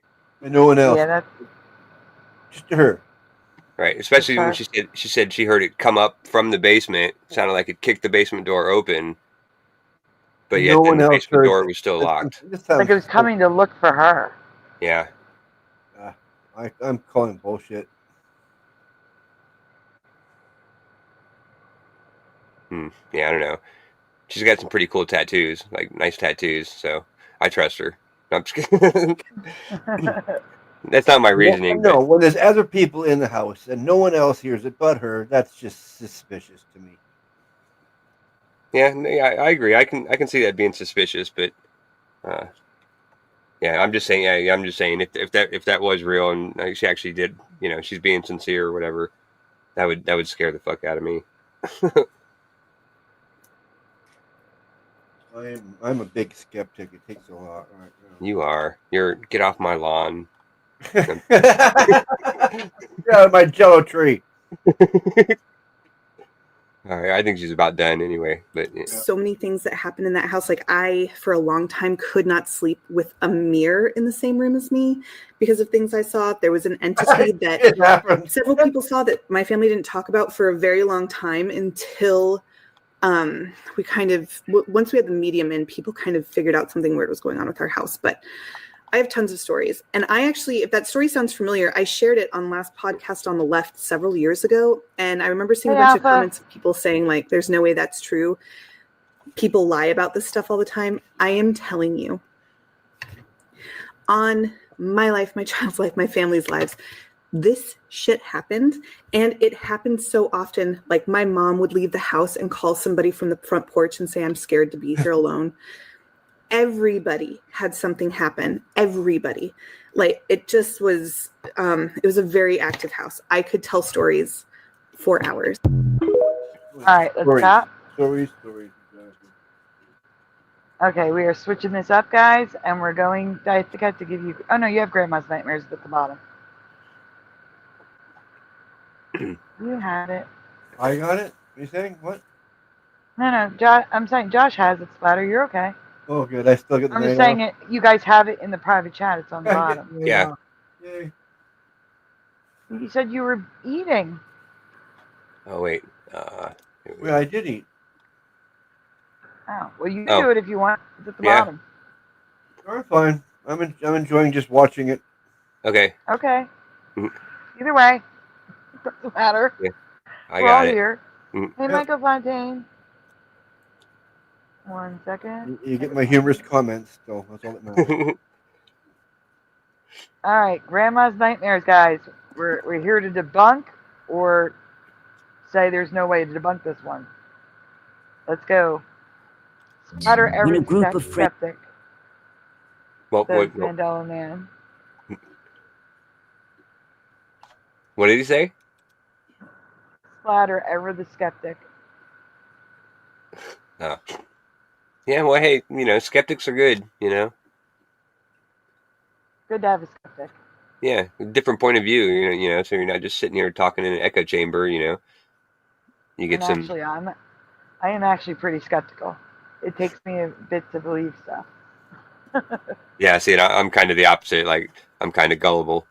No, you're not gullible. Stop Believe it. anything. Sounds good enough. You know, You'll believe it, right? I'm getting less gullible. I'm learning to be less gullible, but you know, the majority of my life, I was a pretty gullible kid and young adult.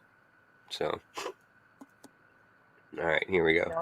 Ventures into the now closed Felix Bulnes Hospital in Santiago, Chile.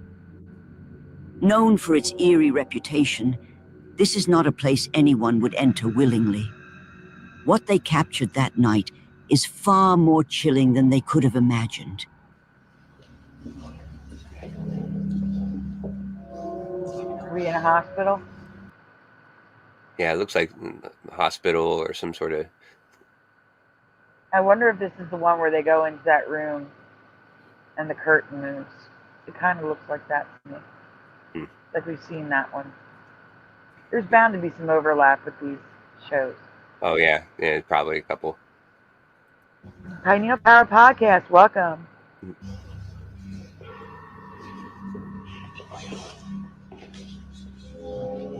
No, I think this one is different. Familia estamos aquí en el hospital Felipe Bulnes. Son las... ¿Qué hora es, familia? ¿Qué hora es? What's that whispering? Yeah, they all got your hoods on. Do what? Oh, they all have hoods on? Yeah, I don't know what to whisper. I didn't hear a whisper. Whispering, I think, is in the video. Yeah, probably. Yeah, I think this is. It looks like a hospital in Mexico or something. And it looks like they're in a place where they shouldn't be. That's why they're wearing hoods. Yeah, probably. Yeah.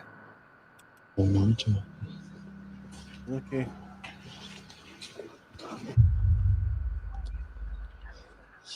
Maybe an old school or something. Yeah, it's abandoned something. Hospital. Yeah. It happens in an instant. It's an old hospital. But if you look... It's what? A hospital. Oh. In Mexico. Yeah, right. Yeah, it definitely looks like it's something in Mexico. But they don't think it's cold there, so they can't be having the hoods up because they're cold. Hey, FAP. It probably gets cold in some parts of Mexico. You know, during certain times of the year. I mean, not super cold, but you know, hoodie weather. Exactly. Yeah, what I would consider warm still. Well, right. Yeah, but you know, but for them, you know, 40 it all degrees. depends on what you're used to. Exactly. Yeah. Right. Exactly. Yeah. Closely, you'll notice the faint silhouette of a figure walking past the group. At the time, no one saw it, and it wasn't until later, while reviewing the footage, that they realized something, or someone had totally been missed there. that. Huh? These guys are right there and they missed it. Yeah, that's a pretty dark figure. These guys, they aren't paying attention. Yeah, right. Yeah, they're there for other reasons. They're probably not there for paranormal stuff.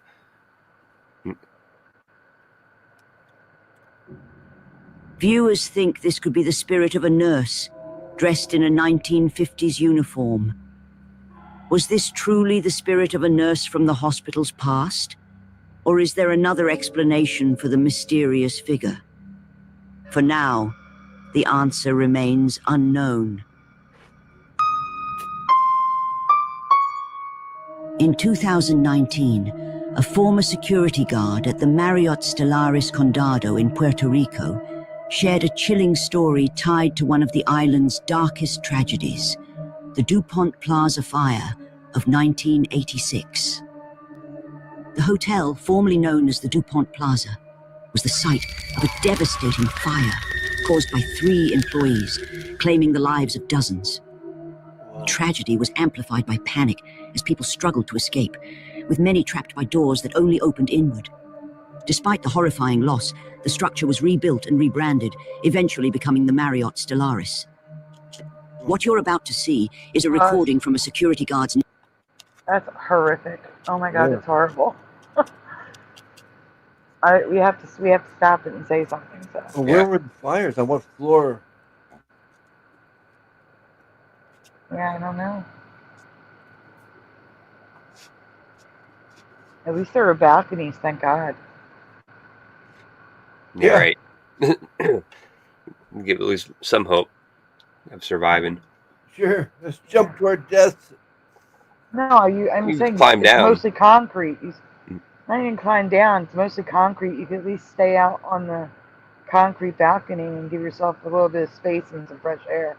Oh, I see what you're saying. You can wait there for a ladder or truck to come or something. Yeah, right. Yes, exactly. Yeah. Night shift in 2019, where an unexplained incident left everyone who watched the video completely stunned.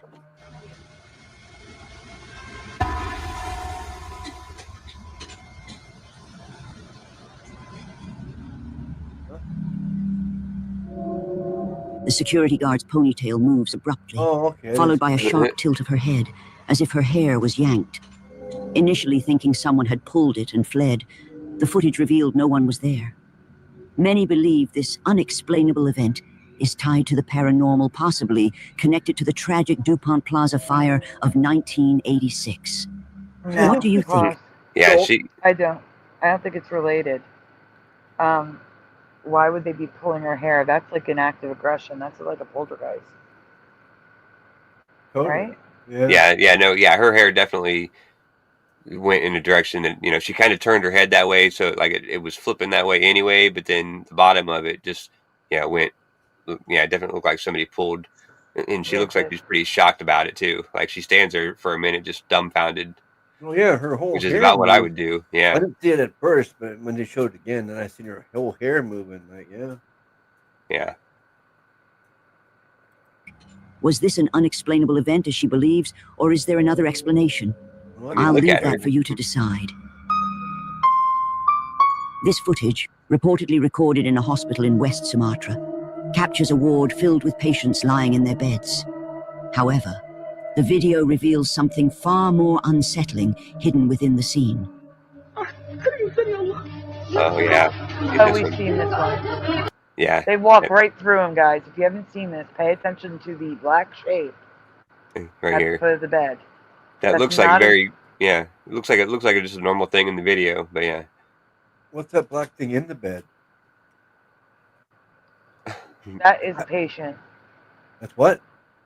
That's a patient. Oh, okay. It just looks like a little kid standing at the foot of the bed. They walk right through him. Yeah. Yeah, don't see anything there. Yeah. Oh, yeah, right there. Right. A shadowy figure, roughly the size of a child, can be seen standing beside one of the And hospital look at the beds. feet. Strangely, visitors pass through the apparition without noticing, as if it isn't there at all. And the patient passed away a day or two later, or 3 days later, something like that. Oh, sorry, I paused it and was muted. But yeah, his feet were kind of like, looked like they were kind of like transparent. And then at one point, his head almost looked like it disappeared for a second. Yes, it did. The head looked like the head disappeared. Oh, yeah. And totally. I don't think it's a shadow person, Dr. Bob. I think it's someone there to take her soul to the next part of her journey. Yeah. Well, yeah. Look at that's crazy too. I didn't even look at the patient, but that looks like that doesn't look like a normal person either. Look at that face. Grim Reaper. Yeah, that's wild. The Grim Reapers come in all ages and sizes. Yeah, I guess.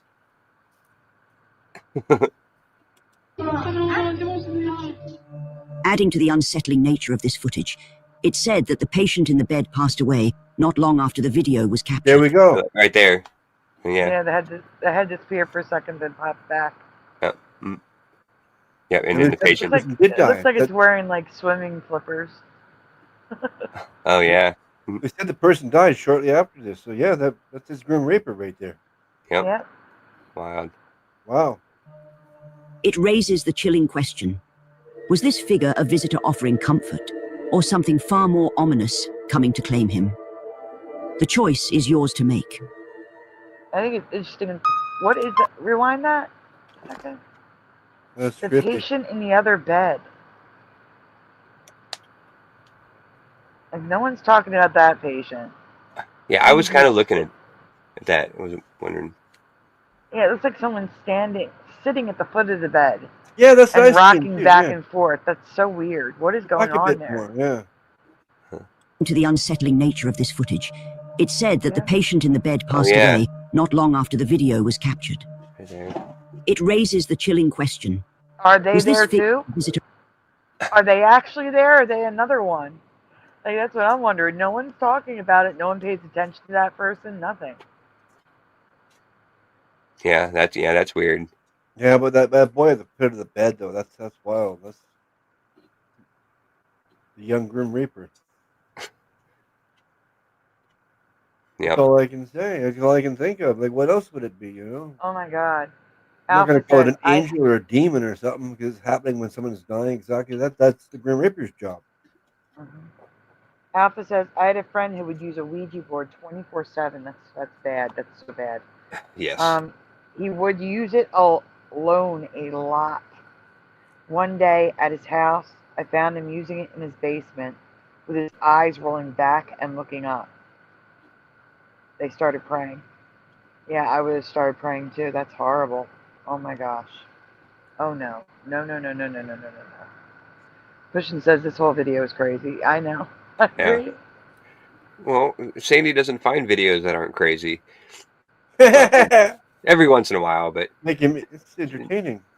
Yeah, she's batting like 900 on crazy videos. offering comfort, or something far more ominous coming to claim him? The choice is yours to make. He's got no feet. Myrtle Sarosa, a Filipino actress, cosplayer, and recording artist, was traveling from Tacloban to Samar in the Philippines when she and her companions experienced something bizarre. The road is known for its eerie reputation, with locals claiming it is haunted by the spirits of those who perished their lives when a nearby village was destroyed by a hurricane. What they recorded that night is nothing short of terrifying.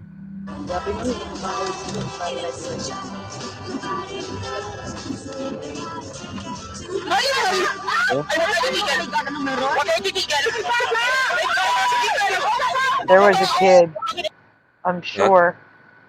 They said it. The subtitles. There was a kid, I'm sure. Yeah, they're gonna play it. They're gonna play it slow. Yeah, wearing white. It looked like, yeah. Yeah, I missed it. I didn't see any of it. It's okay. They'll play it in slow mo. On the left lane, there was some. There's something in the left lane. Yeah. Left lane. All right.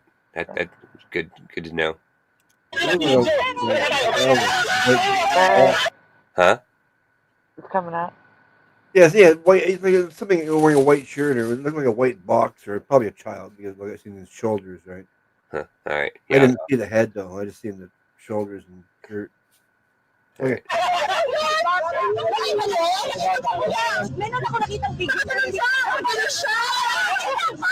He was on his side. Let's go back. On the road. Okay, here we go. Now they finally Here we go. rewound it. Now they're gonna reply it. Yeah. She said he was on his side. So yeah, I don't know. I don't know. We'll see. I didn't notice. Like I didn't see a head. I just seen a white box. All right. I didn't see anything. I just Right saw there. it. There it comes. Right there. See the white thing. Oh. That right white here. thing that's coming up, Right guys. there, yeah. Keep your eye on it. Right there. That's what I was saying. A white box. That's all. Oh yeah, right. It looks like the head's blurred out or something. Yeah. Yeah, and the legs and the head are blurred out. You just see the In the legs. Yeah. I see. I got pretty good vision. I seen a white box. That's all it is. See, there you go. That's pretty much what it looks like. Yeah. Crazy. Child sitting motionless in the middle of the path. They scream and panic, convinced they had just encountered something otherworldly. However, a local man later explained that the figure was not a ghost, but a real child. According to him, the child has a mental disorder and is known to occasionally wander into the middle of the road. Now, is this truly just a child as the local claimed? Or could it be one of the hurricane's victims, forever wandering as a restless soul? You decide. The blurriness Before we has me wondering. Yeah. Yeah. Yeah. Yeah, it was super quick too, but yeah. But there was also fog, low-lying fog on the ground, which could have caused blurriness, especially with the headlights reflecting. So it could have been a child wandering. Yeah, how far away is their house? Exactly, I don't know. Yeah. I mean, I can see like within blocks or so, but I can't see them wandering out there for miles. You'd be surprised. Yeah, I was gonna say, About it. yeah, you never know. I worked with special needs kids. You'd be surprised.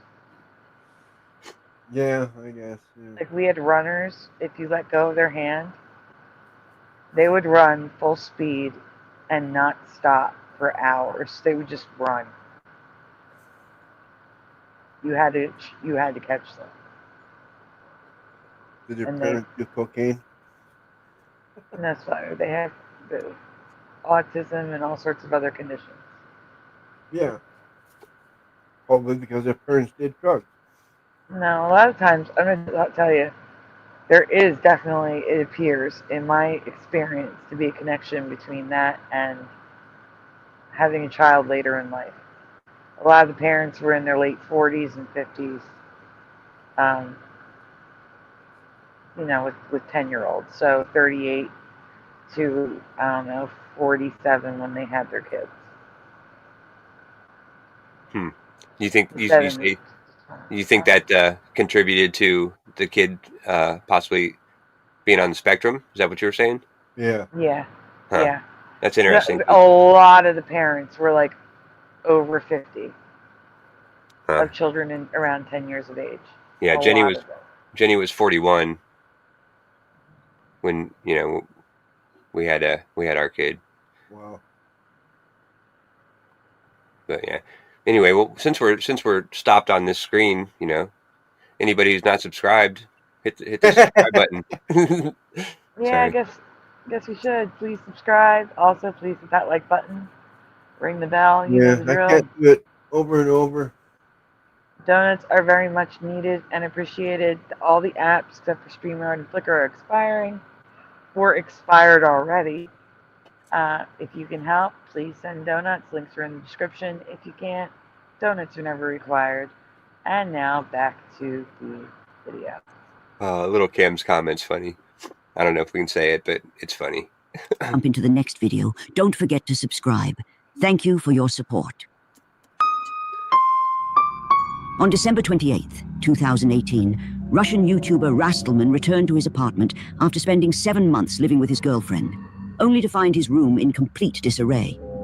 Feeling uneasy, he installed a camera and a nightlight, and chose to stay at a friend's house. When he reviewed the footage the next day, what it captured made his blood run cold.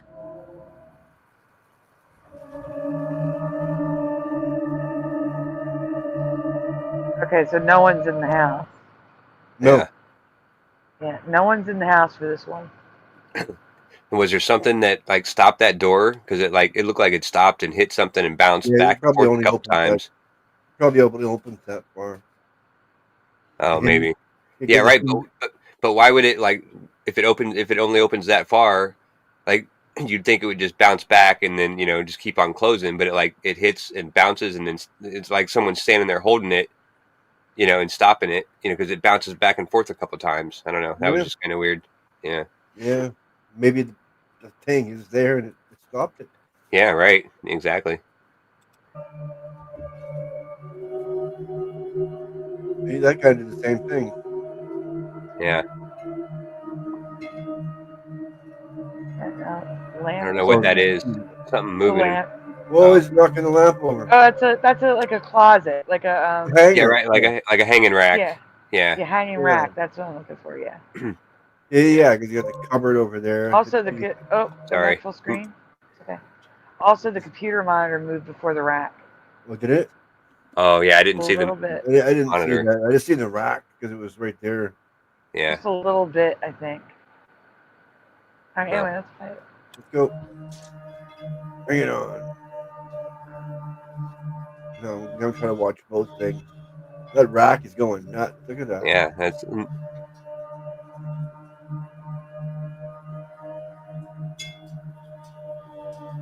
And it likes to rock. Well, it's got wheels. That's what. Yeah, right.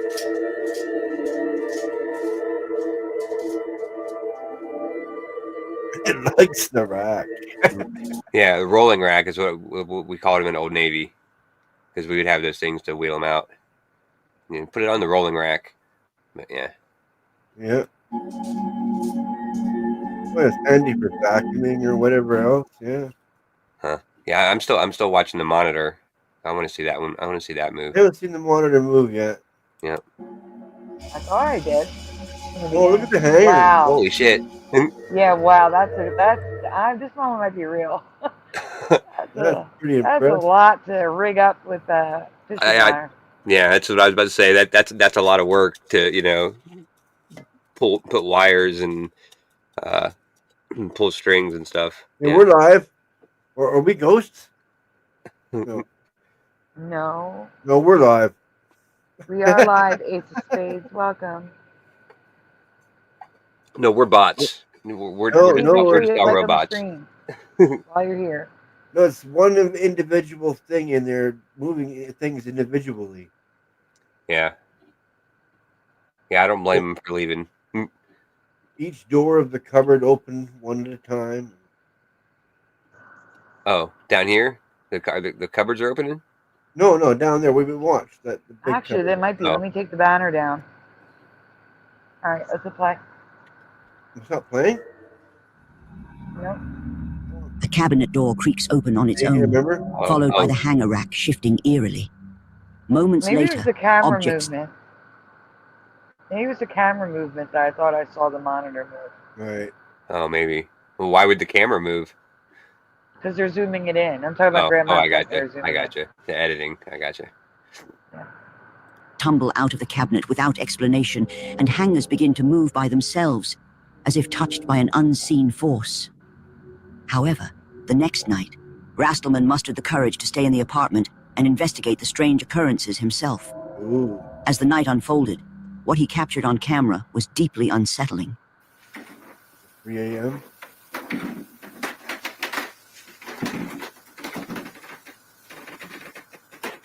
Oh, wow. Something's in there. Did he get that second hand? Do what? I wonder if he got that cabinet second hand. Oh, yeah, I don't know. It kind of looks old. Like it came with a friend inside. Yeah, an invisible friend. Oh no, Ace of Spades. No, the ghost video is Grandma's Nightmares. It's not live. Right.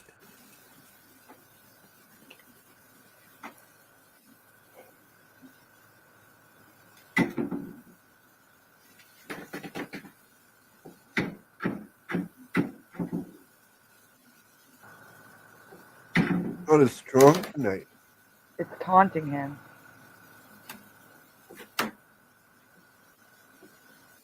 Yeah, but the night before, when no one was there, I was able to open that. Like, up now, it looked like it was struggling. Yeah, even when he was just pulling the door open on the right, the door on the left was still kind of like, going back and forth a little bit. Like, it was kind of moving. That was weird. Pay the fourth Wiseman.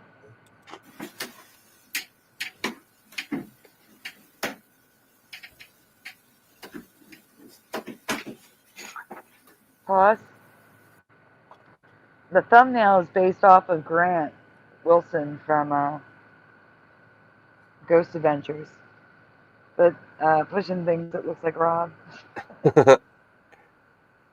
Maybe they kind of look like each other. All right, we can continue.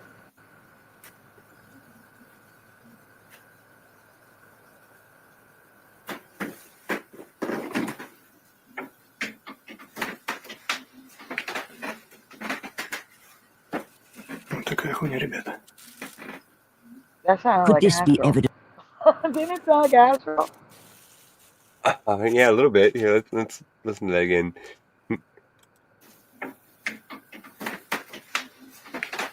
Say what? It sounds like Astral. Could this be evidence of a poltergeist? Or is there a logical explanation for these strange occurrences? the mystery remains unsolved. See, Pushing thought the same thing. It sounded like astral. Yeah. Yeah, we're not crazy. Okay. For 2 years, a Redditor experienced. You're the one that's crazy. I'm not crazy. What'd you say, Sandy? I love to tell Astro that he was in the show. Oh, yeah. I think he went to sleep. All right. Strange and unsettling events in his home. Saw blades sliding off tables, shadows moving when confronted, and an overall eerie atmosphere. While the entire house seemed active, the basement was by far the most terrifying. One day, while doing laundry, he felt a familiar, ominous presence behind him. This time, he pulled out his phone and started recording. What he captured sends chills down your spine. Does it? Oh, well, thank you. That's freaky stuff right there, man. Cool. Yep, that's what you call it. Freaks me out, man. It's getting goosebumps. Jennifer, reality with Krista Marie. I haven't seen her in the chat in months. I haven't talked to her. I don't know what happened to her. She disappeared. She said she had a computer. She never offered it. We never met up. Never heard from her again. She showed up at Josh's shows a couple times, but she hasn't been to mine. Yeah, that was still a while back. Like, she's kind of even dropped out of my feed. Like, I used to go and say hi in the shows, even though she was talking about reality TV that I didn't know, but I'd still go in and say hi and whatever. But yeah, I haven't seen her pop up in my feed in a long time. Me either. Who? Reality with Krista Marie, the girl that lives close to Sandy. Huh. Yeah. What you do with doors? Yeah.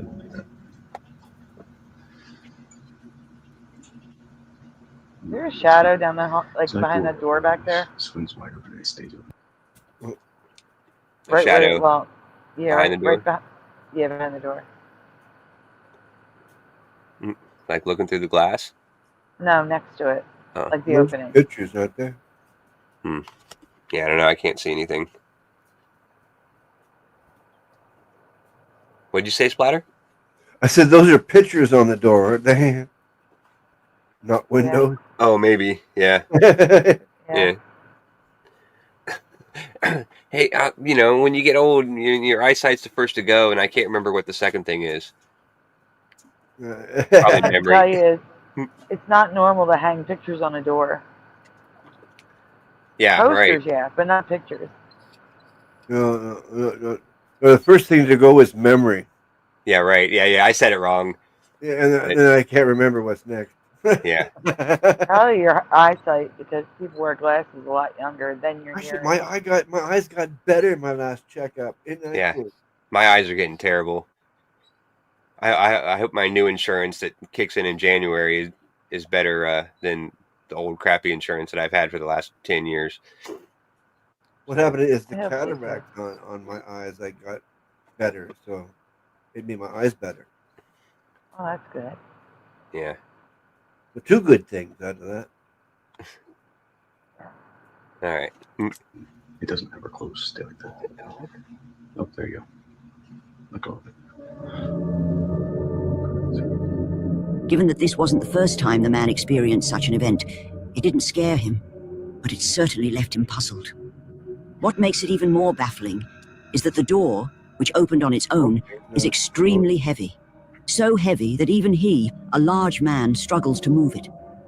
Considering occurrences like this, it's no wonder he and his family eventually moved out. What do you think? Is this paranormal activity caught on camera, or is it all just an elaborate hoax? The choice is yours. Anything's possible. Yeah, I mean, it looks like it's swinging pretty freely to me, but it also kind of looks like it's on a tilt so that it would naturally want to close. So if it's a heavy door, yeah, it takes some effort to open it. The floor itself might not be level, right? It's an Yeah. older Yeah. house. Hey, sadly, Karen. Hi, D-Man 216.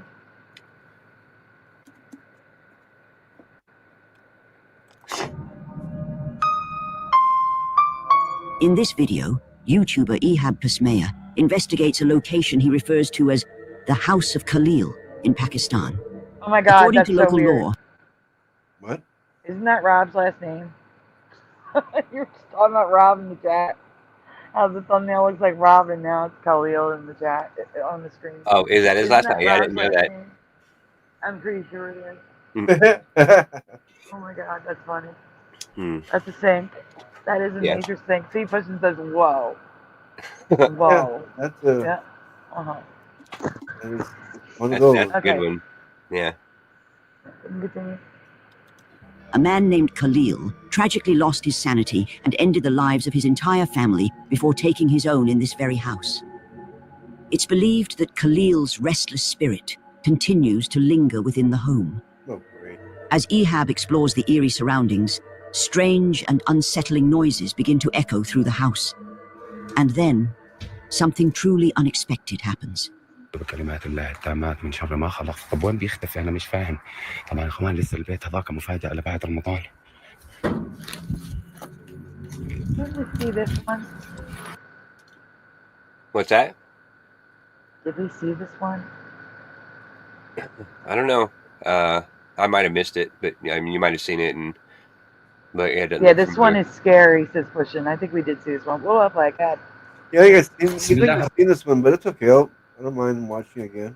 It's a good one. الرحمن الرحيم. بسم الله الرحمن الرحيم. أعوذ بكلمات الله التامات من شر ما خلق. يا كل شيء. As Ehab pans his camera around the room, he briefly catches sight of someone standing behind the door, silently watching him. Startled, he immediately checks the spot where the figure was, but finds no one there. Shaken yet determined, he continues exploring the house. And what happens next is something straight out of your worst nightmare. أعوذ بكلمات الله. Again? بسم الله الرحمن الرحيم. بسم الله الرحمن الرحيم. طلعوا. بسم الله. بسم الله. Yeah, I think we have two alphas. But that's the thing with these compilations. Yeah. Sometimes we get some overlap. Sometimes we get overlap. Yeah. Ryan saying it's fake. And it very well could be. Yeah. All right, let's continue. بسم الله الرحمن الرحيم. الله لا إله إلا هو الحي القيوم لا تأخذه سنة ولا نوم له ما في السماوات وما في الأرض. A window suddenly slams shut, followed by a door closing on its own. Though he considers ending the exploration, he gathers his courage to continue. And it did not go well.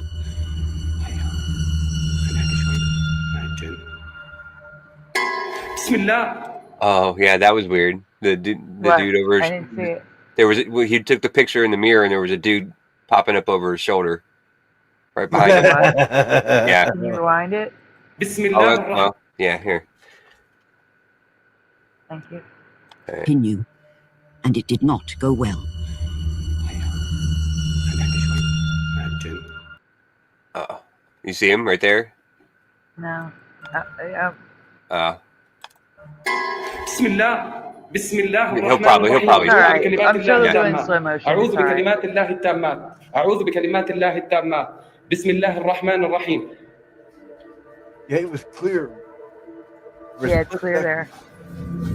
He suddenly catches the face of a man Right standing there. behind him. Oh, right there. Ehab Holy decides it's time to crap. stop the exploration, fearing what might happen if he continues. Now, did Ehab capture the spirit of Khalil, Hey, haunted Spider by the Bite. tragedy of his Oh, you're saying hi, Spider Bite. Okay. Yep. past?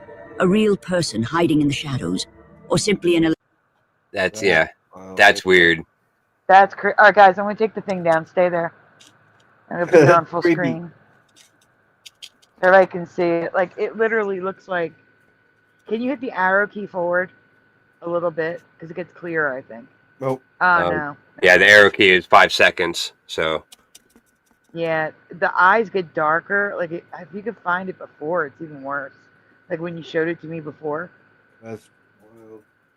That it does look like a man with a mustache and short dark hair. yeah, it doesn't look transparent or nothing either. He looks pretty solid. Yeah, just pale. It kind of looks like he's trying to like see what's on his phone. Looks like a mixture. Yeah, he's eavesdropping on his text messages or on his camera. That's funny. Elaborate hopes. The decision is yours to make. Look at that. It looks like Yeah. back arrow. In Can I do it elaborate again? hopes. The decision is yours to. Oh, there we go. So you can see like the dark eyes, like it maybe teeth, because the white goes above beyond the shirt. A mustache, wide nose. Yeah, right. Yeah, like his nose here, like the mustache there, almost kind of like it goes down into a goatee. Yeah. It, cuts into his shoulder. That Hitler haircut. And then the eyes are closed.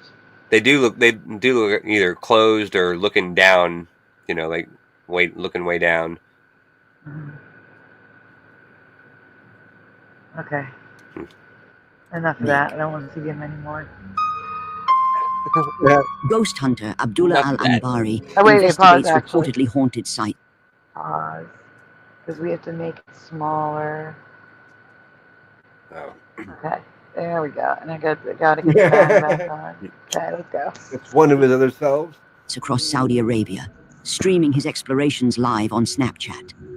He ventures into a notorious location known among local ghost hunters as the House of the Devil. Unsurprisingly, things take a disturbing turn.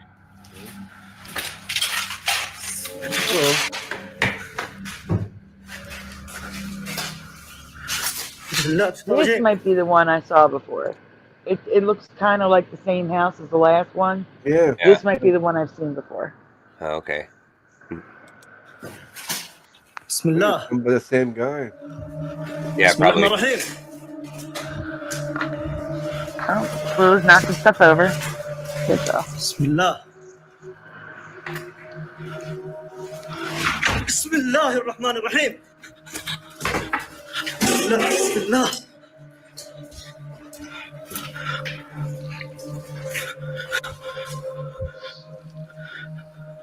Is there a woman? Where I saw a woman. Huh? I don't know. I was reaching down to get the bottle she dropped.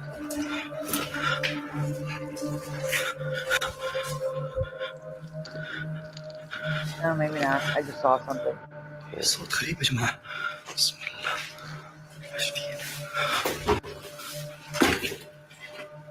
بسم الله الرحمن الرحيم. أعوذ بالله من الشيطان الرجيم. بسم الله. بسم الله. بسم الله. He's freaking out. Yeah. بسم الله. بسم الله. بسم الله. بسم الله. بسم الله الرحمن الرحيم. ايش نسوي هنا؟ استغفر الله العظيم. بسم الله. بسم الله الرحمن الرحيم. If you're asking yourself, what am I doing here? Then I would say that's a good point to just get out. Yes, that's your sign. Yeah. بسم الله. بسم الله.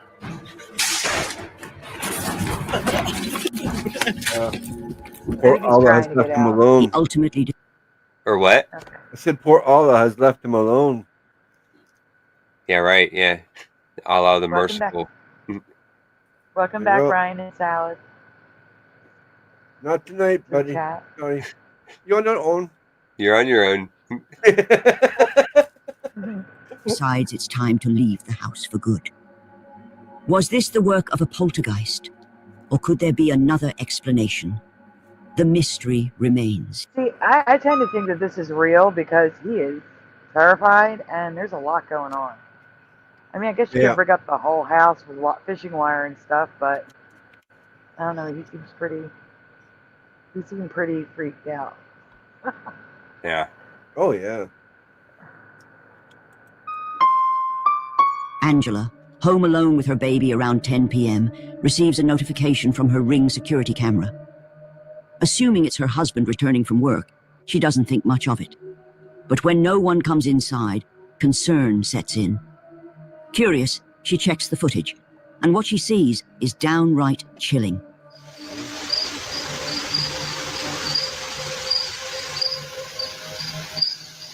Look at the sliding door.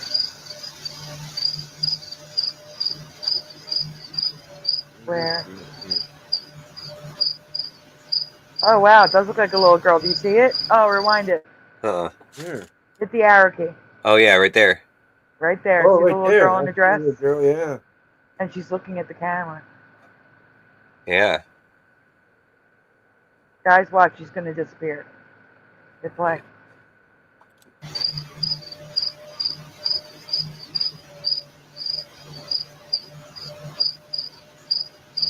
Turns her head and she disappears. Yeah, it just fades away. Oh, wow. Through the glass of the patio door, a young girl in a dress appears, standing completely still before vanishing into thin air. What's even more unsettling is that the figure is inside the house, looking out. Angela, already on edge, is struck with terror, knowing she's alone at home with her baby. She spends a sleepless night, haunted by the event. Even 2 days later, she's unable to make sense of what she saw, leading her to desperately search for a logical explanation to debunk the footage. Okay, so this is the area, the door that it was like standing inside. We don't have anything or keep anything in this area because it's a walkway and it would be really awkward. And then this is where the security camera is. So when I looked at the footage, I expected to see a person. I didn't expect to see that though.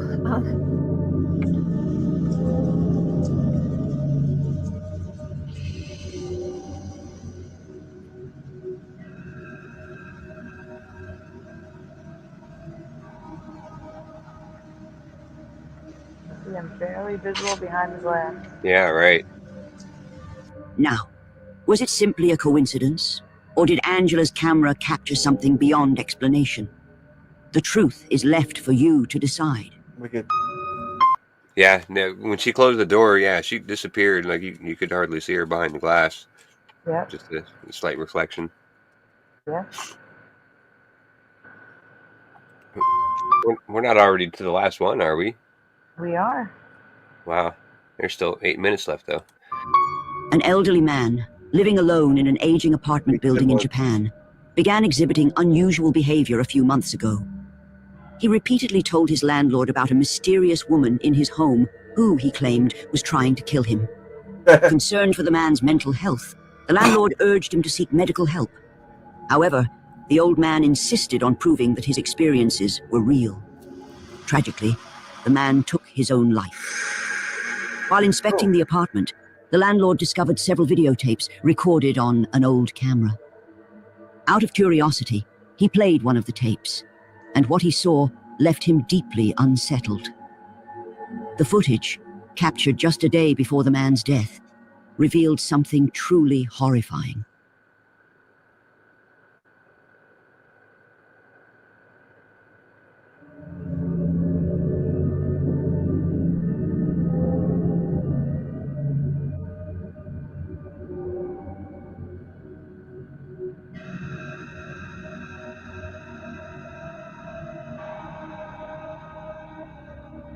Is that a hand all the way at the bottom?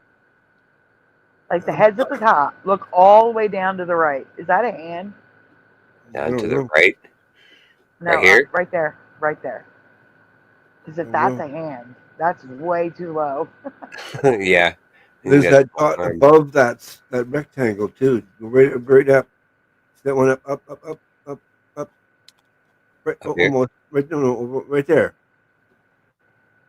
Huh. That one moves with that big one that in the mirror or whatever that is. Yeah, I don't know. I can't tell. I mean, like it's such grainy footage So that hit play. yeah, it could might be freeze, anything. You don't know. Yeah.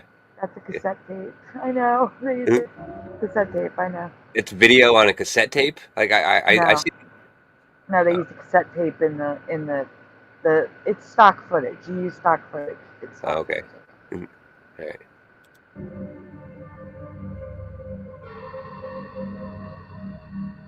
The hand's disappearing with the head. That is the hand. Oh my god, it disappeared with the head. You see it? The hand's gone. And the other dog. Yeah, I know. Yeah, it's gone. That one's still there. The upper one. Interesting. I would say it's something different since it's still there. Yeah. Yeah, I don't know. I don't know what that thing is up at the top. Why it's changing. Oh, it did. At first, or it something. looked like it was part of it, but then once it disappeared, it didn't disappear with it. I figured, oh, well, okay, no. Yeah. I It's want its to know own why this video looks like this. Robert Humphrey, hello, says looks like a mirror. This one is real. Yeah. It's Anyway, a window because there are blinds. Yeah. Oh, it's a mirror. Yeah. Okay, I didn't realize it was a mirror. I was thinking it was a window. No, they are. I think Robert Humphrey said it is a mirror because there's blinds. Or Spider Bite says it's a window because there's blinds.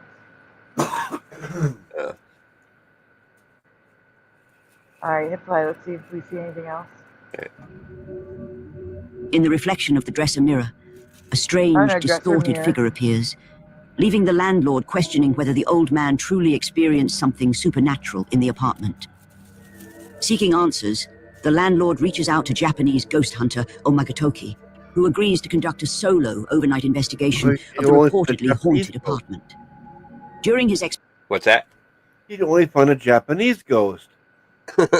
Yeah, you don't see too many from Japan. You know, he said he's a Japanese ghost hunter, so well, he might be a white ghost. Oh, yeah. Oh, you're funny, Splatter. Good night, Karen. Have a good day. exploration, Omagatoki eventually discovers the room shown in the unsettling footage from the old man's videotapes.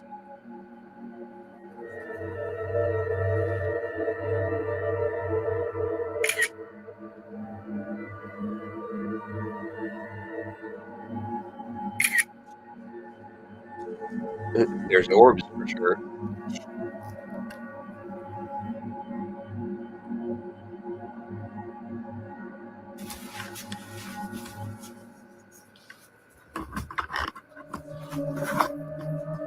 See, that is a window. It's not a mirror.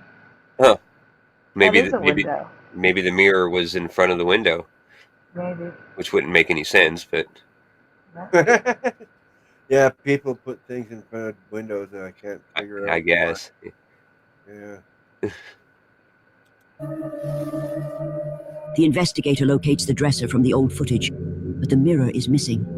Hours into the investigation, he stumbles upon the missing mirror.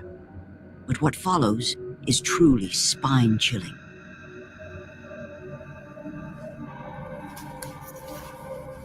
The mirror's all wrapped up. Yeah.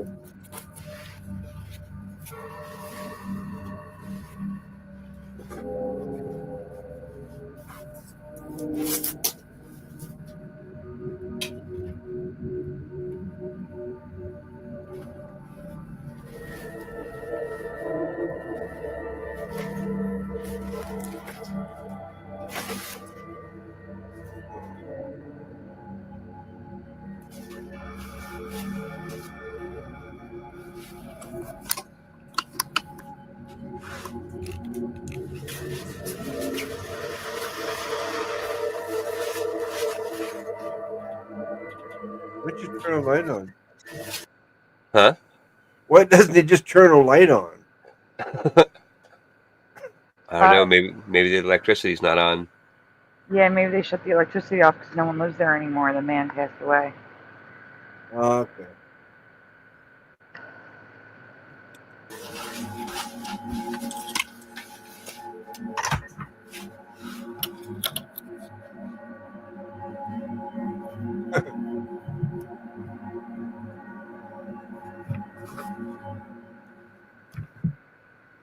As he carefully cuts away the zip ties and unwraps the mirror, the apartment doorbell suddenly rings.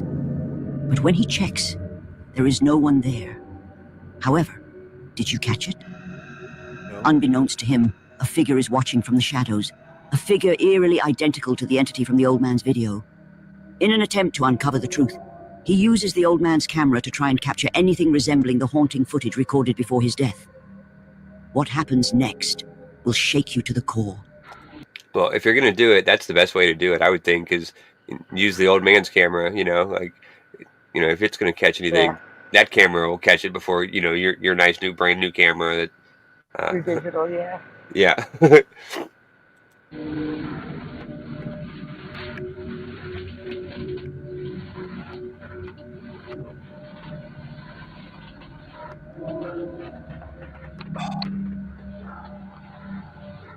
a tape in the trash.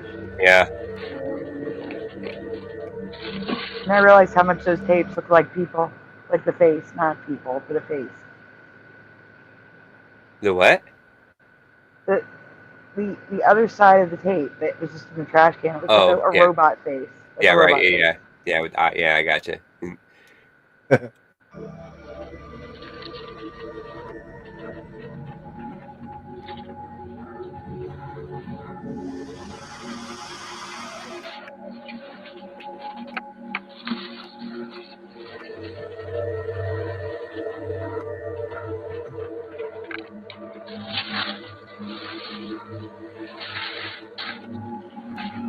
He discovers another tape discarded in the trash. Yeah. But did you notice?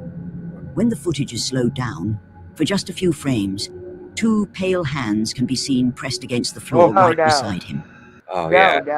no. Yeah, I didn't notice that. I didn't catch that for sure the first time. No. Oh, no. Completely unaware of the entity seemingly watching and following him, he stays focused on the investigation. Curious about the tape, he decides to play it, and what he sees makes his blood run cold. Where are we looking?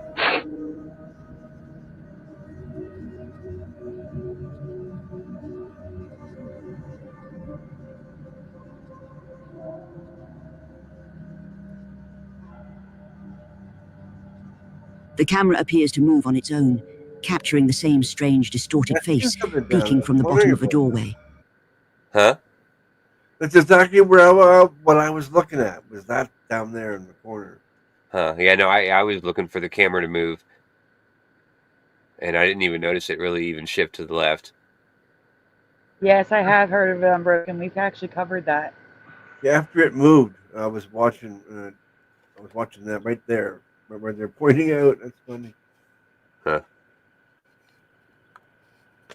Play it again. Play it, Sam. Unnerved by what he sees, he decides to leave, believing he didn't capture any solid evidence of the apartment being haunted. Was this truly the restless spirit that haunted the old man? Or is there another explanation for the unsettling events? The mystery remains yours to unravel. That's just creepy. I'm sorry. I think that one's real. Ooh, look at that thing. Yeah, both of those things are creepy. Yeah. Yeah. Yeah. So, guys, we are going to have to stop it here because we may have 2 shows tonight. So, just in case we have a double header tonight, we need to get our sleep. So. Yeah, good idea. Mm-hmm.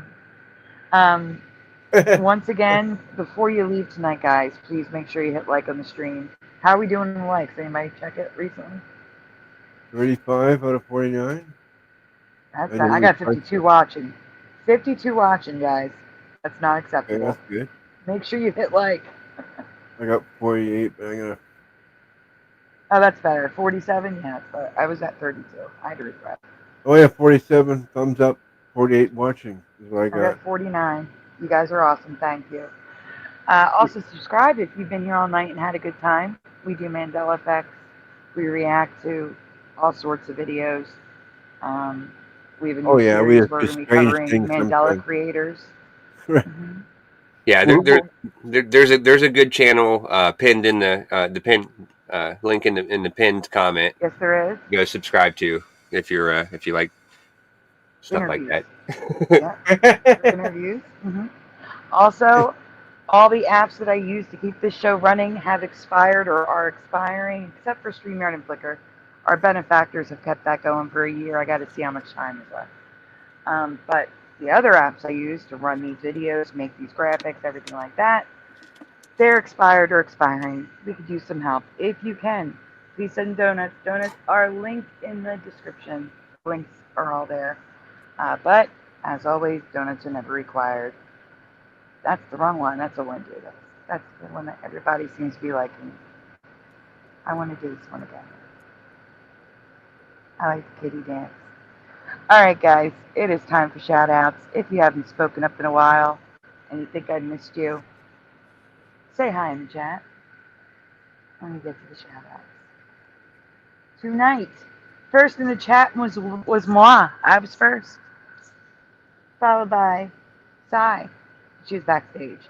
But really, first in the chat tonight was Parody Mike, followed by Astral Fugitive, Kitty Cattywhack, Josh and Jose was lurking.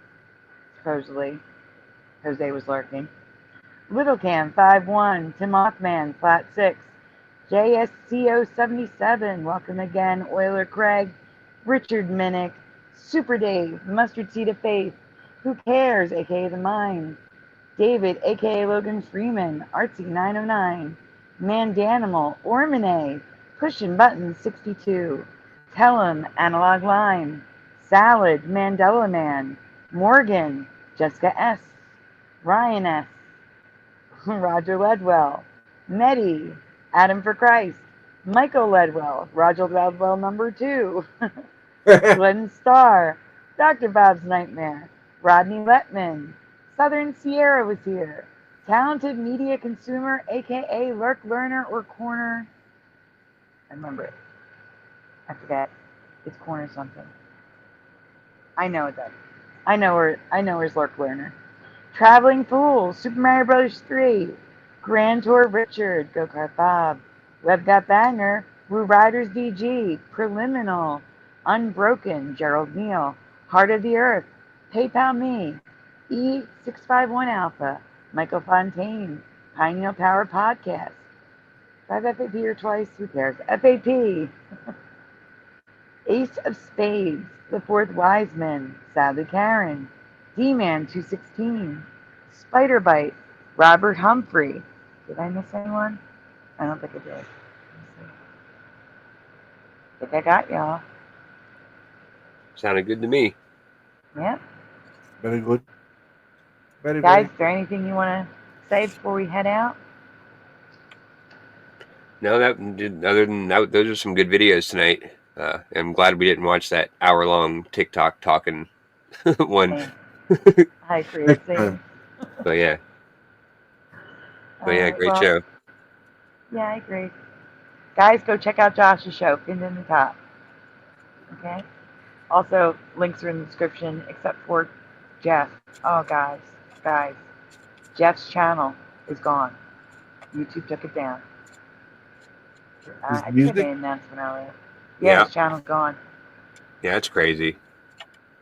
YouTube removed it for hate speech. Bunch of bullshit. At the end, you're going to see JC Goof and all that stuff is gone. No more links. Jeff's going to have to make a new one.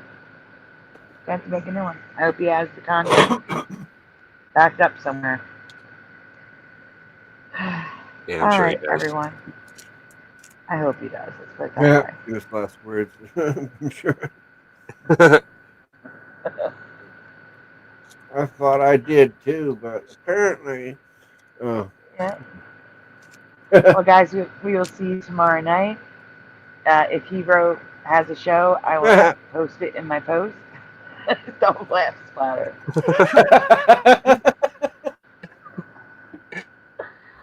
Oh my gosh. All right, guys. Get some rest. Have a great day. Thank you all for being here. We will see you tomorrow night. You know what time it is, guys. Say good night, guys. Good night, guys. Good night, guys. Good night, guys. See you tonight.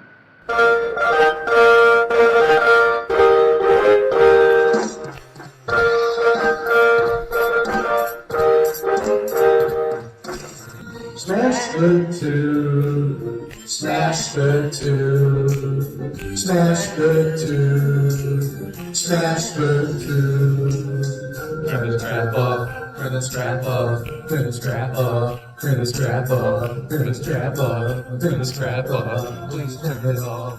Why must we watch Friends? Why must we watch Friends? Why must we watch Friends? Why must we watch Friends? I've seen this show about 1,000,000 times.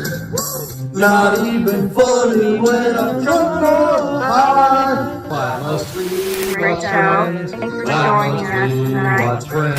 Is that freaky? Wait a minute. This reality is not going to be very pleasant when all the good people leave. I'm telling you now for the 100th time. Isn't even close. How could you say otherwise? The land's everybody. Hebrew 77 year. I'm doing good. Now that I'm home and off work. Why must we watch Friends? That laugh track is so important to me. Fog that's happening across everywhere. No. Pastor of Muppets. This Asian man propagate never too late. Yes. Working on Baby It's Cold Outside. Part of your world, it flips back again. We all come from different realities, like I explained last week. Then watch TV, sit down and catch those LA. Why must we watch Friends? Why must we watch Friends? Why must we watch Friends? Why must we watch Friends? Why must we watch Friends? Why must we watch Friends? Why must we watch Friends? Why must we watch Friends? Why must we watch Friends? Why must we watch Friends? Why must we watch Friends? Why must we watch Friends?